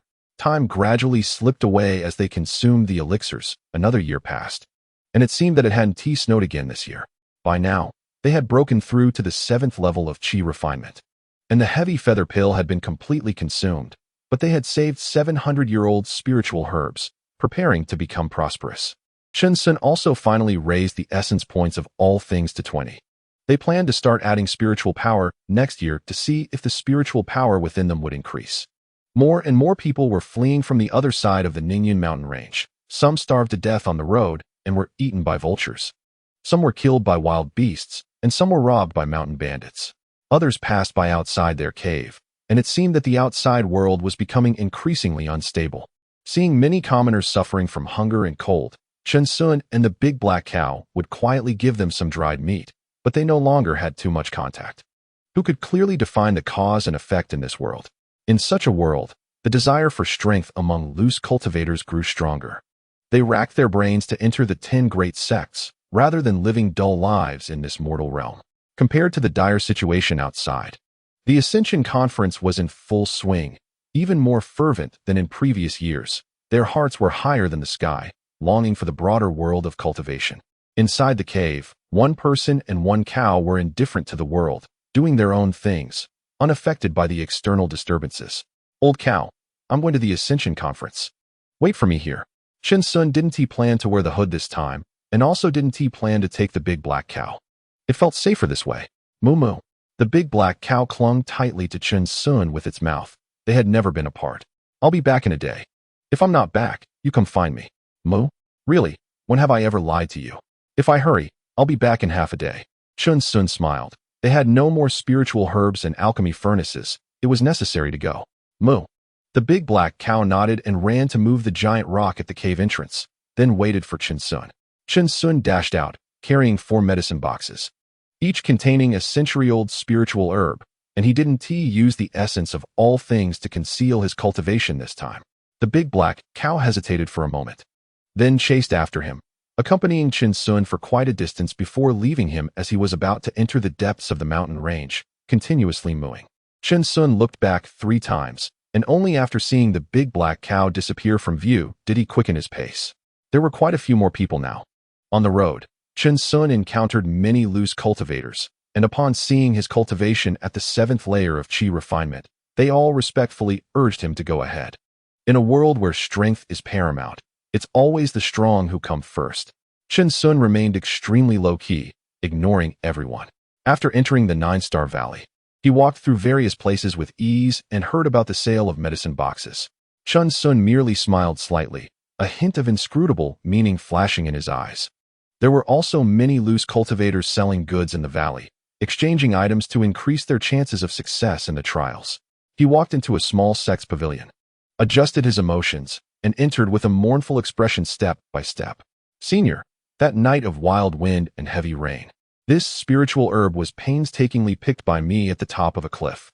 Chen Xiong was about to break down again, tears in his eyes. To preserve its medicinal properties, I was injured to bring it to you as quickly as possible. After this whole performance, the sect elder hesitated for a moment and finally gave Chen Xiong 10 spirit stones. Senior has a discerning eye. Senior has a discerning eye. Chen Xiong shouted excitedly, as if he had never seen spirit stones in his life. The sect elder examined Chen Xiong and was taken aback. He was actually a 7th layer Qi refinement cultivator and so young. In his astonished gaze, Chen Xiong bought 30 more medicine boxes, still packed in a snakeskin bag. Is this really a 7th layer Qi refinement cultivator?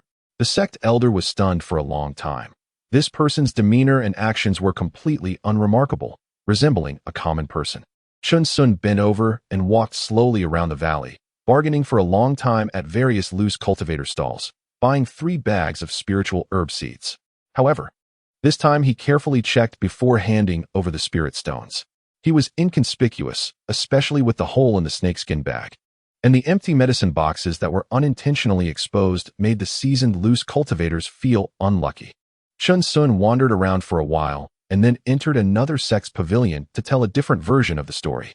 There was no embarrassment in his words, yet everywhere was filled with awkwardness, and it seemed Chen Xiong's back was more bent under the weight of the snakeskin bag.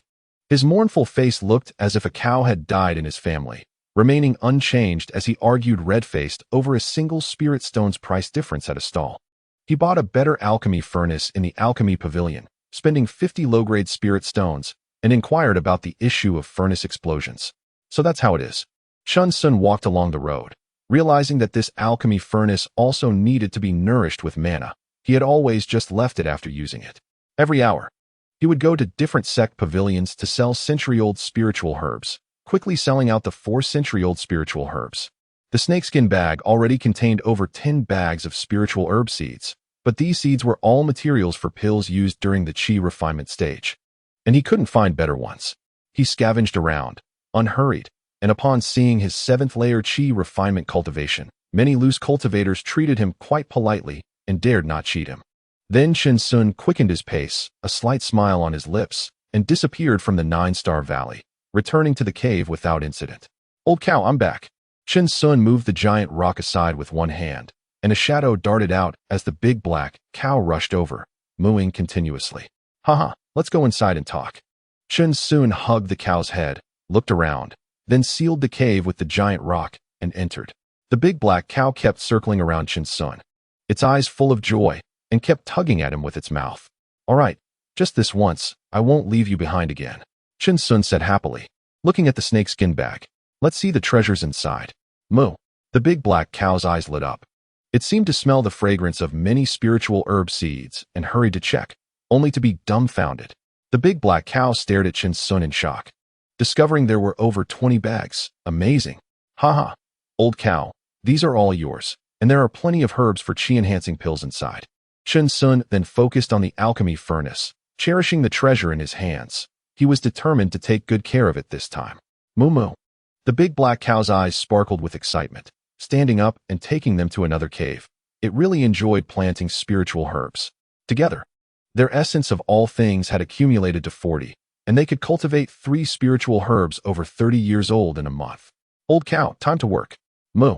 One man and one cow were filled with passion for the future, starting to busy themselves without stopping. The white clouds floated leisurely, time flew by, and another year of spring and autumn passed. Life is short, and how much of the past and memories have accumulated.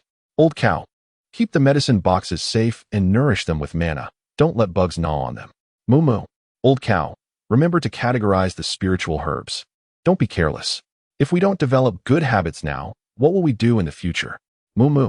On the outskirts of the Ningyun mountain range, in a certain cave, even 2 long-lived beings were tirelessly working hard, making the most of their time to do meaningful things, with much fewer sighs and lamentations.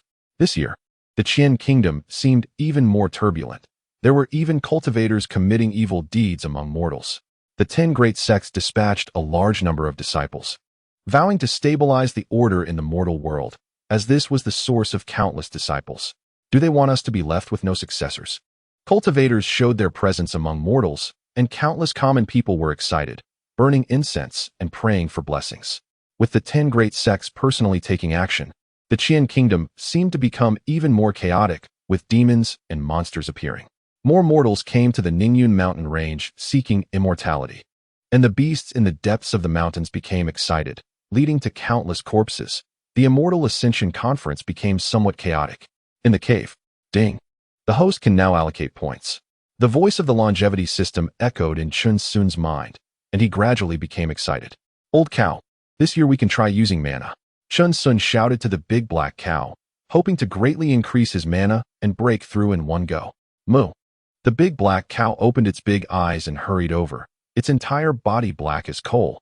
If it weren't for those horns, one wouldn't be able to tell it was a cow. Come on, I'm ready to ascend. Moo moo. Chen Xiong and the big black cow, filled with excitement, sat down on the ground and began to allocate points. Their current longevity points were mana 1, strength 21, speed 21, essence of all things 20. A wave of heat surged within them, and Chen Xiong and the big black cow grew increasingly nervous, their eyes slightly closed, quickly sensing the mana within. Half an hour passed. Huh, that's it. Moo? Chen Xiong was bewildered, and the big black cow was confused too. It felt nothing. Still at the 7th layer of chi refinement. The cave remained dark with candlelight, and the gentle breeze seeping through the tiny crack in the giant rock was still soft. Was the added point too little? Moo. The big black cow looked at Chen Xiong and nodded. It should be that way. The more points added, the better the effect. Then let us see next year. Let's go work first. We're busy.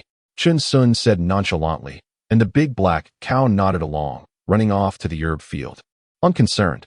2 months later, Chen Xiong and the big black cow were using fireball technique to dry clothes, when suddenly a huge fire broke out in the cave, with thick smoke billowing everywhere.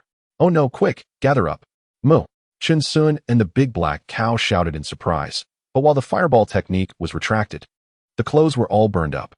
The big black cow hurriedly pushed a boulder, and Chen Xiong ran out in just his underwear, his eyes filled with despair. What is going on? Chen Xiong mumbled numbly, slowly looking at the big black cow. I was using the fireball technique. Moo? The big black cow shook his head, his eyes wide in disbelief as he looked at Chen Xiong. You didn't secretly learn some spells, did you? This is the fireball technique. Moo. The big black cow nudged Chen Xiong aside, stood up, and said, let me show you what the fireball technique really is. Don't try to fool me. Chen Xiong stared blankly at the big black cow, still unable to comprehend. Moo. The big black cow shouted loudly, looking seriously into the distance, as energy and magic surged from his hooves, forming an enormous fireball that soared into the sky. With a loud explosion, flames burst forth, consuming countless dry branches and leaves. And thick smoke rose up. Old cow, quick, gather up. Put out the fire. Chen Xiong exclaimed in horror. They hadn't learned any water-based spells yet, and now they were setting the mountain on fire. Chapter 31. Unexpected encounter on the mountain road.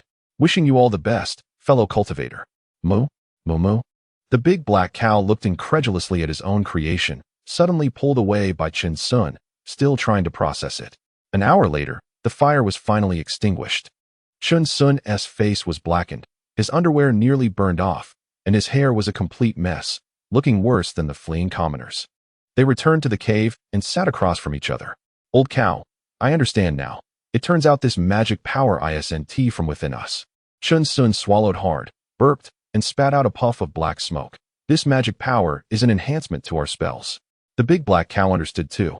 His eyes still filled with shock. This is incredible, and the consumption of magic power is so low. Chen Xiong's mouth dropped open. Now the fireball technique consumed even less than 50% of the original. The key point was here. Moo? Old cow, step aside. Chen Xiong narrowed his eyes slightly. Opened his palm. Let me try the pill fire. Moo. The big black cow quickly ran far away, hiding in the cave where they grew spiritual herbs. Poking out half his head. So pure. A small flame slowly appeared in Chen Xiong's palm. He continuously controlled the magic power within him to strengthen it. And the flame grew larger and larger. He stopped only when it matched the original pill fire. Just as I thought.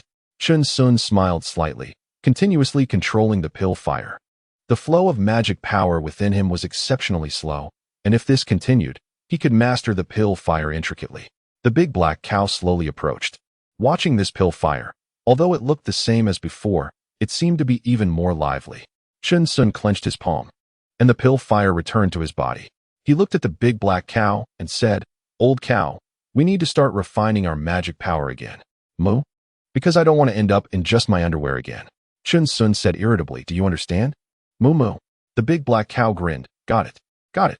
In the following days, they continuously adapted to the magic power within them and finally found the trick, allowing them to manipulate it freely. During this time, Chen Xiong also refined several batches of pills, with not only a significant increase in the success rate, but also a reduction in magic power consumption. Many alchemists failed at the pill fire stage. As long as there were fluctuations in magic power within, a moment's carelessness could ruin a batch of pills. So they all chose the more stable earth vein fire. A man and a cow smiled crookedly in the cave, the flickering candlelight casting a horrifying shadow around them. The heavens can be repaired, the seas can be filled, and the southern mountains can be moved. The sun and moon pass, and cannot be chased back.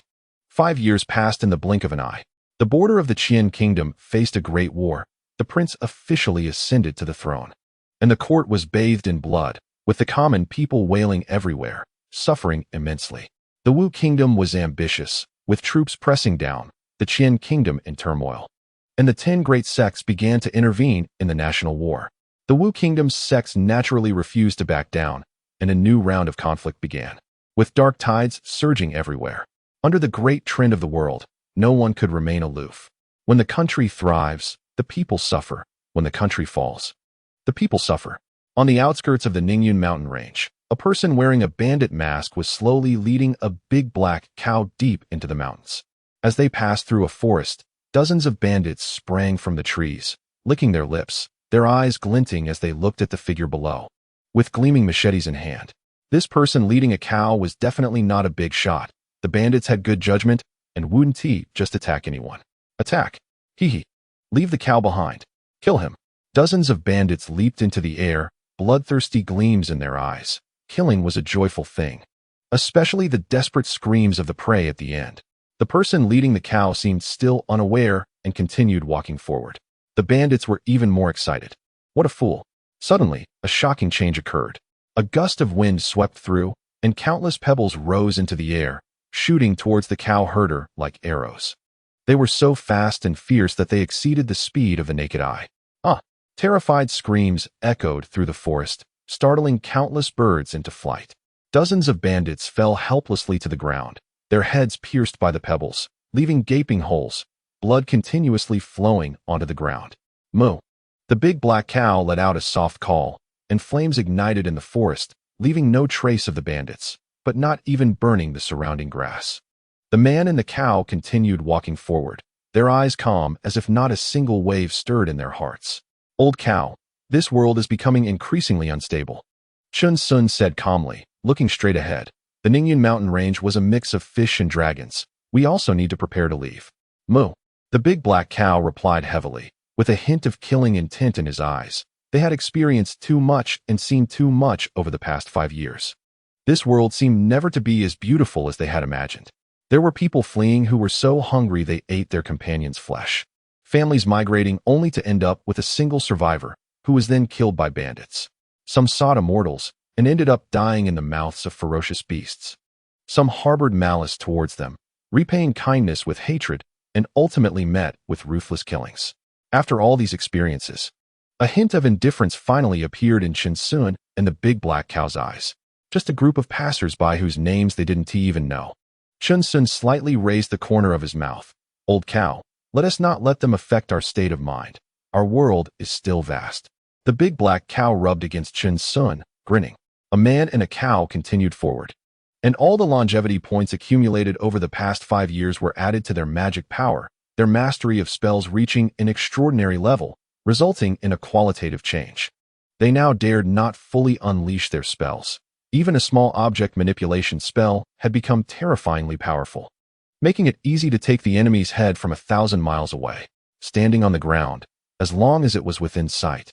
Even low-flying birds could be knocked down, and the fireball technique was even more terrifying. Moreover, the pills they refined had an indescribable quality, feeling much stronger than previous pills. And their alchemy furnace had been worn out. However, with the large number of pills consumed, they had now broken through the 10th level of the chi refining stage. The rejuvenating pill and vitality pill could no longer increase their cultivation. A thin membrane had formed distinctly within their bodies, solidifying the dantian like a steel wall, making it impossible to break through. Today, the sun blazed fiercely. Although there was a north wind, a warm feeling still lingered. Entering the depths of the Ningyun mountain range, a mysterious floral fragrance floated in the air. Walking along the rugged mountain path, they encountered a group of people coming down the mountain. Oh, the young woman in front paused, looking at Chen Xiong for a long time. It's you. Chen Xiong and the big black cow were taken aback. Who is this? Is she trying to scam us? Even the people beside the young woman looked at her in confusion. You can recognize me even with a hood on? It's been almost 10 years. I didn't expect to see you again. The young woman suddenly smiled, exuding a faint fragrance. I remember your hood and the cow. Chen Xiong furrowed his brow. Her smile seemed to merge with the image of a frightened girl from years ago. Her voice had matured significantly, and her features were no longer those of a youthful girl. Her eyes held many stories and a sense of composure. Haha, it's you. Chen Xiong recalled and asked. Isn't the Ascension Conference starting? Aren't you selling spirit medicine anymore? Not selling anymore. My aptitude for cultivation is limited. I'm preparing to go home. The young woman replied with a smile. My family has arranged a marriage. Congratulations. Actually, I have some knowledge about both joyous and solemn occasions. Chen Xiong said earnestly. Giving a slight bow, I observe that the young lady has a fortunate face. Everything will go smoothly for you in the future. Then I'll take your good words. The young woman nodded slightly, gazing deeply in the direction of the Ascension Conference. I also wish you a successful ascension and all the best. Safe travels, friend. Chen Xiong stepped back, leading the big black cow to the side. The young woman turned around, revealing that sweet smile from before as she left with her group. Chen Xiong continued on his way, two paths crossing, heading towards different futures, brushing past each other. He suddenly stopped and turned back, looking at the group below. A gust of mountain wind swept by, causing a sea of flowers to sway. The young woman's hair danced in the wind. Chen Xiong smiled faintly and turned to leave. Chapter 32. Chen Xiong's Challenge. Bone Age. 20 in the 9-Star Valley. Chen Xiong led the big black cow inside, surrounded by unfamiliar faces. They walked around. The loose cultivators hurried, their eyes filled with a thirst for power. 3 days later, people from the 10 great sects arrived, and countless voices clamored. Chen Xiong and the big black cow silently watched the high platform. The participants sent by the 10 great sects varied each year, but they were all foundation-building cultivators. Old cow, moo, let us challenge. Chen Xiong led the big black cow toward the high platform of Xian's sect, and the loose cultivators were amazed. He actually brought a mundane cow to challenge. How ridiculous. At the top of the platform, 3 women stood with their hands clasped behind their backs, their gazes sharp, looking at the hooded figure with interest. The first challenge, puppet beasts. 10 mechanical puppets at the 5th level of chi refinement. Avoid their attacks to step into the next level. Many loose cultivators were drawn to Chen Xiong. He is actually a 7th level chi refinement cultivator. As Chen Xiong stepped forward, The puppet beasts glowed red, forming an array and attacking him without fear of death. Chen Xiong's feet suddenly trembled, leaving a phantom in place. He raised one hand to lift the big black cow, quickly dodging several spells, and instantly arrived behind one of the puppet beasts, with his palm engulfed in flames. The back of the puppet beast melted like lava, revealing a crystal, rendering the puppet beast immobile. Following the same method, Chen Xiong executed quickly, accurately, and ruthlessly, eliminating all 10 puppet beasts with seemingly little effort. What spell did he just use? The Ziyun sect's puppets were taken down by him alone. These puppet materials are quite valuable. What an eye-opener. We usually just dodge. He actually destroyed all these puppets. Such terrifying strength. The crowd below the Ziyun sect high platform erupted in astonishment. They had never heard of someone dragging a black cow while defeating 10 puppet beasts. At the top of the platform, the 3 women exchanged shocked glances. Sister Yun, this loose cultivator is a bit excessive, isn't he? He just destroyed the Ziyun sect's property. A woman said angrily. Interesting. Sister Yun said lightly, her eyes indifferent. I want to see what his aptitude is. As soon as she finished speaking, the 3 women took out a token. The second challenge, assessing bone age and aptitude. Chen Xiong entered a grand hall with the big black cow. The hall was filled with colorful lights, and in the center was a formation. He stepped directly into it. Bone age 20. The woman looked at the token in her hand, her voice trembling. A mixed spiritual root of 5 elements. What a pity, but among loose cultivators, he can be considered a notable figure. Sister Yun spoke with slight regret. This loose cultivator clearly didn't use his full strength in the first challenge. But the aptitude for cultivation is strictly regulated by the Ziyun sect. The combat power of Qi refinement period cultivators is not important to them. Inside the hall, Chen Xiong smiled slightly. His goal had been achieved. The Ziyun sect valued aptitude the most, and there was no need to continue challenging. The first challenge merely gave everyone hope. He had observed the Ziyun sect's ways for years and had seen through them. Old cow, let's go. Moo. Chen Xiong left through another door, not continuing the challenge, seemingly aware that his aptitude was lacking. Sister Yin only took a deep look at Chen Xiong before shifting her gaze elsewhere. The Ziyun sect also sent out a few disciples, releasing puppet beasts from their storage bags, and a new round of challenges began. Please wait, friend. A middle-aged man in blue called out to Chen Xiong with a kind expression from outside another door.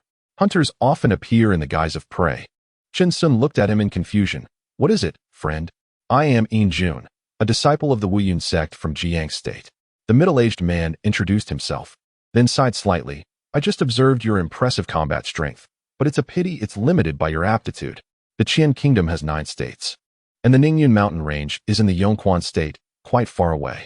It would take at least half a year of walking to reach it. The Wuyun sect is also a major sect in Jiang State, though not as prestigious as the 10 great sects. It is still a notable entity in the Qian Kingdom's cultivation world. The Wuyun sect has a good relationship with the Ziyun sect, and it was said that their upper echelons had a decent connection, which is why Yin Jun could come here to seek opportunities. Oh, so you're a disciple of the Wuyun sect. I've heard much about you. Chen Xiong clasped his hands in greeting, his eyes lighting up, waiting for his next words. And this person turned out to be a 9th-level Qi refinement cultivator. Are you interested in joining the Wuyun sect? Yin Jun smiled. There are no major sects in Yongquan State, and the cultivation resources are relatively backward. In the past, loose cultivators hearing an invitation were all honored without exception. How can you prove that you are a disciple of the Wuyun sect? I can't just follow you based on a single statement. I have actually observed for a long time why some sects prefer those with stronger combat power rather than caring about aptitude. Please tell me honestly. What do I need to do after joining the Wuyun sect? There is no such thing as a free lunch in this world. I understand that. And the most important point, can I bring my ancestral big black cow with me? Chen Xiong said solemnly. These questions had been on his mind for a long time. This was also the biggest reason he dared not join the 10 great sections. Disciples of these mid-tier sects could still be reasoned with. But those foundation-building seniors would not bother to negotiate with him. What if they forced him to get rid of the big black cow? When he came here, that chubby kid had told him that it was best to handle the big black cow, which would be worse than killing him. Yin Jun was dumbfounded, his mouth opening wider and wider. What happened to this person? Did he have some huge shadow from childhood?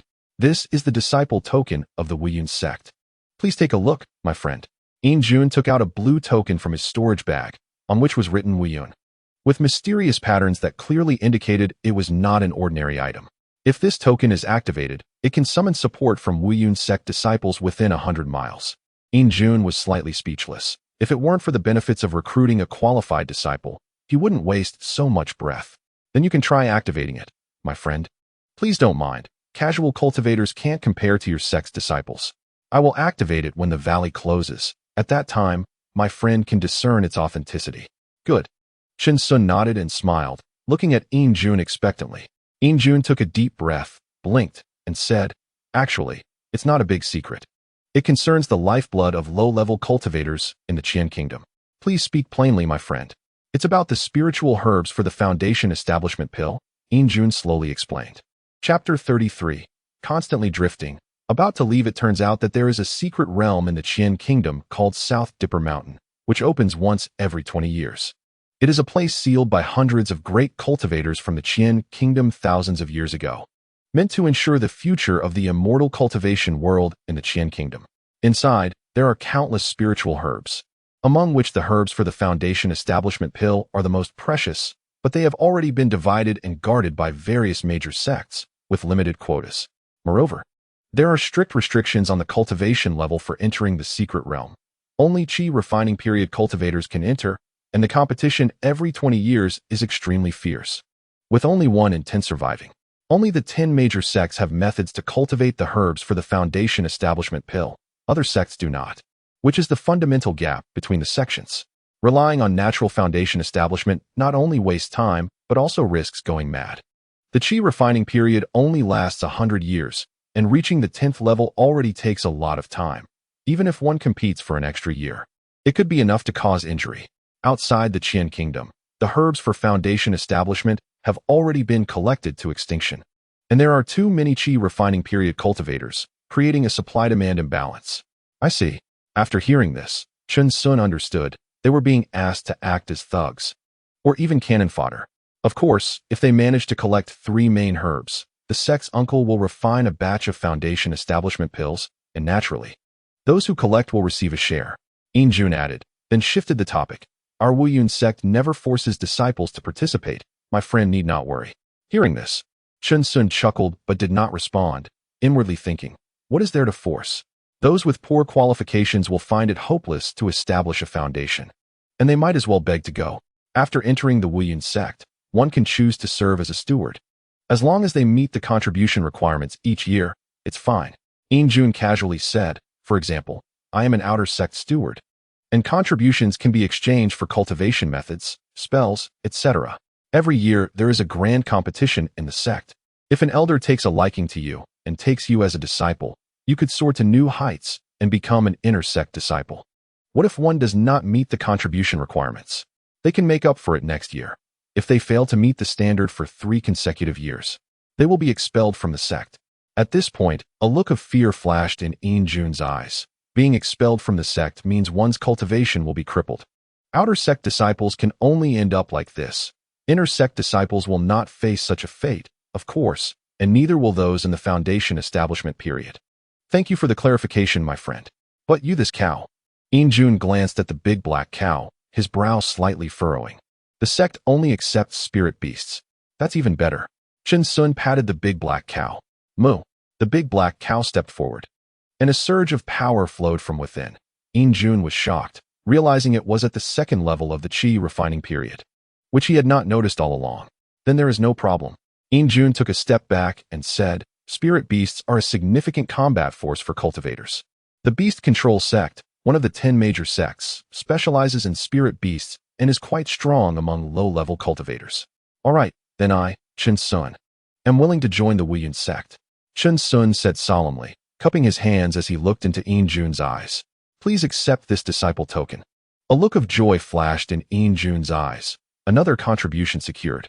You have not formally joined yet, so we cannot address each other as brothers. Thank you. Chen Xiong received a blue token, smaller than the previous one, and felt a bit excited inside. When the valley closes, the uncle will activate the token, and my friend will know where to meet then.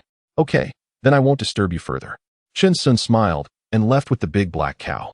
Jun nodded and then looked toward the trial grounds of the Xiong sect. He also had a token similar to the one held by the 3 women. On the street, the big black cow looked excited and occasionally nudged Chen Xiong. Old cow, we are leaving this place. Chen Xiong smiled, feeling a bit rushed. As if he had grasped many things, yet also felt like he had lost a lot, like sand slipping through his fingers. However, joining the Wuyun sect had long been part of Chen Xiong's plan. He had inquired about the strength of the Wuyun sect within the valley, which was moderately strong and perfectly matched their expectations. The disciples of the Wuyun sect lingered near the high platform of the Ziyun sect every year. Although he didn't know their relationship, as long as he could attract attention, that was enough. By demonstrating extraordinary strength in the first trial of the Ziyun sect and failing in the second, the Wuyun sect people would naturally come looking for him. They had brought all their belongings this time. Dingling. A clear sound rang out as the big black cow moved its body, looking at Chen Xiong. Chen Xiong paused, walked to the side of the big black cow, and looked at their pots and pans, which had turned yellow and rusty from use. When the time comes, we will polish them well. These are treasures. Moo. Chen Xiong and the big black cow walked slowly in the Jiuxing Valley. Their steps not so hurried for the first time. They gradually walked out of the valley entrance, their bodies suddenly accelerating. At the waist of a great peak, a solitary grave stood firm. They arrived at Sun Kale's tomb, clearing the weeds and lighting a few incense sticks. Old son, we are leaving. It's a very far place, and we don't know when we will be back. Chen Xiong's voice was soft, one hand still pulling out weeds. He chuckled. We have never been to such a far place. Moo. The big black cow murmured beside him, expressing some of its thoughts. The mountain wind blew, and the big black cow rang with bells. The two figures had already left, a faint sigh carried away by the mountain wind. Half a day later, Chen Xiong arrived at Ning Xi's tomb, next to which was the tombstone of Ning Xi's wife. Master, mistress. Chen Xiong's voice trembled slightly as he bowed, their faces and smiles seeming to be just yesterday. Although you are not the most talented person, I believe you will definitely become the best in medicine. This child is indeed good, with upright character and excellent temperament.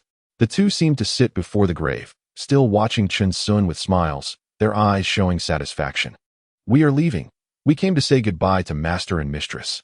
Chen Xiong's expression was solemn as he bowed deeply. The big black cow followed suit, moving cautiously.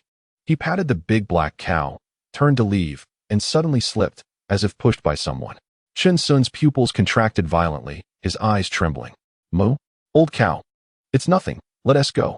Chen Xiong smiled faintly, not looking back, leading the big black cow away. At this moment, a gentle breeze blew, and countless floating seeds suddenly soared into the sky. Without confusion or hesitation, the two figures walked further and further away. A huge round moon hung high in the sky. The early winter moon, clear and cold, pouring down icy silver light from the west. Outside Jiuxing Valley, many casual cultivators had already begun to leave, as the valley would close tomorrow, and they had lost all hope. In the distance, on a patch of grass, several angry roars and screams echoed, and blood dripped onto the grass. 7 or 8 figures stood scattered around, smirking coldly. The cold wind howled, causing the grass to sway left and right, resembling waves rising in the sea, one wave pushing another, creating a spectacular sight. Dare to provoke the Liao family? This is your end. The middle-aged man who had sold Chen Xiong the spirit herb seeds crushed a loose cultivator's skull underfoot, his eyes cold, with flying swords swirling around him. Dao brother. That hooded fool has appeared. The round-faced man said with a sinister smile, never forgetting the grudge from that punch. He didn't expect the fool to come again. The Liao family had been doing business in the Nine-Star Valley for years, and there were many cultivators in the family. Although there were no foundation-building cultivators stationed, they were not loose cultivators who could be easily provoked. Humph, having hidden for so long, he won't escape this time, the middle-aged man said grimly, the surrounding flying swords becoming much sharper. Suddenly, an overwhelming sense of dread surged, and the Liao family members' expressions changed as they looked towards the high ground of the grass. Their eyes filled with horror. Under the full moon, a hooded figure and a large black bull stood at a high point, their robes fluttering in the wind. 3 mountain axes and the black bull's horns glimmering coldly in silver light. Liao family, it's been a while. The hooded figure slightly tilted his head, a chilling smile on his lips, looking down at everyone. I heard you were looking for me. Chapter 34. A grand journey is about to begin. A plain voice struck the Liao family members like a heavy hammer. When did this man and bull appear? Why didn't they sense anything? Kid, I didn't expect you to deliver yourself right to my door. The round-faced man exclaimed with excitement, holding a talisman in his hand, its faint light flickering as he shouted. Seal. Swish. Chen Xiong moved. A fierce wind suddenly arose, pressing the grass down, and his cultivation level began to rise continuously. 5th layer of Qi refinement. 6th layer of Qi refinement. 10th layer of Qi refinement. All Liao family members felt their scalps tingle, their eyes nearly bulging out. The round-faced man's pupils trembled violently because Chen Xiong was already before him, interrupting his spellcasting. Too slow. Chen Xiong lifted the round-faced man effortlessly, who trembled all over, his lips quivering, and the talisman in his hand slowly fell to the grass. Mo! The large black bull roared angrily, a fiery cyclone swirling around it. And in an instant, boundless flames erupted, engulfing the sky in firelight, creating massive walls of flame that surrounded all Liao family members. Countless waves of intense heat rushed forward, with the flames carrying violent magical fluctuations, hiding visible violent power. What is going on? A foundation building senior? It's over. The other Liao family members felt their bodies go soft, their hair standing on end, their voices trembling, their eyes filled with firelight, their skin feeling the scorching heat. The middle-aged man remained in a daze, watching as Chen Xiong carried the round-faced man, stepping closer to him, instinctively manipulating the flying swords to attack. Crack, crack. The flying swords were crushed inch by inch in Chen Xiong's grip, just like the middle-aged man's heart at that moment. His legs went weak, and he trembled, saying, "Senior, we were blind to not recognize your greatness. Where are my half-bag of spirit herb seeds?" Here. The middle-aged man fumbled, hurriedly taking out several bags of seeds from his storage bag, all of which he handed to Chen Xiong. Chen Xiong only took half a bag of spirit herb seeds, his gaze suddenly turning cold. "But I will never let go of those who harbor murderous intent against us. You, Dao brother." No. The walls of fire emitted horrifying screams as Chen Xiong and the large black bull coldly headed towards the 9-star valley. They had learned that the Liao family had been waiting for them for years. The next day, the sun shone brightly. The token in Chen Xiong's hand emitted a faint light as he infused it with magical power. Looking in a certain direction, "Old bull, let's go." "Momo?" The large black bull responded. In a clearing within the valley stood a flying boat, surrounded by a dozen people, with a few dressed uniformly, respectfully looking at a tall, straight-backed man. This man was one of the outer sect elders, Ao Gu, at the early stage of foundation building. "Elder Ao, are there still a few people who haven't arrived?" Yin Jun asked respectfully. "No worries, this year's disciples are quite good." Ao Gu stroked his beard and said, "I heard there are several loose cultivators with very young bone ages. One has a bone age of 20 and has already reached the 7th layer of Qi refinement, single-handedly defeating 10 puppet beasts from the Ziyun sect." Yin Jun's eyes flashed with amazement, adding, "There's also a spirit beast at the 2nd layer of Qi refinement. But his cultivation talent is of mixed spiritual roots." "Oh, there's actually such a person. If he went to other sects for trials, it probably wouldn't be our Wuyun sect's turn." Ao Gu nodded repeatedly, his eyes filled with satisfaction. Such a person would definitely be a main force in the Nanda Mountain secret realm, and he was unexpectedly picked up by Yin Jun. At this moment, Chen Xiong, leading the large black bull, arrived, looking winded, the sounds of pots and pans clattering continuously. "Dao friend Chen, let me introduce you." Yin Jun stepped forward with a smile, saying, "This is Elder Ao from our Wuyun sect." He then looked at Ao Gu. "Elder Ao, this is the person I just mentioned." "Greetings, Elder Ao. I apologize for being a bit late." Chen Xiong cupped his hands and bowed, quickly removing his hood to reveal a handsome face, looking harmless. Not bad, not bad." Ao Gu smiled slightly as he looked at Chen Xiong and the large black bull. He appreciated polite juniors. "Go to the back." "Yes." Chen Xiong quickly led the large black bull to stand with those loose cultivators, starting to greet them with a smile. Half an hour later, everyone had arrived, standing before the flying boat, and Chen Xiong and the large black bull's hearts raced with excitement. The flying boat was enormous, over 10 zhang long, without masts or sails, made of a wooden structure that could accommodate over 100 people. Although it was not as powerful as the 10 great sects, it was still quite a formidable sect. "Let's go." Ao Gu stepped onto the flying boat, clapped his hands together, and a magical force struck a point, producing a deep booming sound. Yin Jun led the loose cultivators onto the boat, and Chen Xiong, holding the large black bull, explored around, noticing the materials were clearly not ordinary wood. "This flying boat is huge," Chen Xiong exclaimed repeatedly, having never encountered one up close before. "Old bull, jump a couple of times." The large black bull actually jumped twice, making no sound at all, solid. Other loose cultivators were also expressing their amazement, their eyes filled with joy, much like Chen Xiong. Buzz. Another loud sound echoed as the flying boat slowly ascended.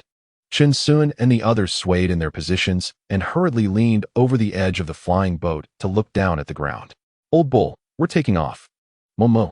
A strong cold wind blew, causing Chen Xiong and the large black bull's lips to tremble, and the Nine-Star Valley began to come into clearer view.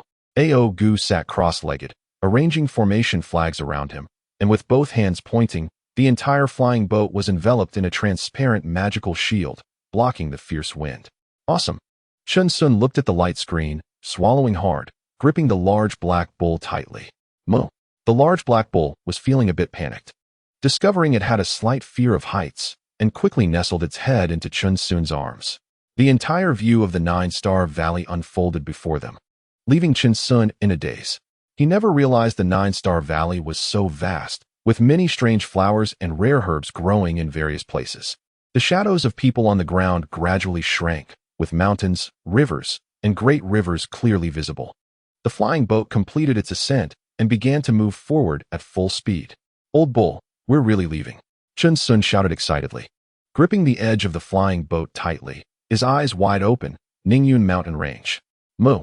The big black cow also stretched its head out, looking at the Ningyun Mountain Range where they had stayed for so many years, and this time they were really leaving for good. Look, old cow, Panning City. It's so big. Chen Xiong pointed to another place. The outline of a giant city appeared before them, and they could even see countless figures moving inside the city. This was the first time they were looking down from above. Moo, moo moo. The big black cow seemed to be searching for something, looking down everywhere. The flying boat broke through the clouds and mist, passing through massive mountain ranges. Old Sun's Peak.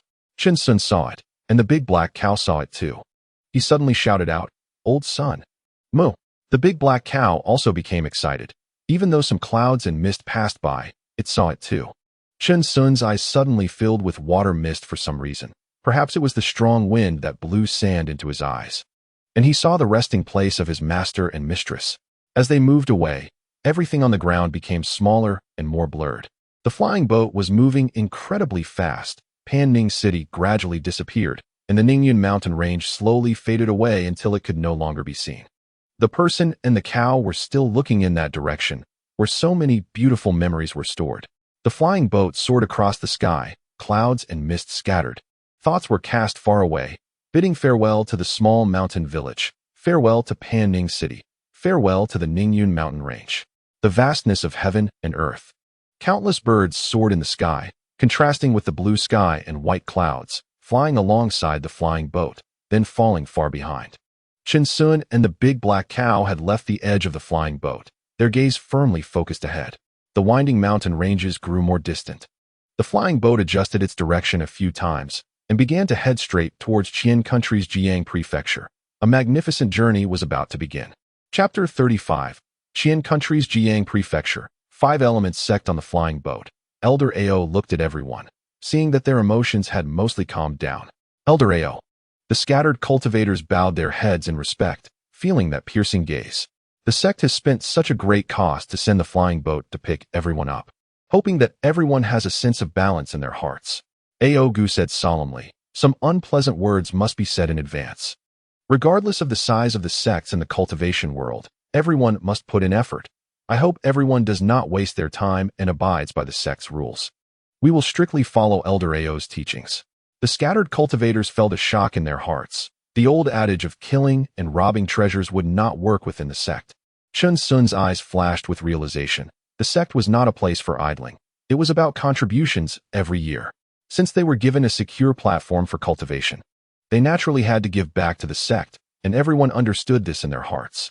They had climbed step by step to where they were now as scattered cultivators. And no one was a fool. Ao Gu looked around at everyone and nodded slightly. Although these scattered cultivators had low qualifications, they were the main forces of the southern Dipper Mountain secret realm every 20 years, daring to fight and kill with a variety of means.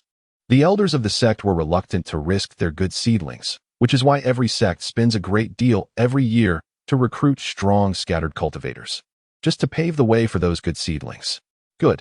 Aogu nodded expressionlessly, then stopped speaking, sitting cross-legged at the front, while several disciples of the Five Elements sect sat behind him and began to cultivate. This friend, a man who looked like a thin monkey, approached Chen Xiong. His face was fair, his features quite handsome, and he had a cultivation level of the 8th layer of qi refining. Chen Xiong and the big black cow were sitting at the tail of the boat, looking at this future senior brother, and smilingly nodded. My name is Ji Kuan. From now on we are fellow disciples. I hope you don't mind my intrusion. Ji Kuan clasped his hands and smiled, looking around. The other scattered cultivators were either highly skilled or unapproachable, and this one seemed easier to get along with. I am Chen Xiong, so it's senior brother Ji. I've long heard of you. Please take a seat. Chen Xiong patted the space in front of him and said generously, then looked at the big black cow. This is my family's ancestral big black cow, 2nd layer of qi refining. Moo. The big black cow suddenly stood up from its crouched position and called out to Ji Kuan. So it's a spirit beast. Hello, junior brother cow. Ji Kuan sat cross-legged, smiling. He didn't really understand the sect's rules, so he just casually called out. However, hearing Chen Xiong call him senior brother, he felt a sense of elation in his heart. After being a scattered cultivator for so long, he finally entered an organization.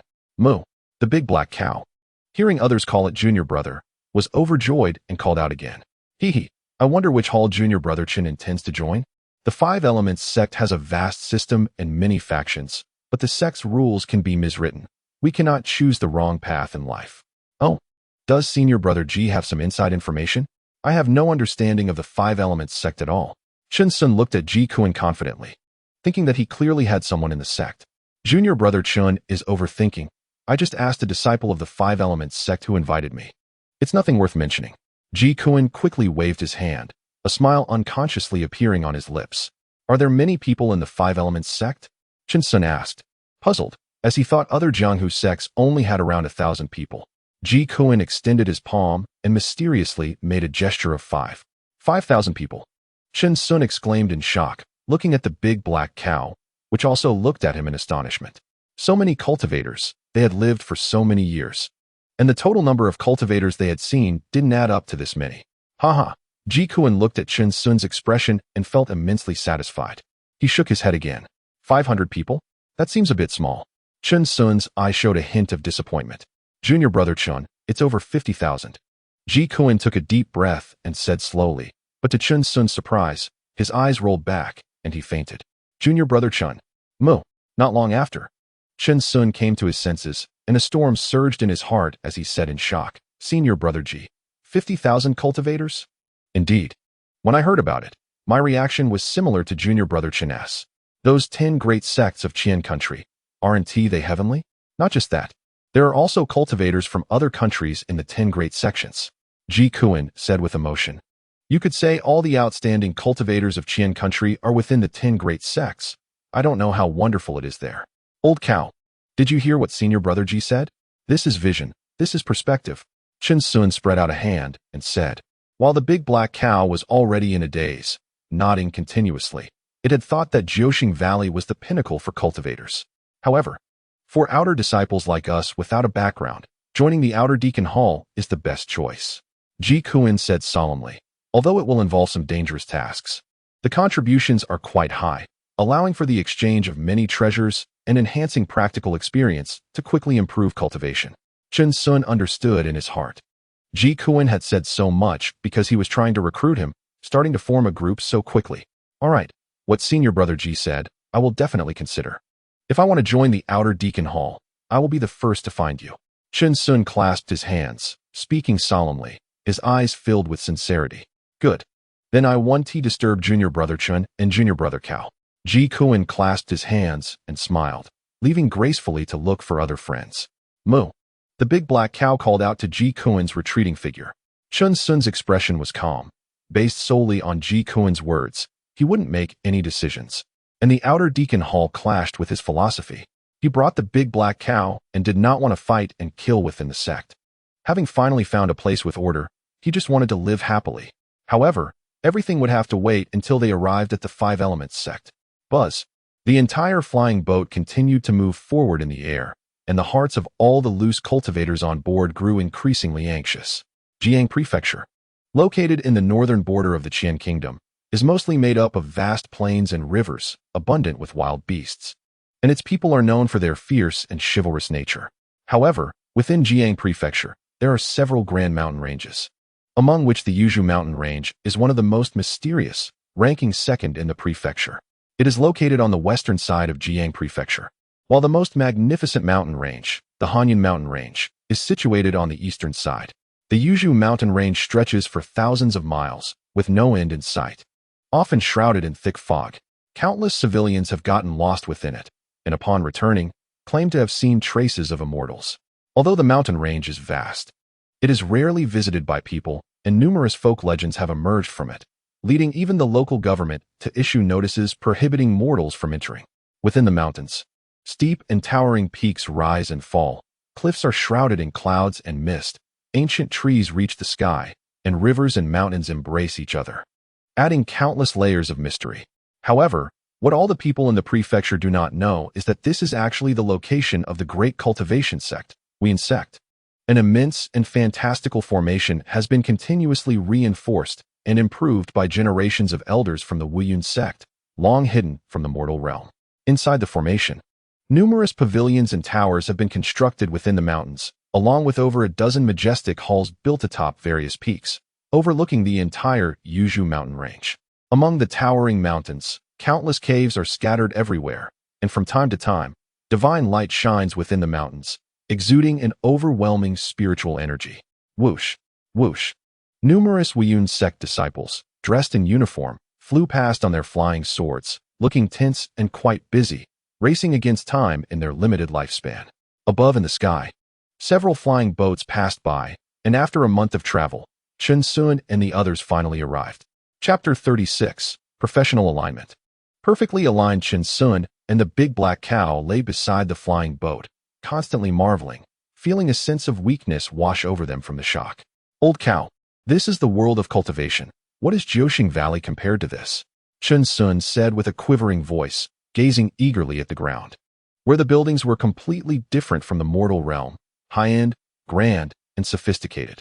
Moo, the big black cow's eyes trembled, its voice elongated, as it noticed many cultivators on the ground. Buzz, buzz. Several massive boats steadily landed on the ground, which was an outdoor high platform resembling a huge square, with hundreds of disciples standing in front, holding clothing and magical artifacts. The elders from the boats stepped on their respective magical tools and floated away, chatting and laughing along the way.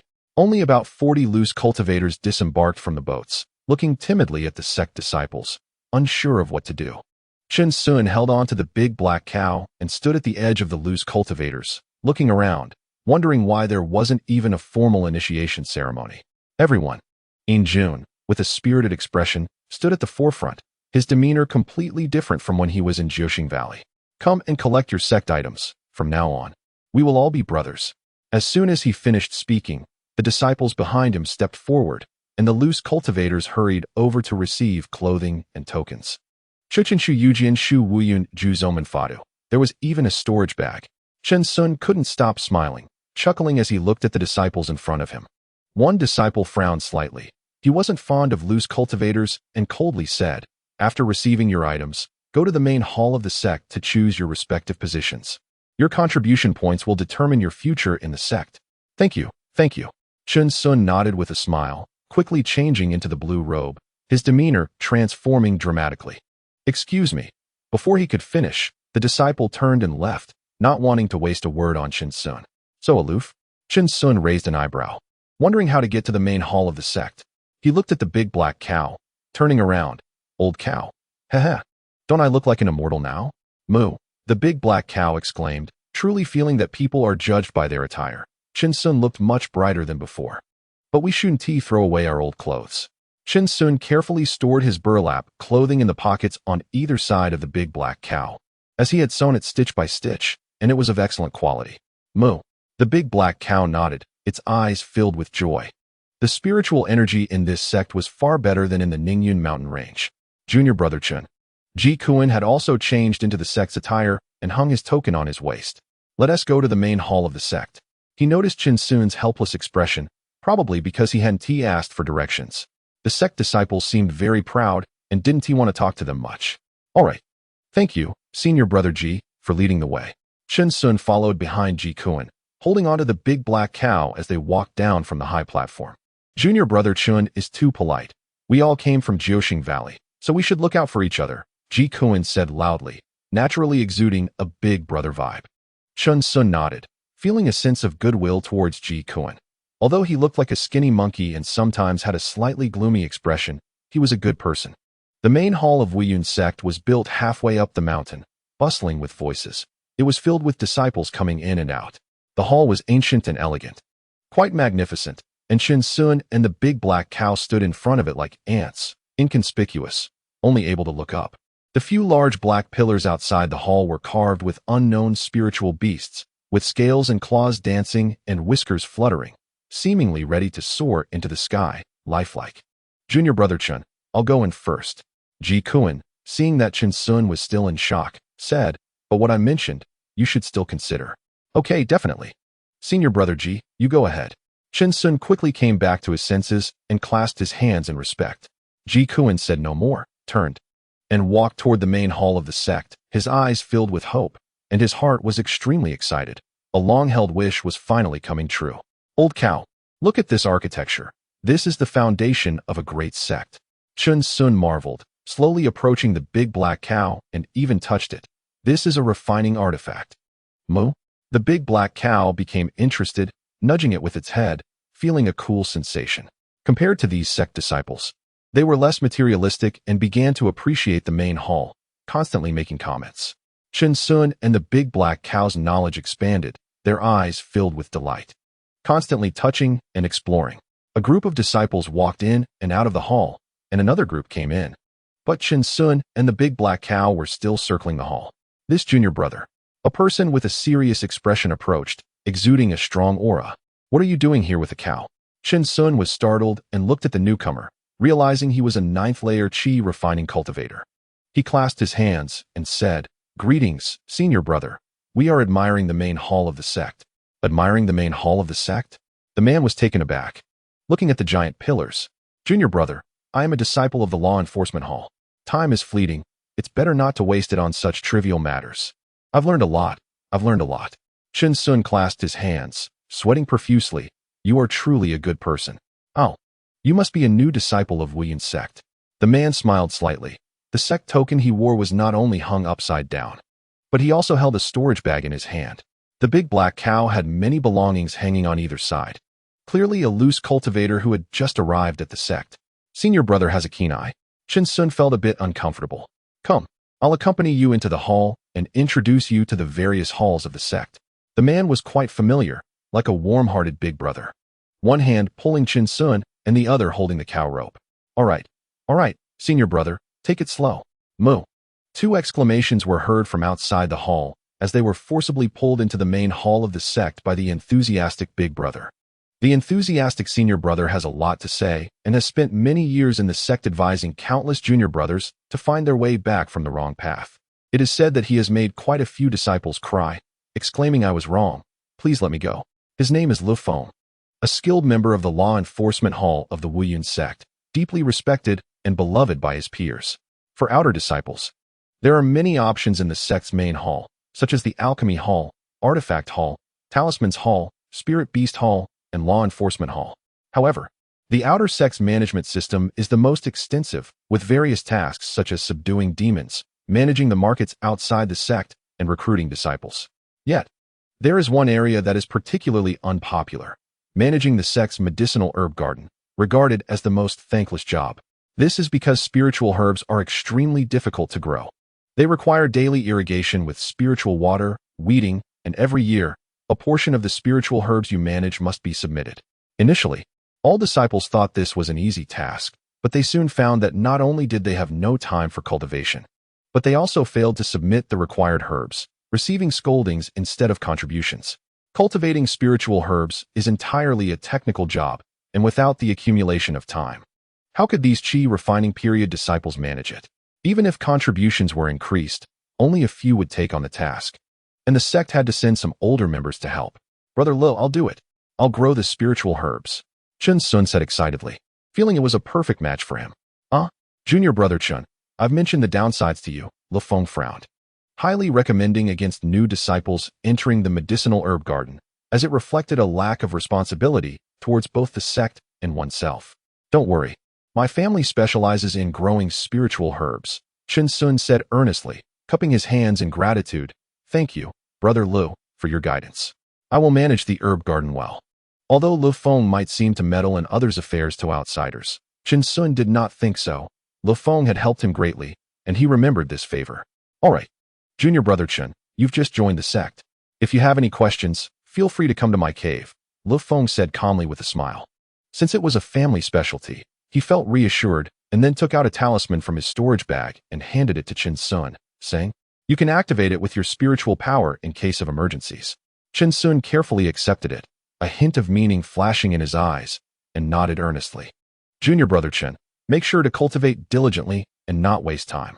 I'll take my leave now. Yes, Brother Lu. Moo. Chen Xiong and the big black cow watched Lu Feng leave, both unable to suppress smiles, as if they had returned to that little mountain village. He walked to a high platform in the hall and said, "Uncle Master, I want to manage the herb garden." Oh, an elderly man, seemingly on the verge of collapsing, said lightly as he took out a jade pendant and a booklet. "Thank you, Uncle Master," Chen Xiong exclaimed with joy, looking at the jade pendant. It was a restriction pendant for a particular herb garden, and without it, entry would be impossible. Forcibly breaking in would be considered an invasion of the sect. Kid, managing the herb garden isn't easy, the old man said, half asleep, unsure if he was napping or meditating. Just come here each year to submit the spiritual herbs. All right, Chen Xiong said, filled with ambition, nodding in agreement. This little cow is quite good, full of spirit, the old man said, glancing at the big black cow behind Chen Xiong with a hint of interest. Moo. Uncle Master, this is my family's ancestral big black cow. Kid, go on. What are you thinking about? The old man seemed a bit more alert. Chen Xiong's gaze made him feel as if he were about to snatch the second layer spirit beast from him. Hee, I won't disturb you any longer, Uncle Master. Chen Xiong smiled apologetically. He had indeed gotten sidetracked. After all, this was a great sect. What spirit beasts didn't they have? This wasn't the 9-star valley. Old cow, let us go? Moo. Chen Xiong happily led the big black cow, and both their steps became much lighter. Finally, he no longer had to live a life of anxiety and scheming. Being in a cultivation sect was great. On the way, they let their fellow disciples pass, their faces full of kindness, and didn't initiate conversation. Following the guidance of the jade pendant, they arrived in a quiet and secluded valley, surrounded by strange flowers and grasses they had never seen before, with spiritual energy wafting through the air, refreshing and invigorating. In the distance, there was a large waterfall, cascading with white foam, splashing water droplets that resembled jade and silver into the pool below, constantly accompanied by colorful rays of light. The sound was like spring thunder, powerful and magnificent, making this place feel like a paradise. Old cow, don't wander off. Just as Chen Xiong was lost in thought, the big black cow had already dashed off, sniffing the fragrant flowers and chasing butterflies. Moo. The big black cow was intoxicated, quickly returning to Chen Xiong, its eyes filled with joy. Ha! Chen Xiong hugged the cow's head, looking up at the formation operating above. He channeled his spiritual power into the jade pendant, and the formation immediately opened a gap. Let us go. Chen Xiong pulled the big black cow along, constantly sighing in his heart. The Wuyun sect is truly vast. The entire mountain range is the sect's territory. Inside, there were several large spiritual fields filled with various oddly shaped spiritual herbs, surrounded by ancient trees and fragrant grass, exuding a rich aroma, full of vitality. Both Chen Xiong and the big black cow were dazzled, unable to recognize some of the spiritual herbs. At the deepest part, there was a thatched cottage where a disheveled old man looked at Chen Xiong as if he had seen his father. You're here. Moo. A sense of horror rose in Chen Xiong and the big black cow's hearts. Why did it feel like this old man was about to go mad? It's been 10 years. Finally, someone has come. Ha! The heavens have eyes. The old man knelt on the ground, arms outstretched, looking up to the sky with a long sigh, tears streaming down his wrinkled old face. 9-layer chi refining cultivation, a master. Chen Xiong looked at him in confusion, wondering how he ended up like this, even worse than when they were in the Ningyun mountain range. Junior brother, I'm going to report back. This place is now yours, the old man said excitedly, casting a brownish spell, stepping onto a flying sword, and passing by Chen Xiong as if he didn't want to stay here a moment longer. His eyes were filled with tears. 10 years ago, he was forcibly assigned to this place by the sect, living a life in companionship with the spiritual herbs. Not only did his cultivation progress slowly, but who could understand his loneliness and solitude? Chen Xiong looked at his back and then at the big black cow. Moo? The big black cow also didn't understand this person's actions. He was in a good situation but didn't realize it.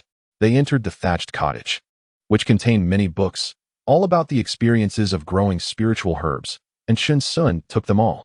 Chen Xiong then led the big black cow to the waterfall, where the cow put down its things and rushed in, splashing water everywhere. He sat down beside it, flipping through the small booklet, which contained various types of spiritual herbs and the rules written inside.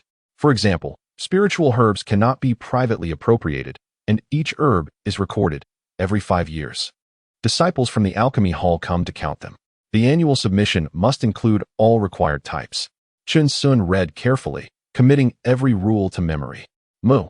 The big black cow's voice echoed from the water. It was not worried at all about the growth of the spiritual herbs, as it had discovered that their essence could be diluted with water. Moreover, it quite enjoyed growing spiritual herbs, finding it more pleasurable than plowing fields. Old cow. That thatched cottage won't do. Let us dig out a few caves ourselves. Chen Xiong looked around. The steep cliffs and crags were quite suitable for creating caves. Moo. The big black cow responded. They were used to living in caves, and besides, they still needed to grow spiritual herbs themselves.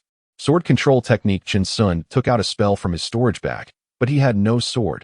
He would need to exchange contributions for that. The Wuyan sect still had its tricks. In the 5-element sect, there is a pill that is quite popular among the lower-ranking disciples, and that is the pill of abstinence.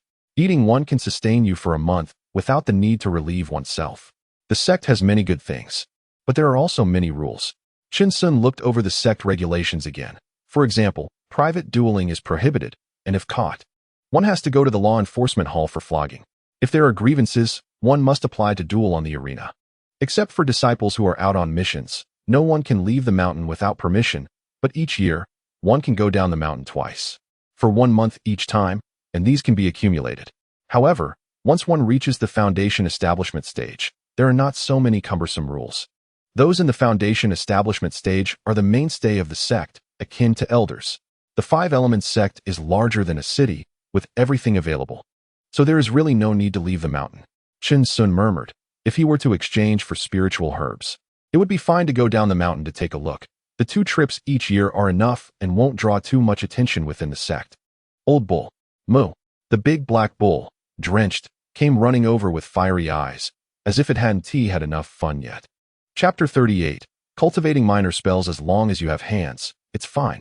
Our first step is to open up a cave dwelling, and then start cultivating these medicinal herb gardens without having to increase their years. The second step is to accumulate contributions to the sect. If we submit enough spiritual herbs, our contributions will far exceed those of ordinary disciples. The third step is to exchange the contributions for a flying sword. I noticed that behind the waterfall is a very secluded place, and we can fly there to open up a cave dwelling as a place for cultivating spiritual herbs. The fourth step is to inquire about the foundation establishment pills within the sect. The Southern Dipper Mountain secret realm is too dangerous, and there is no need to take risks.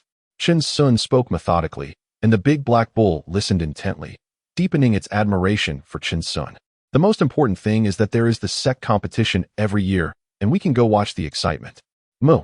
A burst of laughter echoed by the waterfall, and Chen Xiong took off his clothes, revealing his 16-pack abs, and dove into the water. So refreshing. Today the sky is clear for miles, with a gentle breeze. And under the vast sky, Chen Xiong and the big black bull began to busily work. The Valley of Herbs resounded with booming sounds as Chen Xiong wielded the mountain opening axe against the cliff, causing stones to fly and dust to billow. The big black bull fetched a water bucket from the thatched hut, continuously drawing water from the waterfall, as it also needed to practice a spell called water spirit technique. This technique specifically adds spiritual energy to water, and while it is quite a mediocre spell used for irrigating spiritual fields, it surprisingly has 3 levels, making the big black bull overjoyed as it could learn something new. On the long path of immortality, nothing could uplift it more than learning new things. Both Chen Xiong and it thought so. filled with enthusiasm for the future. Old bull, be careful when drawing water. Don't drown. I want to save you, huh? Chen Xiong was covered in lime. Even his hair was. And he turned to look at the big black bull, reminiscing about their days of chiseling ice. Moo. The big black bull was angry. It wouldn't he fall into the water. The last time was just an accident. What they didn't know was that this water spirit technique was quite difficult to cultivate, and most disciples managing the herb gardens had only reached the first level. After generations of summarizing, this minor spell truly relies on time to refine. There are no shortcuts to take. It's unknown who wrote it. But every sect uses the water spirit technique because nothing better can be found in this strength-oriented world of cultivation. Only when they are well-fed would they waste time practicing this spell, which is a major reason for the scarcity of herb farmers. However, the 10 great sects indeed have such godly figures, but they are all treasures kept hidden from the public. With a fierce swing, Chen Xiong gritted his teeth and struck the mountain wall again. Damn! Moo! The big black bull ignored the water bucket it had knocked over and hurried to find Chen Xiong. Is it that hard? Chen Xiong widened his eyes. His brows dusted with lime. Old bull, the mountain opening axe has a chip. Moo? The big black bull couldn't believe it. The stone wall of the Ningyun mountain range had been cleaved by a single strike of Chen Xiong's axe. After chopping for so long, he actually broke the axe. Ah, it's fine, I'll just polish it again. We're using mundane iron. Chen Xiong sighed, looking sadly at his mountain opening axe. It was his proud creation from the blacksmith shop, but perhaps the stones of this mountain are harder. Moo, old bull, go ahead, don't mind me. Chen Xiong sat on the ground, looking for a stone to start polishing his axe. The big black bull nodded and went back to drawing water. 2 days later, Chen Xiong finally opened up the cave dwelling, placing pots and pans inside, and began to chop wood to make various tools. Chen Xiong's craftsmanship was quite impressive. He quickly made wooden tables and chairs. Old bull, let us arrange our things. This will be our home from now on. Chen Xiong smiled with emotion, taking out various wooden carvings and placing them around. Moo, the big black bull also ran around dragging things. Dust clearing technique. Chen Xiong cast a spell, and a gust of fresh wind arose, refreshing his whole body, shining brightly. Haha. Moo? The big black bull was astonished. This is even cleaner than a bath. Old bull, don't underestimate these minor spells. Chen Xiong clicked his tongue in amazement, realizing that every minor spell was saving them time, including the pill of abstinence, and so on. Moo, the big black bull grinned and began to sit cross-legged to practice the water spirit technique. That night, the night was like water, the starry sky dotted with stars. And Chen Xiong quietly stepped out of the cave dwelling, looking up at the starry sky alone. What kind of world is this cultivation world? Chen Xiong smiled faintly, his eyes dreamy. He recalled hearing Ji Kuan boast while on the flying boat, saying he had read in ancient texts that there are true immortal civilizations in infinitely distant places, and that they are merely a backward land. Just like primitive people. Chen Xiong scoffed, 1,000 times in disbelief. Isn't this the most orthodox cultivation? Cultivation civilization, Chen Xiong murmured softly, leaning against the outside of the cave dwelling, gradually falling asleep. Old bull, and I will definitely go there. The next day, dawn broke, and the sun rose high. Chen Xiong shook off all distracting thoughts and began to busy himself with the big black bull. Old bull, let us go hunt. Moo. Chen Xiong slung an axe over his shoulder, leading the big black bull into the mountains, where wild beasts were plentiful, and the sect wouldn't interfere. As time passed, a trickle of clear spring flowed, and in the blink of an eye, half a year had passed. The valley of herbs was lush with spiritual herbs, permeated with the fragrance of medicine, and the growth was quite impressive, with Chen Xiong and the big black bull sitting cross-legged among them. Waves of water rippled around them, transforming into lively water balls filled with spiritual energy and magical power. Pop, pop. One by one, the water balls burst in the air, and Chen Xiong and the big black bull slowly opened their eyes. Water spirit technique, 2nd level, achieved. It doesn't feel too difficult. Chen Xiong frowned slightly, but in his heart, he felt a bit smug. Even old bull had reached the 2nd level. Moo? Moo. The big black bull stared. What does that mean? Its progress in cultivation was slow, but it could learn the spell quickly. However, our chi refinement stage cultivation can indeed take time. Chen Xiong pondered for a moment and continued. This Dantian transformation into liquid, if we keep refining for another 100 years, perhaps we can achieve it. Moo. The big black bull's pupils contracted, nudging Chen Xiong. What a great misfortune we have. Haha, just kidding. Chen Xiong laughed heartily, patting the big black bull. Everything will proceed according to plan. Let us act. Moo. The big black bull joyfully called out, and quickly followed behind Chen Xiong. In the Medicine Valley, Chen Xiong made a straw hat for himself and also crafted a large straw hat for the big black cow, which made it extremely happy. It even wore it to sleep. Under the sunlight, the two of them, one person and one cow, were busy in the medicinal fields, their eyes filled with joy. And no one ever came to disturb them. Chapter 39. Planting spirit fields for hundreds of years as spring turned to autumn. Today the sun was just right. Marking their first year at Wuyan's sect, they continued to invest their longevity points into their magical power. The restrictions of the Medicine Valley opened a passage, and Chen Xiong led the big black cow out with a spirited expression, the storage bag filled with a considerable amount of spiritual herbs, all of which were their required quota to submit, not a single one less. They skillfully made their way to the main hall of the sect, stopping outside to observe for a long time. Today, they finally did not encounter Senior Brother Lu, or else they would have faced another lecture. Inside the hall was still the same old man. Chen Xiong, wearing the straw hat, respectfully said, "Uncle Master, I am here to submit the spiritual herbs." The old man seemed never to be fully awake, lazily responding. On the platform, Chen Xiong took out all the spiritual herbs from the storage bag, neither more nor less. Exuding a rich spiritual aura, a glint of light flashed in the old man's eyes as he hurriedly began to count, then took out a token, casting a spell. His eyes clear. "Not bad. Kid, it's you." The old man recognized Chen Xiong under the straw hat and glanced at the big black cow. "You are the first disciple to enter the sect and immediately enter the medicine garden. And you are also the first in your first year to submit the spiritual herbs in full. Uncle Master, you may not know, but my family specializes in growing spiritual herbs, and I have some experience." "Quite good." The old man spoke a bit more today, producing a bagua token. "This is your contribution value for this year. It belongs to you." "Thank you, Uncle Master." Chen Xiong was overjoyed, respectfully taking it, tightly clutching the bagua token in his hand. "Just drop some blood to recognize it as yours. Go ahead." "Yes." Chen Xiong led the big black cow and ran off, as he had long figured out the location of the contribution hall. "Old cow, we hit the jackpot." "Moo." The big black cow kept opening its mouth and shouting. As they ran past, nearby disciples frowned, wondering where this straw hat person came from, making such a fuss. Reaching outside the hall, Chen Xiong found a secluded spot and quickly dripped his blood to recognize the token. When he checked, he was astounded to find that their contribution had reached 200. "Woohoo!" Chen Xiong jumped up and exclaimed, looking at the big black cow. "Old cow, we have 200 contributions." "Moo." The big black cow was startled, standing on its hind legs, leaning against Chen Xiong, quickly looking at the bagua token. It should be noted that the sect's minimum contribution requirement for outer disciples each year was only 100, and they had exceeded that by more than double. "Let us go to the contribution hall. Today we're going to splurge, go crazy spending." "Moo." The two of them started sprinting, ready to storm the contribution hall. Half a day later, Chen Xiong and the big black cow emerged from the contribution hall with sorrowful faces. He held a long sword with both hands, his eyes vacant, feeling utterly disheartened. "Damn it, the black hall." Chen Xiong muttered under his breath, his mouth opening and closing, constantly murmuring about the black hall. "Moo." The big black cow's eyes also looked dumbfounded. Their contribution value had been completely drained. One immortal sword cost 50 contribution points, a low-grade yellow-tier magic tool.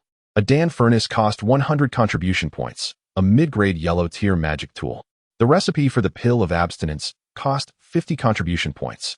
Chen Xiong looked at the big black cow with a blank expression, his voice rising from low to high. "Did we just lose all our contribution points? Huh, just like that." "Moo." The big black cow roared angrily. "Let us go back to the valley and properly plow the spirit fields. Save up a few thousand contribution points." "Old cow, back to the valley, let's farm. Can't we handle one contribution hall?" Chen Xiong shouted in anger, filled with ambition. "Let us farm for a few hundred years and empty that contribution hall." "Moo." The big black cow stood up, howling loudly, its muscles bulging. "What are you shouting for?" No loud noises outside the hall. Several reprimanding voices came from inside the hall. "Moo moo. Let us go, let us go." Chen Xiong chuckled awkwardly, leading the big black cow to quickly make their escape, moving stealthily. And they were stopped for identity checks several times by the law enforcement disciples along the way. On the road, everywhere were disciples of Wuyan's sect, chatting in groups. animatedly exchanging news, appearing quite excited. The sect's grand competition was about to start again, and they heard that senior brother by sure had emerged from seclusion. Oh my! He is the pillar of our outer disciples. The master praised senior brother for having the potential to establish a foundation. If he wins this year, for the trip to Nanshan in 4 years, it said he can be directly rewarded with a foundation establishment pill. Winning the championship is something our outer disciples shouldn't even think about. It's already been swept up by the inner disciples. However, we can still go to mix in and earn some contribution points, strengthen our own power. Several disciples passed by Chen Xiong, speaking excitedly, completely unaware of the straw hat-wearing cowherd beside them. Wait a moment, brothers. Chen Xiong cleared his throat lightly, leading the big black cow over. How many contribution points are needed to participate in the sect's grand competition? The few were startled, wondering how this person appeared like a ghost, looking like an old farmer. This junior must have just entered the sect? Yes, please enlighten me, senior brother. Chen Xiong accidentally placed 3 low-grade spiritual stones into their hands. Wow. The 3 exchanged glances, surprised to meet such an approachable junior for the first time. They clasped their hands behind their backs and laughed. We're all fellow disciples. Of course, we're all brothers, all brothers. Chen Xiong also laughed. Junior may not know. The 3 looked at Chen Xiong, finding him more agreeable. In the sect's grand competition, only Qi refining stage disciples can participate. If one ranks in the top 500, they can receive 500 contribution points.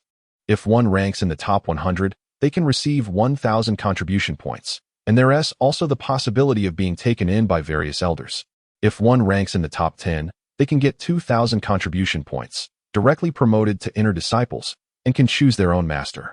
If one ranks in the top 3, that is incredible, not only various magical tool rewards, but also some things we don't know about. The few revealed a slight smile, their eyes showing longing. If they could enter the top 100, they would rise to prominence. How many participants are there? Chen Xiong casually asked, feeling a little excited, thinking that just the 500 contribution points would be enough. He had just seen that the foundation establishment pill recipe required 3,000 contribution points, meaning he would have to work for 15 years just to exchange for it. Generally, around 30,000. So many. Chen Xiong was taken aback. He had never ranked among the top 500 in a 1,000-person exam in his previous life. Of course, there are quite a few inner disciples participating, as well as descendants of those elders. The few shook their heads slightly, letting out a soft sigh. Those people have high-grade yellow-tier magical tools and various spells. They are not something we can compare with. That is so unfair. How can we compete? Chen Xiong frowned. Those magical tools were like him holding a kitchen knife while they wielded a Gatling gun. What is the point? The sect will consider us. Inner disciples also have their own competitions, and they only participate in the competition for the top 100. That doesn't work. Isn't that just the inner disciples entertaining themselves? Chen Xiong shook his head, feeling that the resources for cultivating immortals were too unequal. Junior may have misunderstood. Our outer disciples also have many talents, just like senior brother by sure, who is at the 10th level of Qi refining. Who can match him? The few spoke confidently, as if senior brother by sure were one of their own. True, then I won't disturb you all any longer. Chen Xiong led the big black cow away slowly, deep in thought, while disciples around them rushed by, some flying on swords, whizzing past. Chapter 40. Wuyun Sect Grand Competition. Let us go. Old cow, let us go see the excitement. Moo. Chen Xiong led the big black cow and galloped forward, following behind the crowd. The location of the sect competition was on another high peak, quite far from here. As they approached the peak of the sect competition, the disciples of the Wuyun sect grew increasingly numerous, and Chen Xiong, wearing a straw hat and leading the big black cow, had become quite inconspicuous. Not only were there spirited senior brothers, but also charming junior sisters, their laughter ringing out continuously, making many disciples swallow their saliva secretly. At the peak was a huge square, surrounded by 9 stone pillars, with several elders sitting on top of the pillars, looking down at the disciples with an impressive demeanor. Wow! Chen Xiong walked around with the big black cow, observing the countless disciples sitting everywhere, taking out golden tokens to register. The square was bustling with noise, filled with people, yet it did not feel crowded at all. There were even clouds and mist passing by, creating an ethereal atmosphere. The big black cow nudged Chen Xiong, asking why he wasn't signing up. Let us see how things go this year. No rush. Chen Xiong smiled. wanting to see what level the top 500 were at. The big black cow nodded, stretching its head to look at the cultivators around, its nose sniffing at something. 3 days later, the main peaks of the Wuyun sect erupted with divine light, and a loud bell echoed everywhere, with the low roars of disciples resonating throughout the mountains. Boom, boom. 9 consecutive sounds reverberated, the echoes lingering, spreading through the Yuzhu mountain range, with several individuals soaring into the sky, moving with light, without any magical tools beneath their feet. The annual sect competition officially began, and it was also an opportunity for many disciples to see the important figures of the sect. As the mist dispersed from a giant peak, all the disciples respectfully ascended the mountain, not daring to fly on their swords, looking down at the throngs of people below. A sea of black that could make one's scalp tingle. Chen Xiong walked at the back with the big black cow, not daring to breathe loudly. He had seen someone walking on air. The vast magical power radiating from that person made both him and the big black cow feel as if a single glance could crush them. On the giant peak, dark observation platforms were established all around, overlooking over 100 fighting stages, each with a foundation establishment elder standing at every third stage. They sat cross-legged with calm expressions, waiting for the younger generation. Greetings to all elders, greetings to the sect master. All the disciples cupped their hands and bowed, their powerful voices echoing around, stirring the clouds and mist, a magnificent sight. On the observation platform, 13 important figures stood up, their expressions varied, their clothing different. Gazing at the tens of thousands of disciples, their ethereal presence was impossible to ignore, easily spotted among the crowd. The younger generation is formidable. The Wuyun sect's sect competition officially begins. The sect master, Yu Yuanhua, smiled slightly, his robe billowing without wind, his resonant voice spreading everywhere, making every disciple feel as if he was being watched by him. Without any further ado, all the disciples were excited, their faces flushed, looking towards the various fighting stages, their internal magical power surging. The eyes of the Foundation establishment elders gleamed, and a jade slip floated into the air. In the sect competition, life and death are fated. If you cannot win on stage, you may concede. The elders stepped on their magical tools, rising into the air, but did not dare to exceed the observation platform. With expressionless faces, they looked at the disciples, channeling their magical power into the jade slip. Begin. As soon as the words fell, the golden tokens in the hands of countless registered disciples emitted a faint light, with opponents chosen completely at random. The first battle was purely based on luck. Below the observation platform, over 100 inner disciples stood in front, dressed in white, their eyes shining brightly as they looked at the various fighting stages. The 13 important figures on the observation platform also directed their gazes towards different areas. These juniors were the future of the sect, and they did not want their gems to be tarnished. As their gazes fell, the battles on the various stages heated up. Everyone wanted to showcase themselves, exerting their utmost effort. On one stage, 2 disciples in blue faced each other, one of them breaking into a cold sweat, feeling a jolt in his heart. How did I face him? Senior brother by sure, I hope for your guidance. He was at the 8th level of chi refinement, with limited strength. But he still had the ability to fight. He could not afford to be underestimated. If I lose, junior brother need not be disheartened. There will be opportunities next year.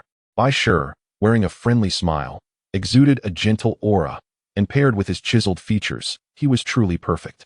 Outside the stage, a cacophony of cheers erupted, with countless junior sisters enraptured, shouting senior brother by. Many junior brothers also gathered around that stage, cheering for their senior brother, putting immense pressure on his opponent. Oh dear! A jarring voice appeared as Chen Xiong led the big black cow to a shaded area, watching the junior sisters, exclaiming in admiration.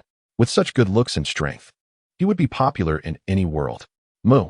The big black cow shook its head, nudging Chen Xiong, thinking that Chen Xiong looked the best, even though he never tidied himself up. Leaning against the shade of the tree, Chen Xiong fanned himself with a straw hat, occasionally picking his nose, watching the scene with great interest. On the stage, Bai Shi's gaze suddenly turned sharp. Using a wind technique to enhance his footing, he suddenly leaped onto the stage, causing a tremor. The surrounding magical power rippled outward violently, and a suppressive aura rushed towards his opponent, as a slender sword slowly appeared in his hand. His opponent was not slow either. Activating a talisman, several white lights flashed on the stage, suddenly appearing beneath Bai Shi's feet. Ground Spike Talisman, Junior brother is really extravagant. Bai Shi smiled slightly, his body twisting oddly, perfectly avoiding the spikes, his expression calm and composed. What? The opposing disciple could hardly believe his eyes. He hadn't even touched Bai Shi's robe. Clang! Bai Shi unleashed a sword chi with his magical power, and the disciple took a deep breath, gritting his teeth to withstand the sword chi, causing him to stumble back a few steps. He felt a sweetness in his throat, forcing blood back down, stabilizing his stance. Bloodshot veins appearing in his eyes as he cast another talisman. Giant Force Talisman. The disciple, filled with reluctance, thought that if he couldn't compete with magical power, he would resort to physical techniques. Suddenly, his muscles bulged, a fierce aura emanating from him as he shouted and charged forward with his sword. Bai Shi's eyes turned serious as he tapped his storage bag, producing another flying sword, unleashing a sharp whistling sound. However, it stopped just half a meter in front of the disciple, a golden barrier blocking the flying sword. Bai Shi chuckled softly. Diamond Talisman. Under the shade. Chen Xiong and the big black cow widened their eyes, while others dueled with magical power. This person was using spirit stones. A wealthy disciple. Chen Xiong blinked at the big black cow. When will we be able to have such spirit stones? The talismans clanged as they struck out, making that senior brother quite irritated. Moo! The big black cow called out, its eyes wide open, unable to keep up with the bizarre battles. Oh, body techniques. Chen Xiong was invigorated. He actually wanted to learn a body technique so that he could maximize his speed. On the stage, Bai Shi did not engage directly with his opponent, continuously dodging with body techniques. Once the giant force talisman wore off, the disciple suddenly became weak. As expected, Bai Shi won this match, but this was not his true strength. His opponent was one of those inner disciples. Chapter 41. Riding the Sword and Riding the Wind. Free in the World Sister Xiong. Sister Xiong. At one stage, many male disciples were gathered, continuously cheering and shouting, spitting as they excitedly encouraged the combatants. Unaware of how many faces they splattered, on the stage stood a woman, her face cold, her figure graceful, wielding a long sword that flashed with icy brilliance. The way she danced with the sword was reminiscent of a female streamer, quite beautiful. Chen Xiong chuckled and looked towards Xiong. Indeed, not a wasted trip. Old cow, isn't it beautiful? Moo. The big black cow nodded continuously, beautiful, beautiful, without even turning its head, signaling Chen Xiong not to disturb it. Hey, how did we lose? I had high hopes for that one. Moo. Oh, old cow, look at that little junior sister. She's crying from being hit. Huh? Moo moo moo. Hey, what's that short guy doing pretending? Did someone eat your family's rice? Moo. Old cow, quick look, the spirit beast. Incredible, incredible. Moo. Under the shade of the tree. One person and one cow laughed and cursed, when suddenly Chen Xiong's expression changed, and he slammed his hand on the ground. Moo. The big black cow was startled, wondering what was wrong with Chen Xiong. Old cow, don't you feel like something's missing? Moo. Moo. The big black cow shook its head, then nodded, feeling like something was indeed off, a bit uncomfortable. Sunflower seeds.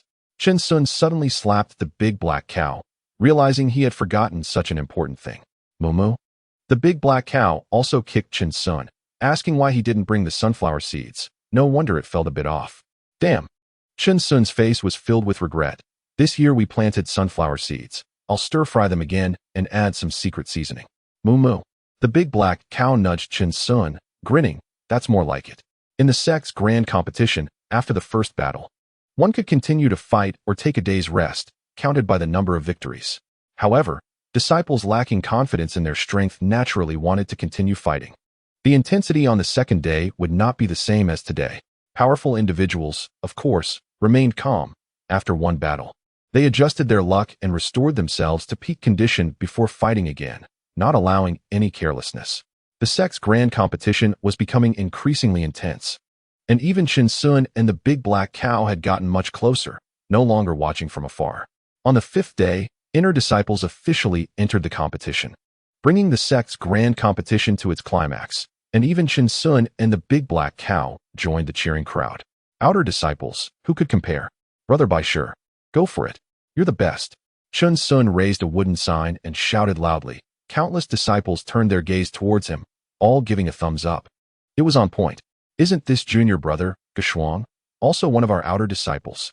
A few people walked over with imposing demeanor, and it felt like Xiong's momentum was suddenly overshadowed. What a joke. Chen Xiong looked disdainfully at the few of them and patted the big black cow. The big black cow understood, and a wooden sign slowly rose, with the words, Go Gu Shuang, Sword Rise, 5 elements. The few were shocked. A tingling sensation coursed through them, and they unconsciously extended their thumbs. The looks directed at Chen Xiong only revealed 2 words, awesome. Chen Xiong smiled coldly and continued shouting with the big black cow, their sense of participation reaching its peak. On various platforms, the white-clad inner disciples leaped gracefully, their sleeves fluttering, their expressions cold as they looked at their opponents. A faint killing intent spread across the platforms. The surrounding ancient trees rustled in the cold wind. A few yellow leaves slowly fell. The platform was silent, and the important figures in the spectator stands also looked expectant. Hiss! Countless disciples gasped. These were the true future figures of the 5 Elements sect, leading the sect into the future. The true focus of the masses. Even the disciples below the platform had serious expressions, a strong sense of oppression. So refreshing. Moo. Chen Xiong whispered, feeling excited. And even the big black cow let out a low moo, amazing. However, there was a hint of disappointment in Chen Xiong's eyes. Why isn't anyone saying anything? Pretending to be experts? I still want to see the literary battle in the fierce words segment. A bell rang out, echoing across the mountains. The sect's grand competition officially began. Whoosh, whoosh. Countless sharp sounds pierced the air. All eyes on the platform widened. Their magical tools and inner power erupted, dazzling. Boom, boom.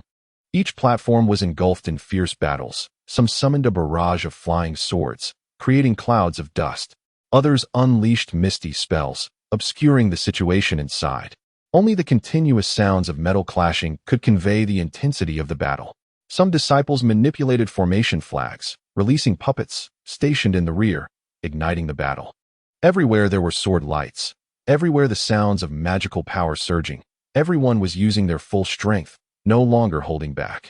A fierce wind swept through, and nearby disciples even had to use their power to resist. Holy cow! Chen Xiong's pupils contracted sharply, shaking his head repeatedly. These Qi refining period disciples were terrifying. Completely on a different level from loose cultivators. Moo moo. The big black cow was the same as Chen Xiong, shaking its head continuously, dazzled by the spectacle. What kind of spells are these? The entire decisive battle lasted for 2 days and nights, and Chen Xiong and the big black cow sat on the ground, not wanting to stop for a moment, eating pancakes when they got hungry. Bai Shi and Gu Shuang ultimately stopped at the top 100, and all the outer disciples sighed. The foundation of those inner disciples was truly not something outer disciples could compare with. Finally, when the sect elders distributed rewards and encouraged the disciples, they said some useless words. With the departure of the prominent figures and elders of the 5 Elements sect, this year's sect grand competition finally came to a close. On the way down the mountain, Chen Xiong and the big black cow laughed continuously, utterly lewd. Old cow, that inner disciple is a bit sinister. Why did he hit the life gate? Chen Xiong looked at the big black cow's rear and couldn't help laughing again. The key was that the person opposite really got hit, truly a disaster. Moo moo. The big black cow kept grinning, clearly not satisfied. Next year we should also participate. Aim for the top 500 of the sect and earn some contributions. Moo. Let's go. Let's go. First go back and plant sunflower seeds. Moo. One person and one cow jogged along, their laughter echoing through the mountains. Back in the Medicine Valley, they first began to tend to the medicinal fields, then quietly picked a few spiritual herbs for the pill of abstinence, cultivating the seeds before returning them. Old cow, I'll leave the spiritual herbs to you. I'm going to study sword control. Moo. The big black cow nudged Chen Xiong hard. It was professional at cultivating spiritual herbs. Chen Xiong nodded and confidently headed into the cave, opening the sword control technique, taking out the immortal sword from his storage bag, his eyes shining. Can we take off? Today is the day. Chen Xiong calmed his mind and began to practice. On a morning a month later, the Medicine Valley was filled with the sounds of birds and fragrant flowers, a scene of peace. Chen Xiong and the big black cow stood in an open space, with the immortal sword in front of them and a backpack on their backs. Chen Xiong made 2 parachutes to avoid accidents, safety first, riding the sword to ride the wind, carefree in the world. Chen Xiong struck a strange pose, murky power flowing into the immortal sword. Rise. The immortal sword slowly lifted off the ground, half a meter above, stirring up a cloud of dust. Moo, moo. The big black cow jumped up excitedly, continuously mooing. Old cow, get on the car. No, get on the sword. Chen Xiong's voice trembled, his heart racing, already starting to fantasize about them flying on the sword, traversing through this beautiful landscape. Chapter 42, Old Cow. No time to explain, hurry. Moo. The big black cow stood up, looking tense. It crouched behind Chen Xiong, its hooves gripping his shoulders tightly. They steadily stepped onto the immortal sword, beads of sweat appearing on their foreheads. Chen Xiong's veins bulged as he held up 2 fingers, shouting, "Take off!" Moo. Whoosh. A fierce gust of wind swept through, and the immortal sword whistled out, disappearing in the blink of an eye. Bang! Bang! 2 figures crashed down heavily, kicking up a mouthful of dust. Where's the immortal sword? Where's my sword? Chen Xiong shouted heart-wrenchingly, his pupils filled with blood vessels. And he spat out a mouthful of dirt. Moo. The big black cow was also thrown into a daze, its eyes suddenly spotting the immortal sword in the distance, embedded in a stone wall. Before long, Chen Xiong and the big black cow finally retrieved the immortal sword. Old cow, our spells have been enhanced. They're a bit different. Chen Xiong took a deep breath and said slowly. Moo. The big black cow nodded. Indeed, the speed of this immortal sword is too fast. No worries. We'll adapt slowly and practice gradually. Moo. The big black cow picked up the immortal sword with its mouth and headed straight for the waterfall, constantly shaking its head at Chen Xiong. Old cow, you're clever. Chen Xiong was taken aback. The water might add a lot of resistance, perfect for practice. Let's get started. Let's get started. Another month passed, and Chen Xiong had completely mastered the art of sword control. It was another clear morning at the same spot, riding the sword with the wind, carefree between heaven and earth. Chen Xiong muttered, casting a spell. The immortal sword slowly rose, and he stepped onto it. Old cow. No time to explain, hurry. Moo moo. The big black cow jumped up, standing steadily on the immortal sword, lying down behind Chen Xiong, with a hint of fear in its eyes. Take off for me. Moo. Whoosh. Whoosh. Whoosh. A fierce wind blew past, and the immortal sword finally took to the air, the boundless gale whipping against Chen Xiong's face, rising further and further from the ground, his heart almost jumping into his throat. The big black cow slowly opened its eyes, and the scenery around them was completely different. It looked down slowly, its pupils constricting. Moo. Old cow, what the hell? Chen Xiong was shocked. The old cow had actually fainted. He hurriedly supported the big black cow, stopping the immortal sword in midair, his eyes feeling heavy. He slowly looked towards the medicine valley, already nearly 10 zhang high off the ground, with rapid breathing sounds coming from his mouth. Flying with the sword felt completely different from riding a flying boat. He now had an empty feeling in his heart, always thinking he was going to fall. Woo, woo, woo. The cold wind howled in his ears, and the big black cow also woke up, looking down with weak legs. Moo. It's okay, old cow. The immortal sword is firmly attached beneath our feet. Last time was just an accident. Chen Xiong reassured. But the big black cow held on tighter, yet its eyes sparkled with excitement. They were really flying in the sky. A small magic shield opened, and the howling wind was gone. The surroundings quieted down a lot. Old cow, let's adapt slowly, no rush. Chen Xiong smiled, beginning to control the sword again. But this time the speed was much slower, becoming more and more skillful. Moo. The big black cow also felt more comfortable, gradually easing its tension. However, Chen Xiong frowned slightly. This magic shield felt a bit off, lacking that exhilarating wind-in-your-face feeling, and a thought arose in his mind. Let's go? Chen Xiong shouted again, spiraling in the air above the valley. Woohoo! His loud shouts and the big black cow's continuous moos echoed through the sky, but it felt really exciting. The big black cow was both pained and joyful. After playing for half an hour, Chen Xiong felt increasingly uncomfortable. It seemed he needed to put his idea into practice. Old cow, I have something to do, and I'll look for materials. Chen Xiong took the mountain axe and walked into the cave. Moo. The big black cow was still lying in the pond, unable to recover for a long time. Another month later, an orange sun rested between the dark mountains in the distance, clouds steaming and colorful, lighting up a stretch of the horizon. Strange laughter echoed from the cave in the Medicine Valley, repeatedly exclaiming, I made it. I made it. Moo moo. The big black cow looked at the sky. It was time for the wind chasing that Chen Xiong mentioned, continuously calling at the cave entrance. Old cow. Chen Xiong slowly walked out of the darkness, and the big black cow was shocked. What kind of outfit was this? Did Chen Xiong craft some magical artifact? Chen Xiong wore a huge pair of goggles, holding another pair that sparkled under the sunset. Moo, moo. The big black cow hurriedly ran forward, asking what this was, and Chen Xiong's eyes had become very large. Old cow, we need to feel nature, experience the real thrill of the wind. What's the use of a magic shield? Chen Xiong laughed heartily, quickly putting the goggles on the big black cow, which were tailor-made for it. Moo. The big black cow shook its head left and right, bouncing around, feeling an amazing sensation. With this, we won't be afraid of the wind and sand getting in our eyes, huh? Chen Xiong said proudly, shouting, Old cow, let us chase the wind. Moo moo. The big black cow was excited. Its favorite activity now was chasing the wind at sunset. The scenery was incredible. Whoosh, whoosh. The immortal sword soared, opening a forbidden passage in the Medicine Valley, and Chen Xiong immediately increased altitude, countless towering peaks coming into view. He shouted to the sky, Air Force One, Chen Xiong, ready for takeoff. Moo moo moo. The big black cow also shouted. Lying behind Chen Xiong with the goggles on, that feeling was freedom. The fierce wind blew against their faces, but it could no longer get into their eyes. That feeling was finally right. This was the true thrill of the wind. They advanced towards the setting sun, countless ancient trees and peaks left behind, and they could still see beasts running on the ground, constantly chasing their prey. A giant setting sun hung high in the sky, and disciples were flying on swords at low altitude, but their speed was far inferior to Chen Xiong and the big black cow. Perhaps this was the comparison between a Ferrari and an electric car, Chen Xiong thought to himself. Ahead of them, a little junior sister from the 5th layer of Qi refining was flying on her sword, perfectly matching their route. Whoosh. The little junior sister, with 2 long braids, was startled, seeing a person and a cow standing on the immortal sword looking at her, their eyes filled with something unidentifiable. This senior brother. The little junior sister timidly said, but before she could finish, her mouth gradually opened wide, her expression increasingly shocked.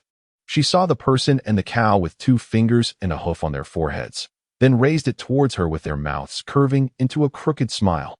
Their immortal swords suddenly accelerated, heading towards the setting sun, disappearing in the blink of an eye. Incredibly stylish.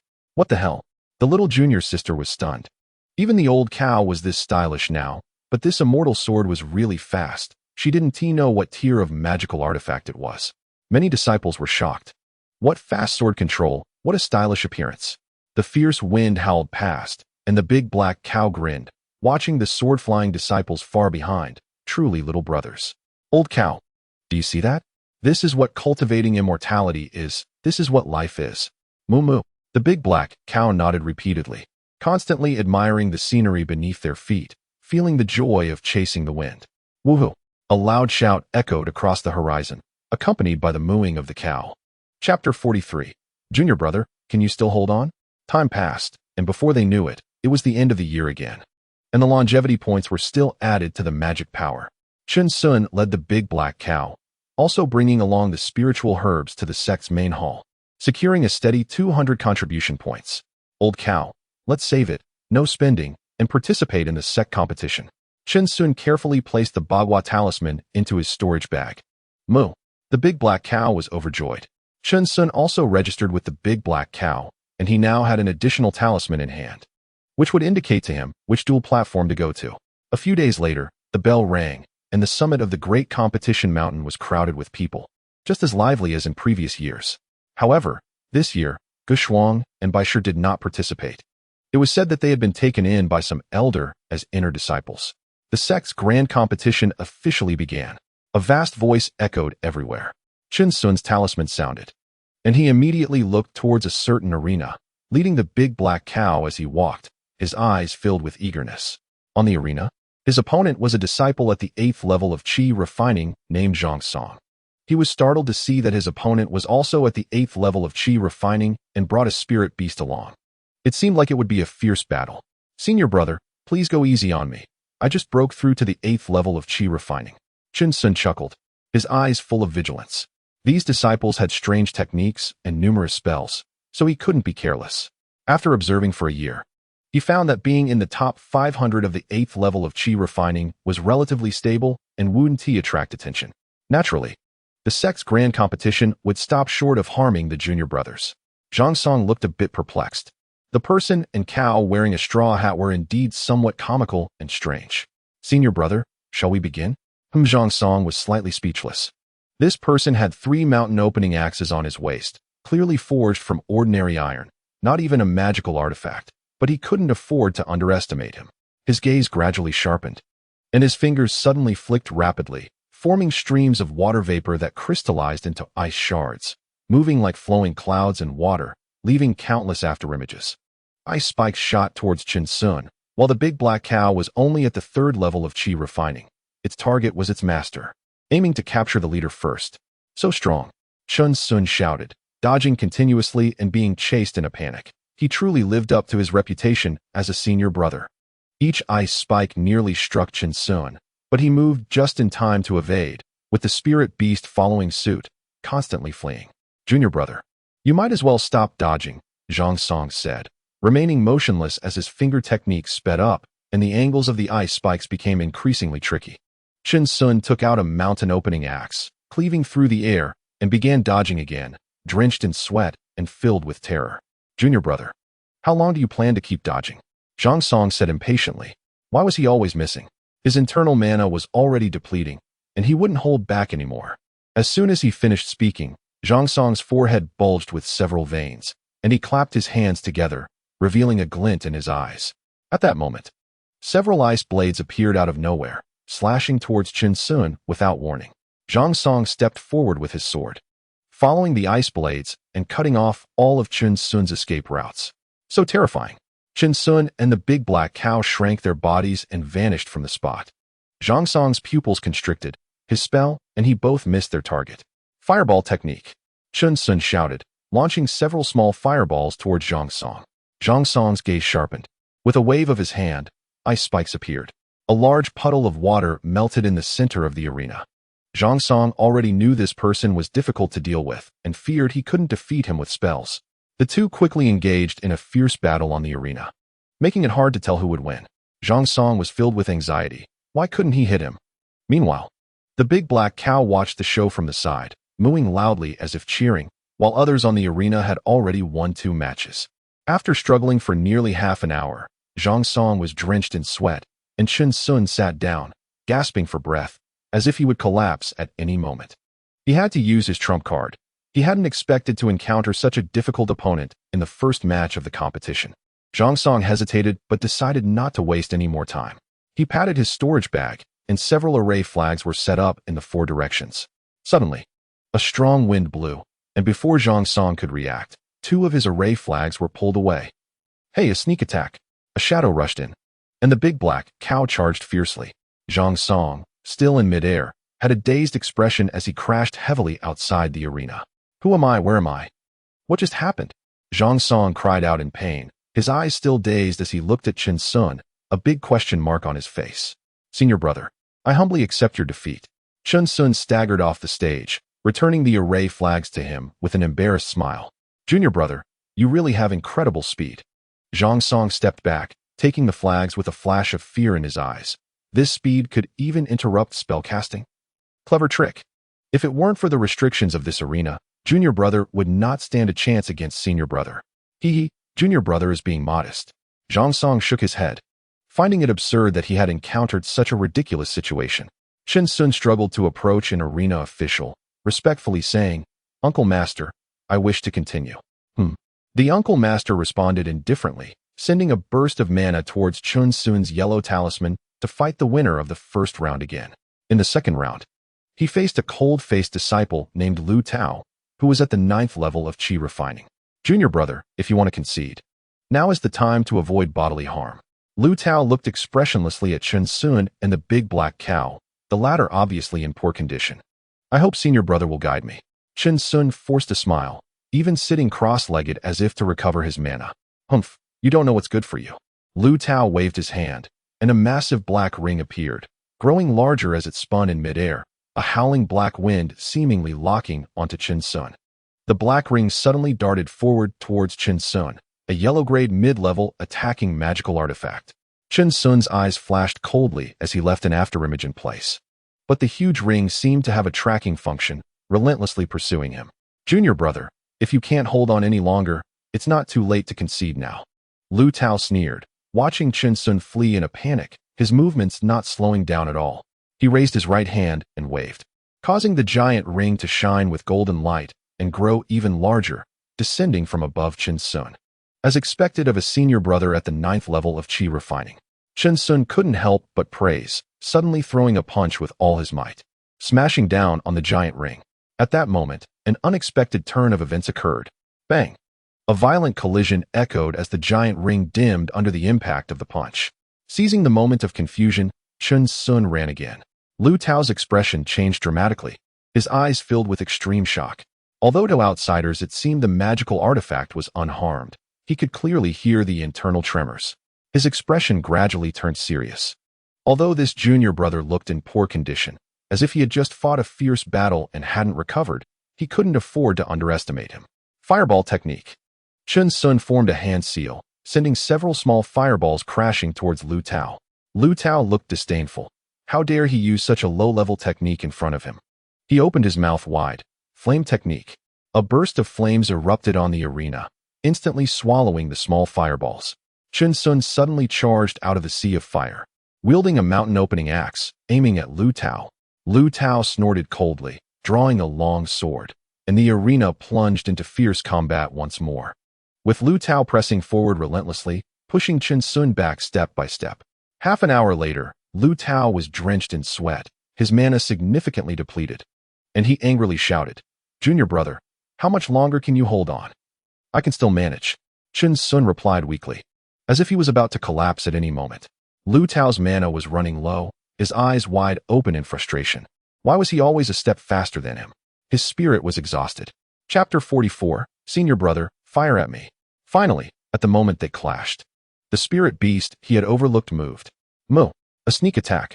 A shadow rushed out from the side, moving so fast that he had already been entangled by Chen Xiong and couldn't react in time. Ah, damn it.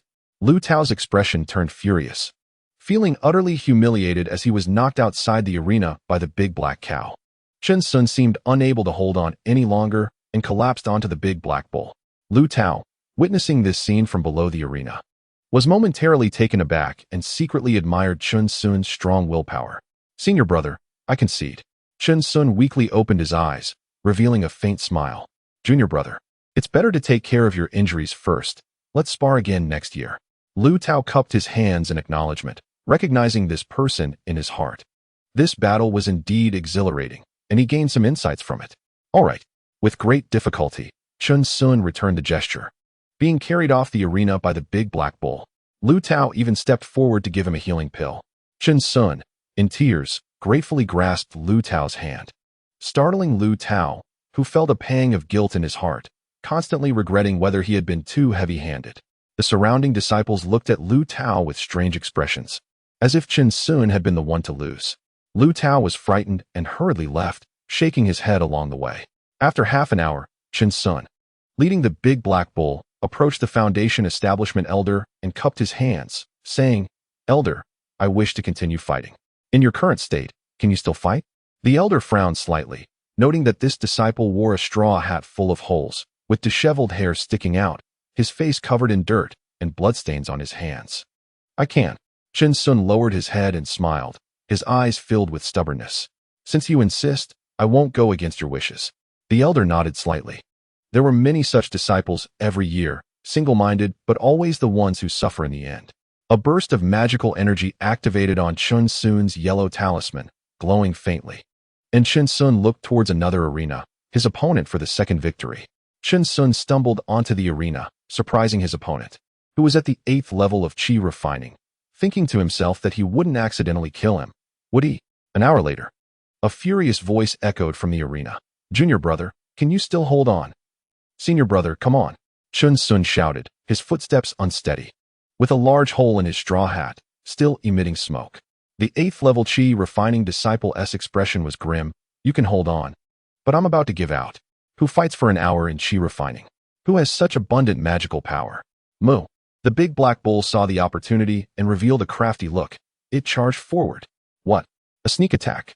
the opponent screamed, gracefully arcing through the air and landing safely outside the arena. Chen Xiong claimed his third victory. The big black bull carried Chen Xiong away towards the shade of a tree, appearing gravely injured, as if his life was hanging by a thread. Under the tree, Chen Xiong woke up, leaning against it, smiling faintly. Moo? The big black bull lay beside him, its mouth quivering. Don't rush, we'll get there, Chen Xiong said. Removing his straw hat, revealing a wild hairstyle, his body covered in wounds. The big black bull continuously licked Chen Xiong's wounds, while Chen Xiong patted its head and took out a healing ointment from his storage bag. It's just surface wounds, nothing serious.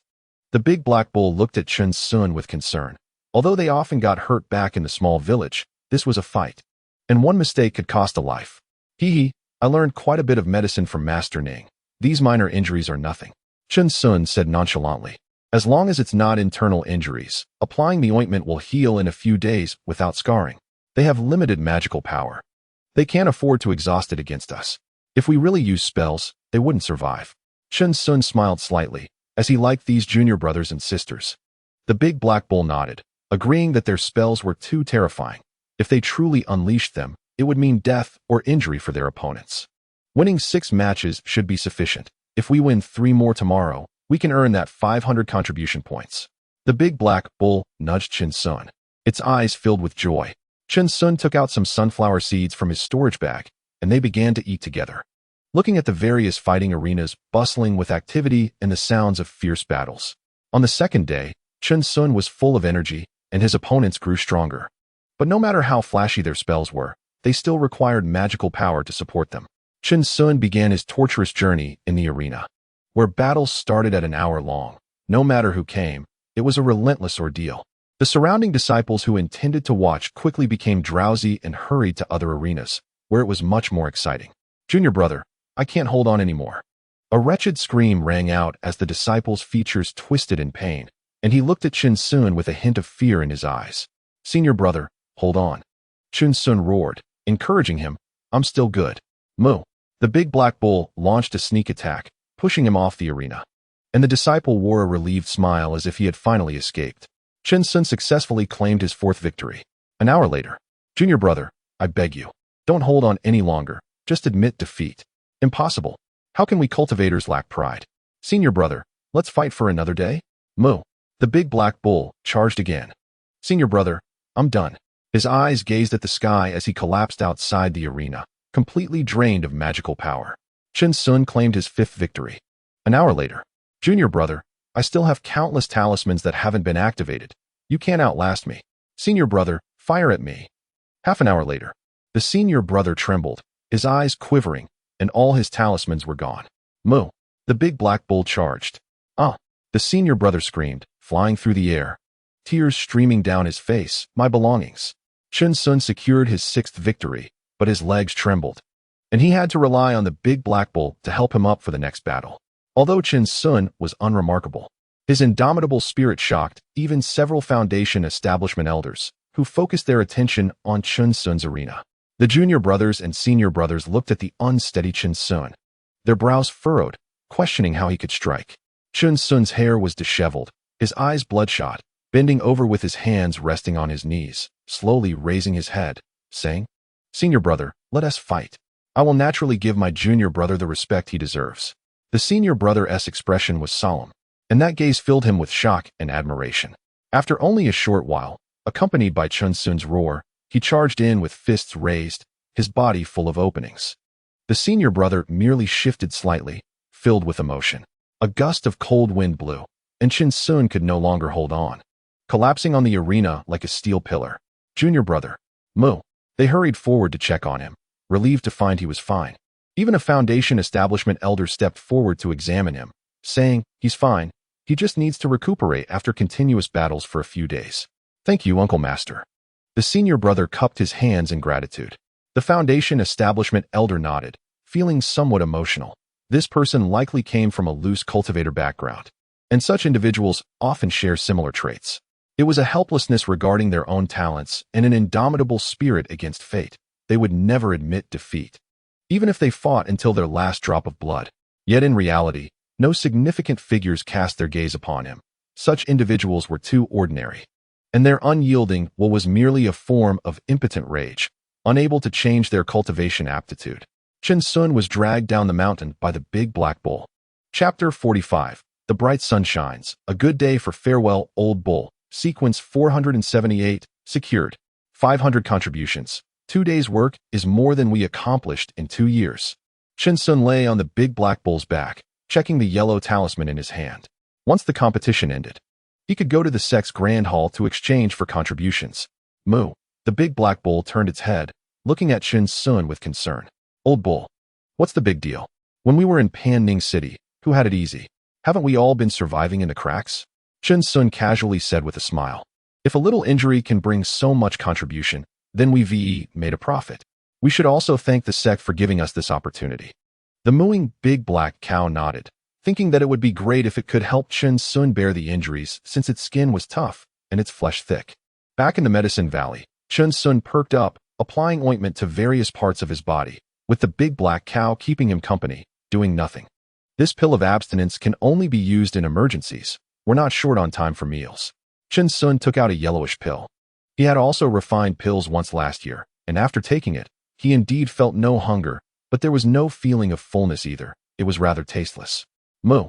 The big black cow resonated with this, thinking that the pill of abstinence was far less tasty than the wild flavors in the mountains. Feeling like a pile of hay was stuffed in its belly, the old cow should work hard and take care of the Medicine Valley. Chen Xiong had already applied the ointment all over his body and smiled, saying, "How could they really hurt me? I deliberately didn't dodge." Moo. The big black cow looked back 3 times as it walked away. Indeed, the medicine garden hadn't been tended to for 2 days, so it wanted to take a look. After the big black cow disappeared from sight, Chen Xiong grimaced in pain. Although he hadn't sustained internal injuries, the external wounds were genuinely painful. A few days later, the sect's grand competition concluded, and Chen Xiong was racing towards the sect's main hall with the big black cow. The yellow talisman had not been taken by the sect, as it was said to be left for disciples as a memento. Junior Brother Chen. A familiar voice sounded behind Chen Xiong, and his face lit up with joy. Not expecting it to be you.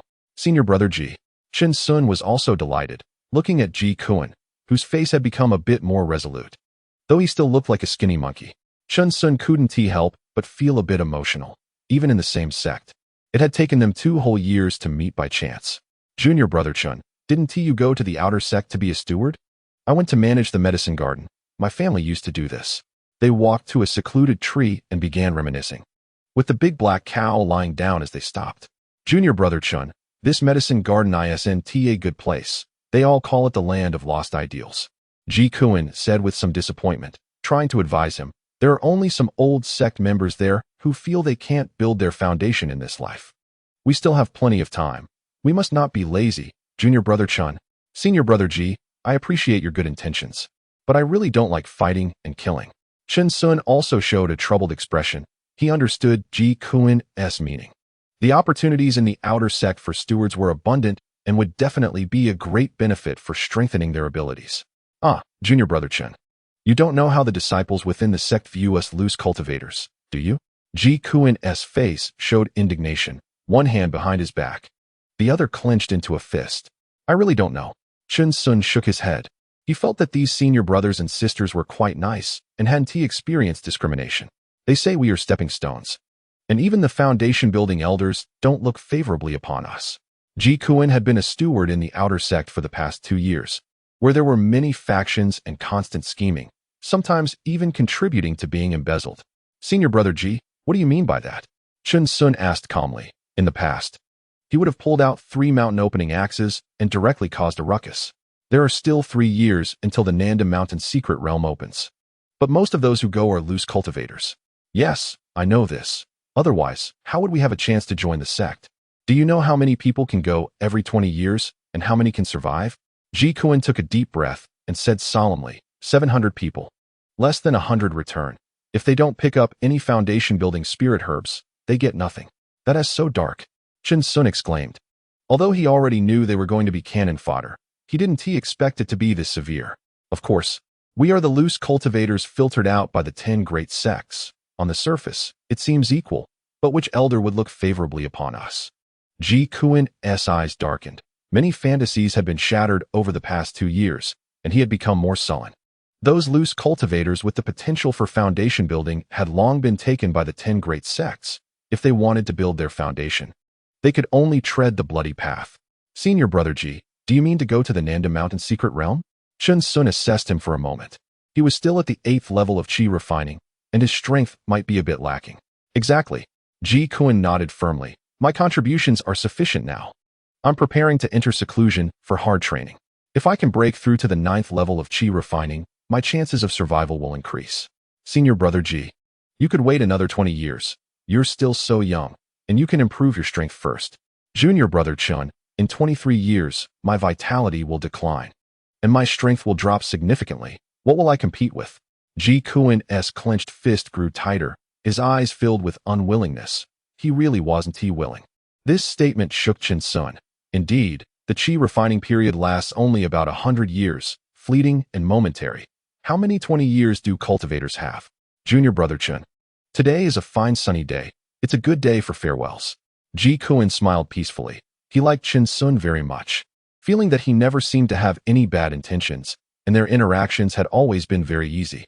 After 2 years of work in the outer sect steward hall, he found friends like Chen Xiong to be even more precious, and perhaps choosing to go to the medicine garden was the right decision. Senior brother Ji, wait a moment. Chen Xiong quickly took out a storage bag and pulled out 2 heavy feather pills and a bottle of pill of abstinence, saying, Senior brother Ji, these heavy feather pills were bought by me in the 9-Star Valley. There are still 2 left, and their medicinal properties haven't diminished. He now understood the principle of great kindness being like great enmity and didn't dare to take out too much for fear of ruining their friendship. These are heavy feather pills. Ji Kun exclaimed in surprise. These were precious pills for the Qi refining period and quite expensive. Junior brother Chen, I have no ulterior motives. Please take them back. You need them more. Senior brother Ji, take them. You need them more than I do. We're managing the medicine garden very well now, and we have considerable contributions every year. Chen Xiong smiled sincerely, quickly placing them in Ji Kun's hands. I can't refuse your kindness, but I will only accept 1 heavy feather pill. The rest you should take back. Ji Kun accepted it earnestly, his tone leaving no room for argument. Sigh, all right. Chen Xiong sighed softly and put the other items back into the storage bag. Junior brother Chen, brother Cao, I'll take my leave now. You both take care. Ji Kun cupped his hands and glanced at the big black cow, which promptly stood up on all 4s and let out a moo. Under the tree, Ji Kun departed, and Chen Xiong and the big black cow watched his figure fade away, so lonely yet resolute. Senior brother Ji will definitely build his foundation, right, old cow? Chen Xiong murmured. Moo. The big black cow nodded as well. In the sect, only Ji Kun treated it like a junior brother, and the merits it had accumulated would protect him. Let us go, old cow. It's time to head back. The straw hats haven't been woven yet. Moo. 1 person and 1 cow made their way back to the Medicine Valley as a gentle breeze swept by and countless fallen leaves danced around, creating a beautiful scene. Chapter 46. Stepping onto the journey to Nandam Mountain, time flies, and in the blink of an eye, 3 years have passed swiftly. Many new disciples have arrived in the sect, their eyes filled with passion and dreams for the future. The sect's grand competition has also seen the rise of numerous new talents, with one after another dark horse emerging, standing tall among the crowd. However, there was one disciple who became a nightmare for countless others. This person wore a straw hat and led a black cow spirit beast, making him a tumor in the grand competition. If one encountered this person, failing to defeat him in 1 strike meant preparing to fight for an hour. Many watching disciples had nightmares at night, finding themselves covered in straw hats. Those who fought against him complained incessantly, and there were even instances of Qi refining 9th level senior brothers directly conceding defeat, demonstrating this person's ferocity. However, due to his prolonged fighting time, he suffered significant physical and mental exhaustion, ending up in the top 500 each year, which left many lamenting. However, this is just some idle talk among the lower-ranking disciples. The most popular topic every year is the top 100 rankings of the sect, which inspires countless disciples to strive for progress. This is also the true purpose of the Wuyun sect, to use inner disciples to stimulate these dark horses. However, the rewards for truly winning are unknown, as outer disciples cannot obtain them. Only through the continuous influx of fresh blood can the sect ensure its long-lasting continuity. Each year's sect competition allows many disciples to break through in combat. In the Yuzhu mountain range, at a low altitude, a person and a black cow were sneaking toward the sect's main hall, flying at a leisurely pace. Old cow, a full 3,000 contribution points. Chen Xiong said, licking his lips in a low voice. Moo. The big black cow's body stiffened, trembling with excitement. It wondered how many good things this could be exchanged for. However, its expression was somewhat dim, as most of these contribution points were earned through Chen Xiong's numerous injuries. What are you thinking, old cow? Let's exchange for the Foundation Establishment Dan recipe. Moo. A fairy sword whizzed past at low altitude. They dared not fly too high, fearing a collision with some elder or high-ranking cultivator, which would lead to dire consequences. Chen Xiong had calculated the safe flying distance. Inside the contribution hall, there was a high platform that was almost unoccupied. This position was reserved for Foundation Establishment elders, and the Dan recipe was also located there. Reporting to Master Uncle, the disciple has come to exchange for the Foundation Establishment Dan recipe, Chen Xiong said, bowing his head and clasping his hands. Handing over the bagua token to a thin man on the high platform, whose face resembled that of a zombie, with prominent bones. His expression was cold as he gazed at Chen Xiong, a Qi refining stage disciple with 3,000 contribution points. The recipe is intended for Foundation Establishment cultivators. What do you need it for? There are no Foundation Establishment spiritual herbs available for exchange within the sect. The thin man questioned, his eyes penetrating. Even Qi refining stage disciples cannot refine it. You'd better give me a reason. This Foundation Establishment Dan recipe was something the sect casually displayed to give those in the Qi refining stage a notion. A clever woman cannot cook without rice. To give myself a consolation, I wish to go to the southern Dipper Mountain, Chen Xiong replied, his voice trembling, bowing lower and lower, as if the tattered straw hat on his head was telling the story of fate's unfairness. However, the thin man nodded and added, consider carefully. The journey to the southern Dipper Mountain in 6 months will not be easy. Chen Xiong's eyes widened in surprise. This zombie-like master uncle unexpectedly had a warm heart. He said in a deep voice, the disciple will not regret it. The thin man looked at Chen Xiong deeply and took out a Dan recipe, while the contribution points in the bagua token were fully cleared. Thank you, Master Uncle, Chen Xiong said, taking the token with both hands and turning to lead the big black cow away. They flew on their swords and soon returned to the Medicine Valley. The big black cow had even set up traps in many places. If any thieves intruded, every detail would change. Moo. The big black cow called out to Chen Xiong, indicating that no one had come. Let's go? Chen Xiong's eyes sparkled with joy as he rushed into the cave and quickly took out the Foundation Establishment Dan recipe. Tianyu fruit, moon spirit fruit, Xizhang flower, ice mandarin grass, cold spirit grass. Chen Xiong murmured, his eyes widening.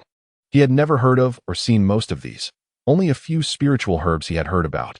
The Foundation Establishment Dan consisted of 27 auxiliary herbs and 3 main herbs, the earth vein vine, yang ginseng lotus, and nama leaf. Moo? The big black cow also stretched its head to observe closely, but the Medicine Valley had none of these spiritual herbs. Foundation Establishment stage, where the Dantian transforms into liquid, giving birth to divine consciousness and endless wonders. Chen Xiong sighed, feeling envious and wanting to experience what divine consciousness meant, as he had heard it was more powerful than the 5 senses. Moo? If it truly takes 100 years to establish a foundation, the Wuyan sect would have no place for us. Chen Xiong said word by word, looking at the big black cow, his eyes firm. In 6 months, we will go to the southern Dipper Mountain secret realm. Moo. The big black cow stood up with a roar, its eyes ignited with fighting spirit. All the cultivation sects in the Qian kingdom would send disciples. That would be the real battlefield. Every day we should go out and gather information. We also need to start preparing, Chen Xiong said, as they knew nothing about the southern Dipper Mountain, not even where it was. The person and the cow slowly looked toward the cave entrance, a hint of killing intent in their eyes, indicating that this time they were truly getting serious. 6 months later, the sound of bells echoed continuously from the Wuyun sect, with several figures from each peak flying with swords, their expressions cold and with an unstoppable momentum heading toward the master peak. The southern Dipper Mountain secret realm, held every 20 years in the Qian kingdom, was finally about to begin. The elders and disciples from each peak were filled with hope. If the harvest was abundant, it would surely elevate the sect to a higher level. Many small sects had risen due to the southern Dipper Mountain expedition. This year, the number of applicants was very high, reaching thousands, but only the top 2,000 could be prioritized based on the sect competition. Many older disciples looked despondent. They had lost hope. They packed their bags and slowly walked down the mountain, where there were many markets built by the Wuyan sect, serving as a place for many cultivators to exchange. The outer sect's deacon hall would arrange positions for them, waiting for time to pass until they eventually turned to dust, perhaps never even remembered by name. However, an unwritten rule circulated among the inner disciples. They were strictly forbidden from participating in the Southern Dipper Mountain expedition, as they would have their own foundation establishment dan. In a certain medicine valley of the Wuyun sect, within a cave, the surroundings were surrounded by cracked stone walls. The ground was piled with a dirt pit, with a large black pot on top, constantly emitting white mist and a strong medicinal aroma. The dirt pit still contained some charcoal, sizzling and crackling, but the cave was empty. Today, the sky was clear and blue, with no clouds in sight. The distant mountains appeared dark green, and a gentle breeze brought warmth. Chen Xiong and the big black cow walked out of the medicine valley with expressionless faces and began to fly on their swords, heading straight for the Master Peak. Chapter 47. Wuyun Sect, 700 warriors in the past 3 years. The longevity points had also been added to their magical power. Their current longevity points were Strength 21, Speed 21, Essence of all things 20, Magical power 11. However, upon seeing the other disciples, a warm smile immediately appeared on his face, looking harmless with his straw hat. Chen Xiong led the big black cow to the edge of the crowd, searching for a figure among them, which was Ji Kun. He had now broken through to the 9th level of Qi refining, full of spirit.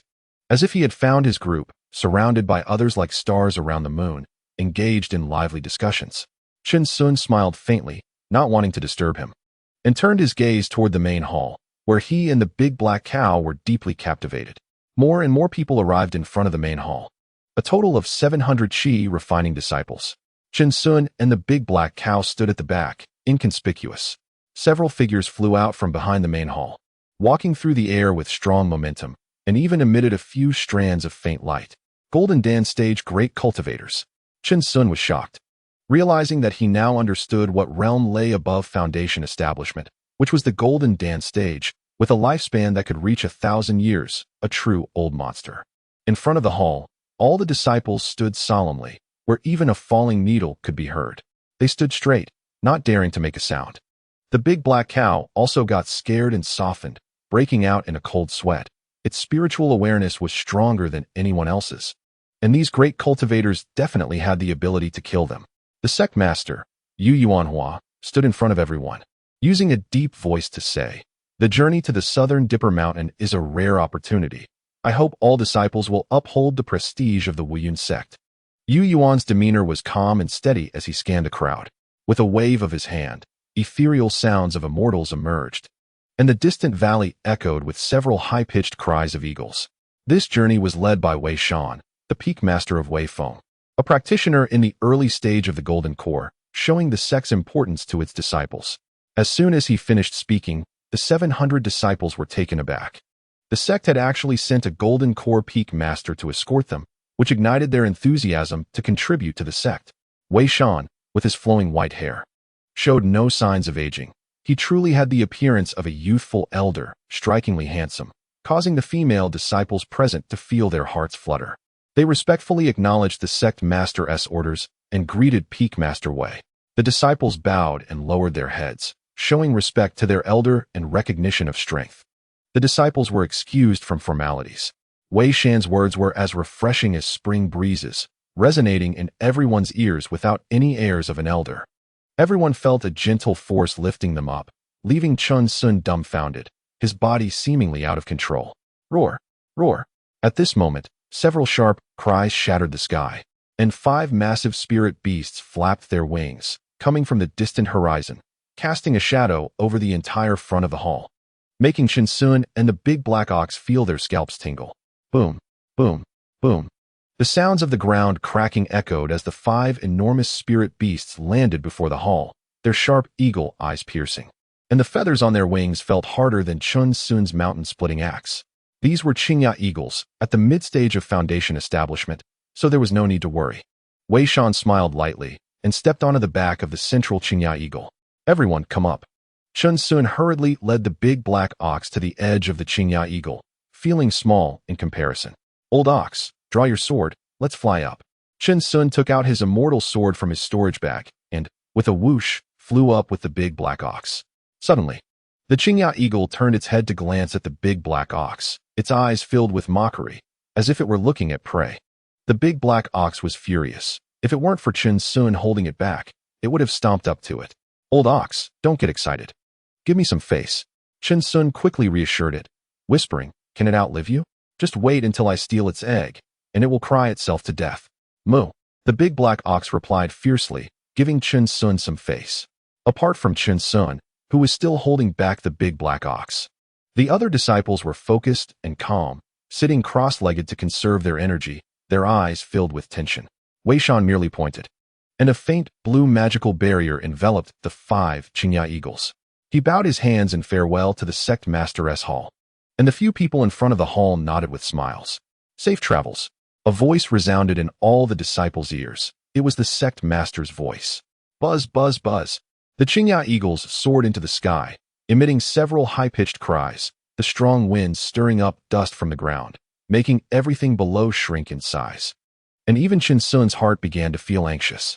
The Qingya eagles flew into the sky, gradually disappearing into the depths of the mountain range. And countless disciples on the ground gasped in awe. Truly the 700 warriors of the Wuyun sect. Old ox, this time we are really going to see something grand. Chen Xiong's expression was somewhat excited as he looked at the surrounding clouds and mist, the ground filled with unfamiliar towering peaks reaching into the sky. Quickly passed by the Qingya eagles. This speed is incredible, Chen Xiong marveled repeatedly, far faster than the flying boat he had taken before. Moo moo.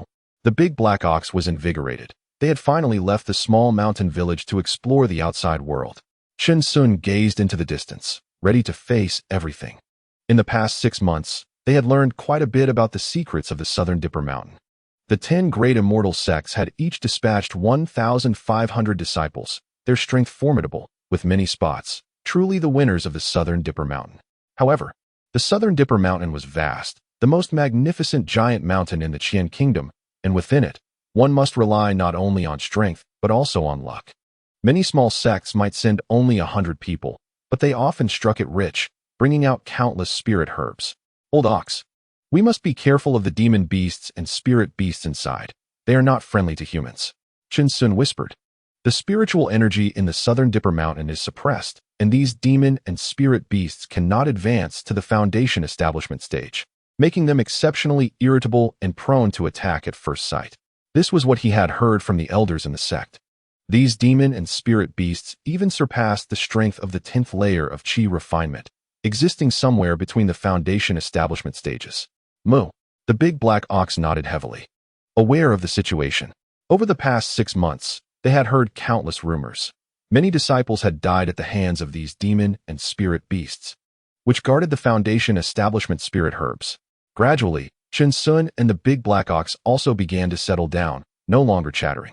The Qingya eagles flew over various states, occasionally attacked by other demon beasts, but Wei Shan merely released his aura, causing those flying demon beasts to flee in panic.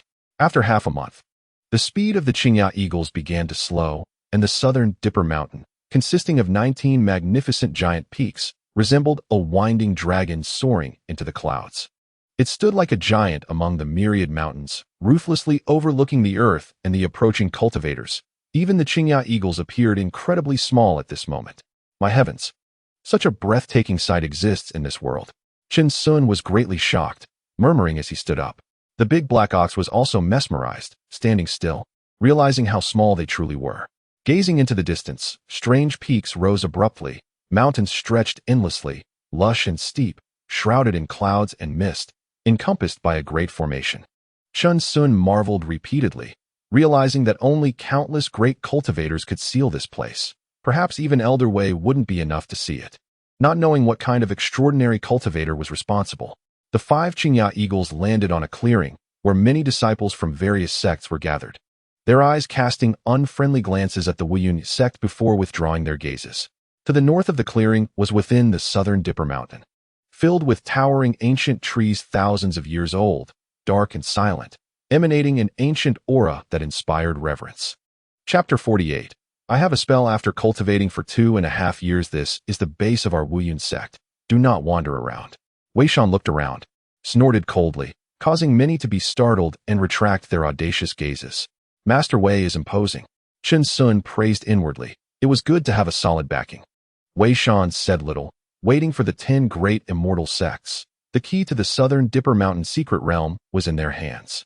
At this time, the sky was filled with thunderous roars as massive flying boats and giant birds broke through the air, their overwhelming presence suffocating. Shadows swept across the ground in waves, seeming to demonstrate power and assert dominance. Flags of various sects fluttered brightly, with countless figures standing atop, their cold gazes looking down at the earth and the disciples of various sections. Wei Shan's expression was calm and unperturbed, but inside, he felt uneasy. The 10 great immortal sects loomed over all cultivators in the Qian kingdom like 10 giant mountains. Chen Xiong and the big black ox shook their heads in amazement.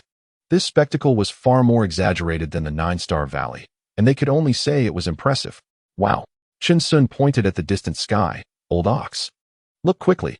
Several giant boats hovered in the air, and countless women in purple robes soared into the sky, standing on lotus leaf artifacts, descending gracefully.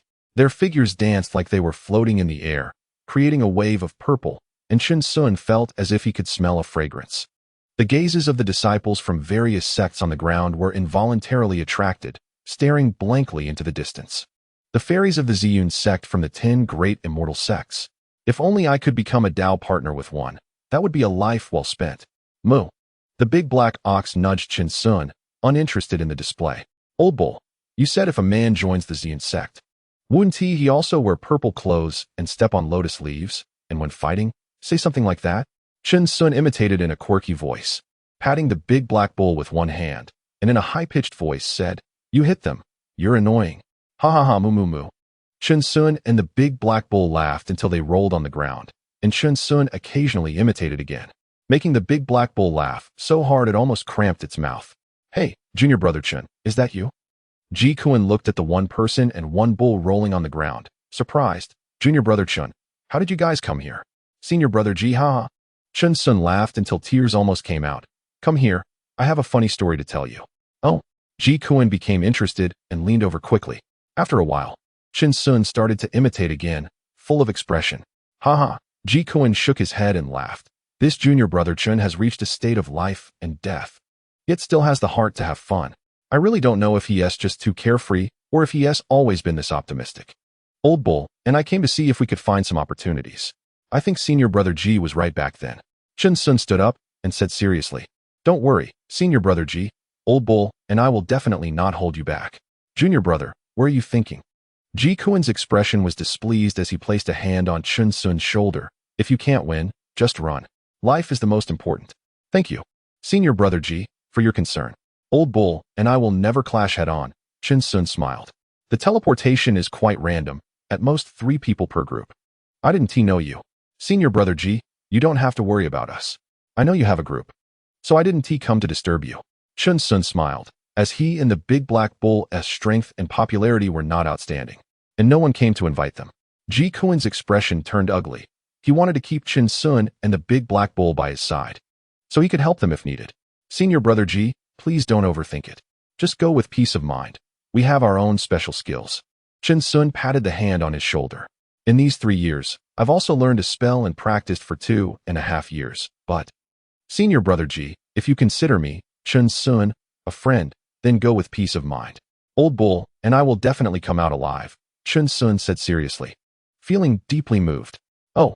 Ji Kuan's eyes still showed frustration as he forcefully removed his hand and turned to leave without saying another word. "Moo." The big black bull looked at his back, then at Chen Xiong. "It's fine, senior brother Ji is just too worried about our strength." Chen Xiong smiled and also looked at Ji Kuan's back. "Moo." The big black bull nodded, thinking, "Actually, they are very strong, really strong. Senior brother Ji doesn't need to worry about them." Suddenly, the sound of beast roars echoed in all directions, and a giant python broke through the air, with thousands of disciples from the beast-taming sect standing on it, wearing gray robes embroidered with unknown spirit beasts. Many of the disciples on the giant python showed a bloodthirsty smile, and various spirit beasts accompanied them, with some even coiling around them like spiders and small snakes. The people from the beast-taming sect, one of the 10 major sects, had arrived. These spirit beasts were indeed too powerful. It was said that every 20 years in the southern Dipper Mountain secret realm, the beast-taming sect suffered the least losses and gained the most. Low-level cultivators couldn't fight against the disciples of the beast-taming sect. The ground was filled with the chatter of countless sect disciples, who felt envious. Spirit beasts were hard to cultivate, but once cultivated, they would be a great help. However, Chen Xiong's big black bull was an exception. These disciples had never seen a master and spirit beast with such a large gap in cultivation. Old bull, if we face those spirit beasts, what are the odds?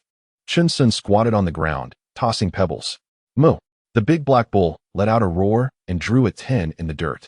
Awesome! Chen Xiong slapped the big black bull, praising him. I've known you were capable since I was little. The big black bull raised its head proudly. A day later, disciples from the 10 major sects arrived one after another, casually chatting at their respective camps, completely disregarding the other sections. Wei Shan seemed unable to hold back anymore. His expression extremely unpleasant, but being under the eaves, one had to bow their head. He could only hope these disciples would do well. Suddenly, a series of loud noises erupted in the highest open area. Colorful spiritual lights shot up into the sky, gradually forming a pillar of light. And waves of spiritual pressure came. It's fine, the 10 major sects are breaking the restrictions of the Southern Dipper Mountain to activate the teleportation array. Wei Shan explained to the pained-looking disciples. Yes, Peak Master. Everyone cupped their hands, not wanting to embarrass themselves in front of Wei Shan. Boom, boom, boom. A massive 7-star array teleportation array appeared at the residence of each major sect. And the leaders of each sect took out an ancient token and placed it in the slot. Hurry, the teleportation array will only last half a day, Wei Shan shouted. Continuously infusing his magic power, the power of the Wuyun sect token can only transport a maximum of 700 people. Yes, Peak Master. Yes, Peak Master. They formed groups of 3 and disappeared into the teleportation array in the blink of an eye.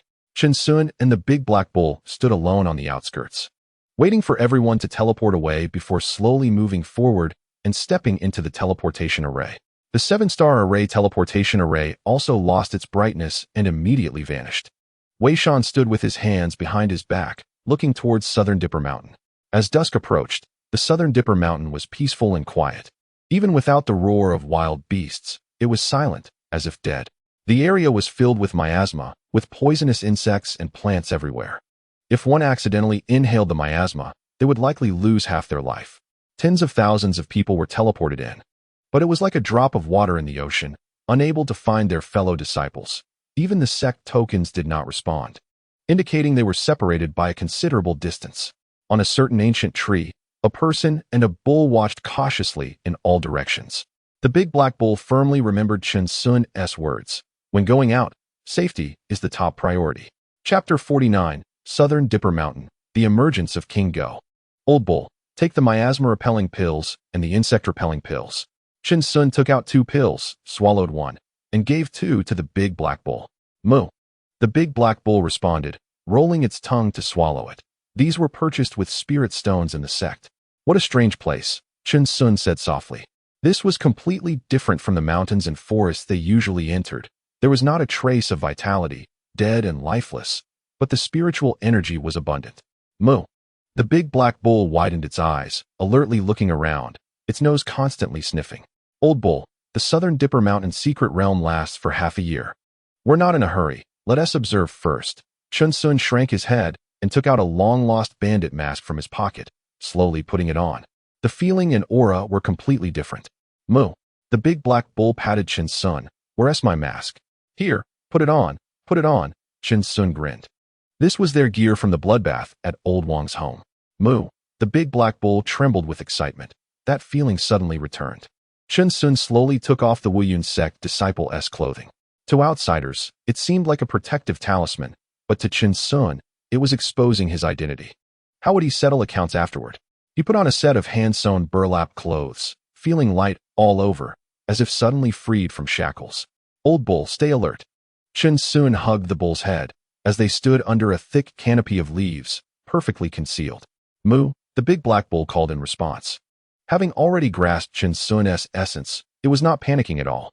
As time passed, while the disciples of various sects were diligently searching for spiritual herbs, this one person and one bull sat quietly on a tree for an entire day, completely motionless. Old bull, there shouldn't be any problems here. Let's make some clothes. Moo? Just watch. I learned a set from Aunt Wang back in the day. Chen Xiong smiled and thought about that little mountain village, vowing to return one day. Moo.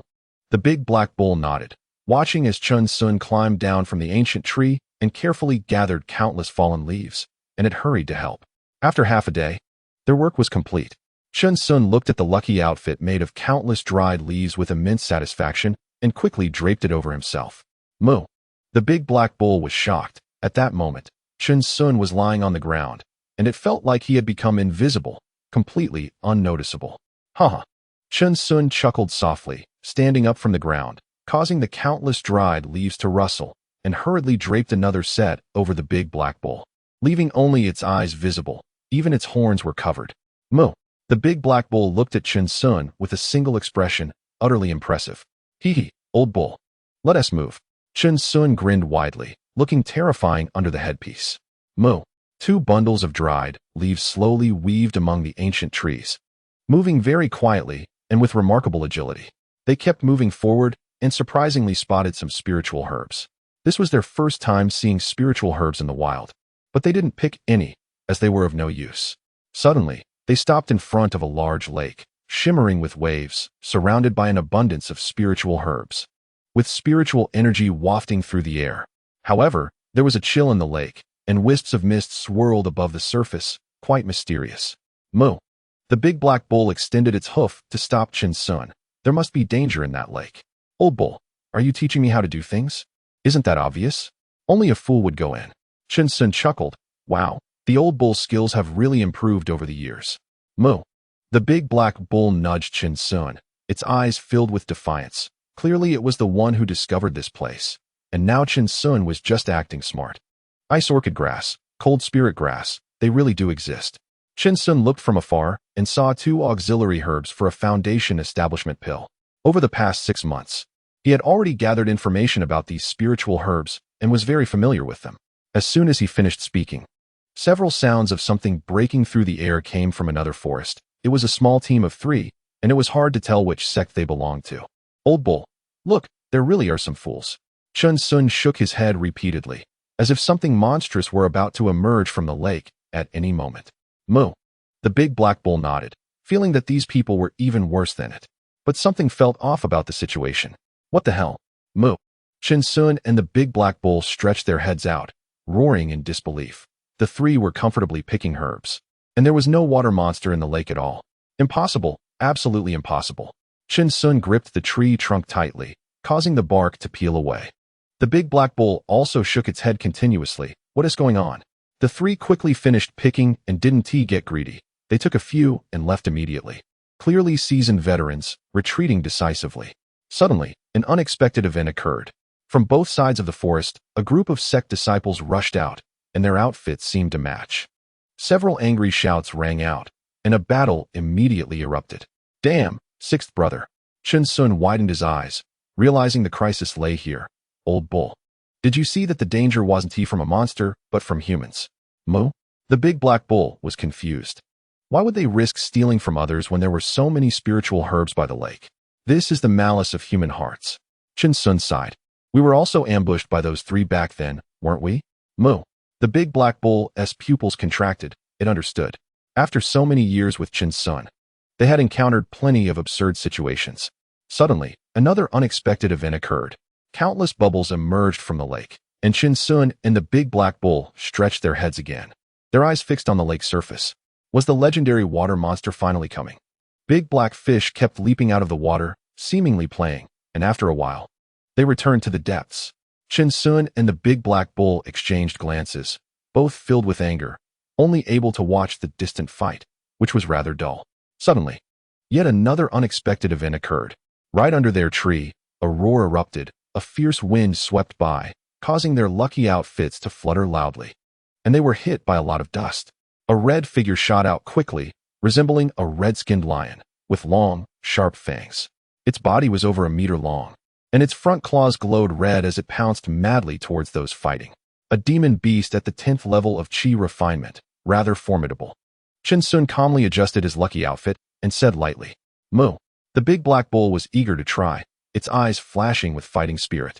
In the distance, continuous sounds of shock and anger rang out, the red-skinned lion relentlessly chased after the disciples, picking herbs, casting spells, and causing chaos. Blood splattered, and they had no choice but to abandon the herbs, throwing them into the air and quickly fleeing in all directions. Old bull, let us go. I'll grab a few spiritual herbs and leave it to you. Moo. Two figures lightly descended from the tree, their expressions calm, and one dashed toward the lake. Roar. The red-skinned lion was furious. Someone dared to invade its territory again, and it was two creatures covered in leaves. It looked puzzled, wondering what these strange beings were, having never seen them before. Chapter 50. Brother, I really thank you. Just as it was about to rush over to stop them from picking herbs, a giant creature blocked its path. Moo. The big black bull stood firm, stamping its hooves, and struck out with tremendous speed, shocking the red-skinned lion. A burst of flames erupted as the red-skinned lioness spells were easily neutralized, its fangs caught by a hoof, which it couldn't shake off no matter how hard it tried. Roar. Moo. The big black bull exerted force, lifting the red-skinned lion and smashing it hard into the ground. The red-skinned lion's face contorted in pain, its eyes filled with horror, feeling as if its brain would burst from the impact. Moo. The big black bull swung again, and the red-skinned lion questioned its life as blood sprayed from its throat, unable to muster any magic. Moo. The big black bull roared, its hooves continuing to strike. The red-skinned lion's tongue was already smashed out, emitting whimpering sounds. Brother, I beg you, don't hit me anymore. Chen Xiong picked 2 ice orchids and cold spirit grasses. They were as white as jade and emitted a cold aura. He placed them in the medicine box for safekeeping. He then shouted toward another side of the lake. Old bull, I'm ready to leave. Moo. The big black bull dragged the red-skinned lion in front of Chen Xiong, leaving a long trail of blood on the ground. Old bull, you really are something. Chen Xiong marveled. Damn, I almost crushed this lion to death. Moo moo. The big black bull grinned. This red-skinned lion really has no perception. It was already fantasizing about braised or steamed. Whimpering, the red-skinned lion's pupils were vacant. It had given up, truly surrendered. Ah, how tragic. Chen Xiong shook his head. Brother, you should take care of your wounds. If you encounter someone else, they might skin you and refine your bones. Chen Xiong hoisted the red-skinned lion and headed into the jungle with the big black bull. If it weren't for taking the fasting pill, they wouldn't dare to light a fire here. They would have feasted long ago. They tossed the red-skinned lion into a secluded spot to fend for itself. After all, it wouldn't be moving for at least half a year to avoid being discovered by their fellow disciples. Whimpering, the red-skinned lion weakly called out, Brother, I really thank you. Old bull, let's go, let's go. Chen Xiong and the big black bull began to climb the tree again, disappearing in the blink of an eye. They left, but left a huge shadow over this red-skinned lion for a lifetime. In the future, seeing a pile of withered leaves would make it crawl and cry, recalling all the wrongs it had done in its life. Old cow, take a look at the map. On an ancient tree, Chen Xiong unfolded a simplified map, many places unmarked. Is that lake we just saw here? This map has been painstakingly created by countless disciples of the 5 Elements sect, completely earned with their lives. And Chen Xiong treasured it greatly. Moo? The big black cow pointed to several large lakes on the map, which all seemed somewhat similar. Chen Xiong was also troubled. The teleportation was too random. Although they were all teleported to the edge of Nando Mountain, the distances were absurdly large, making it impossible to distinguish directions. Let's take it one step at a time.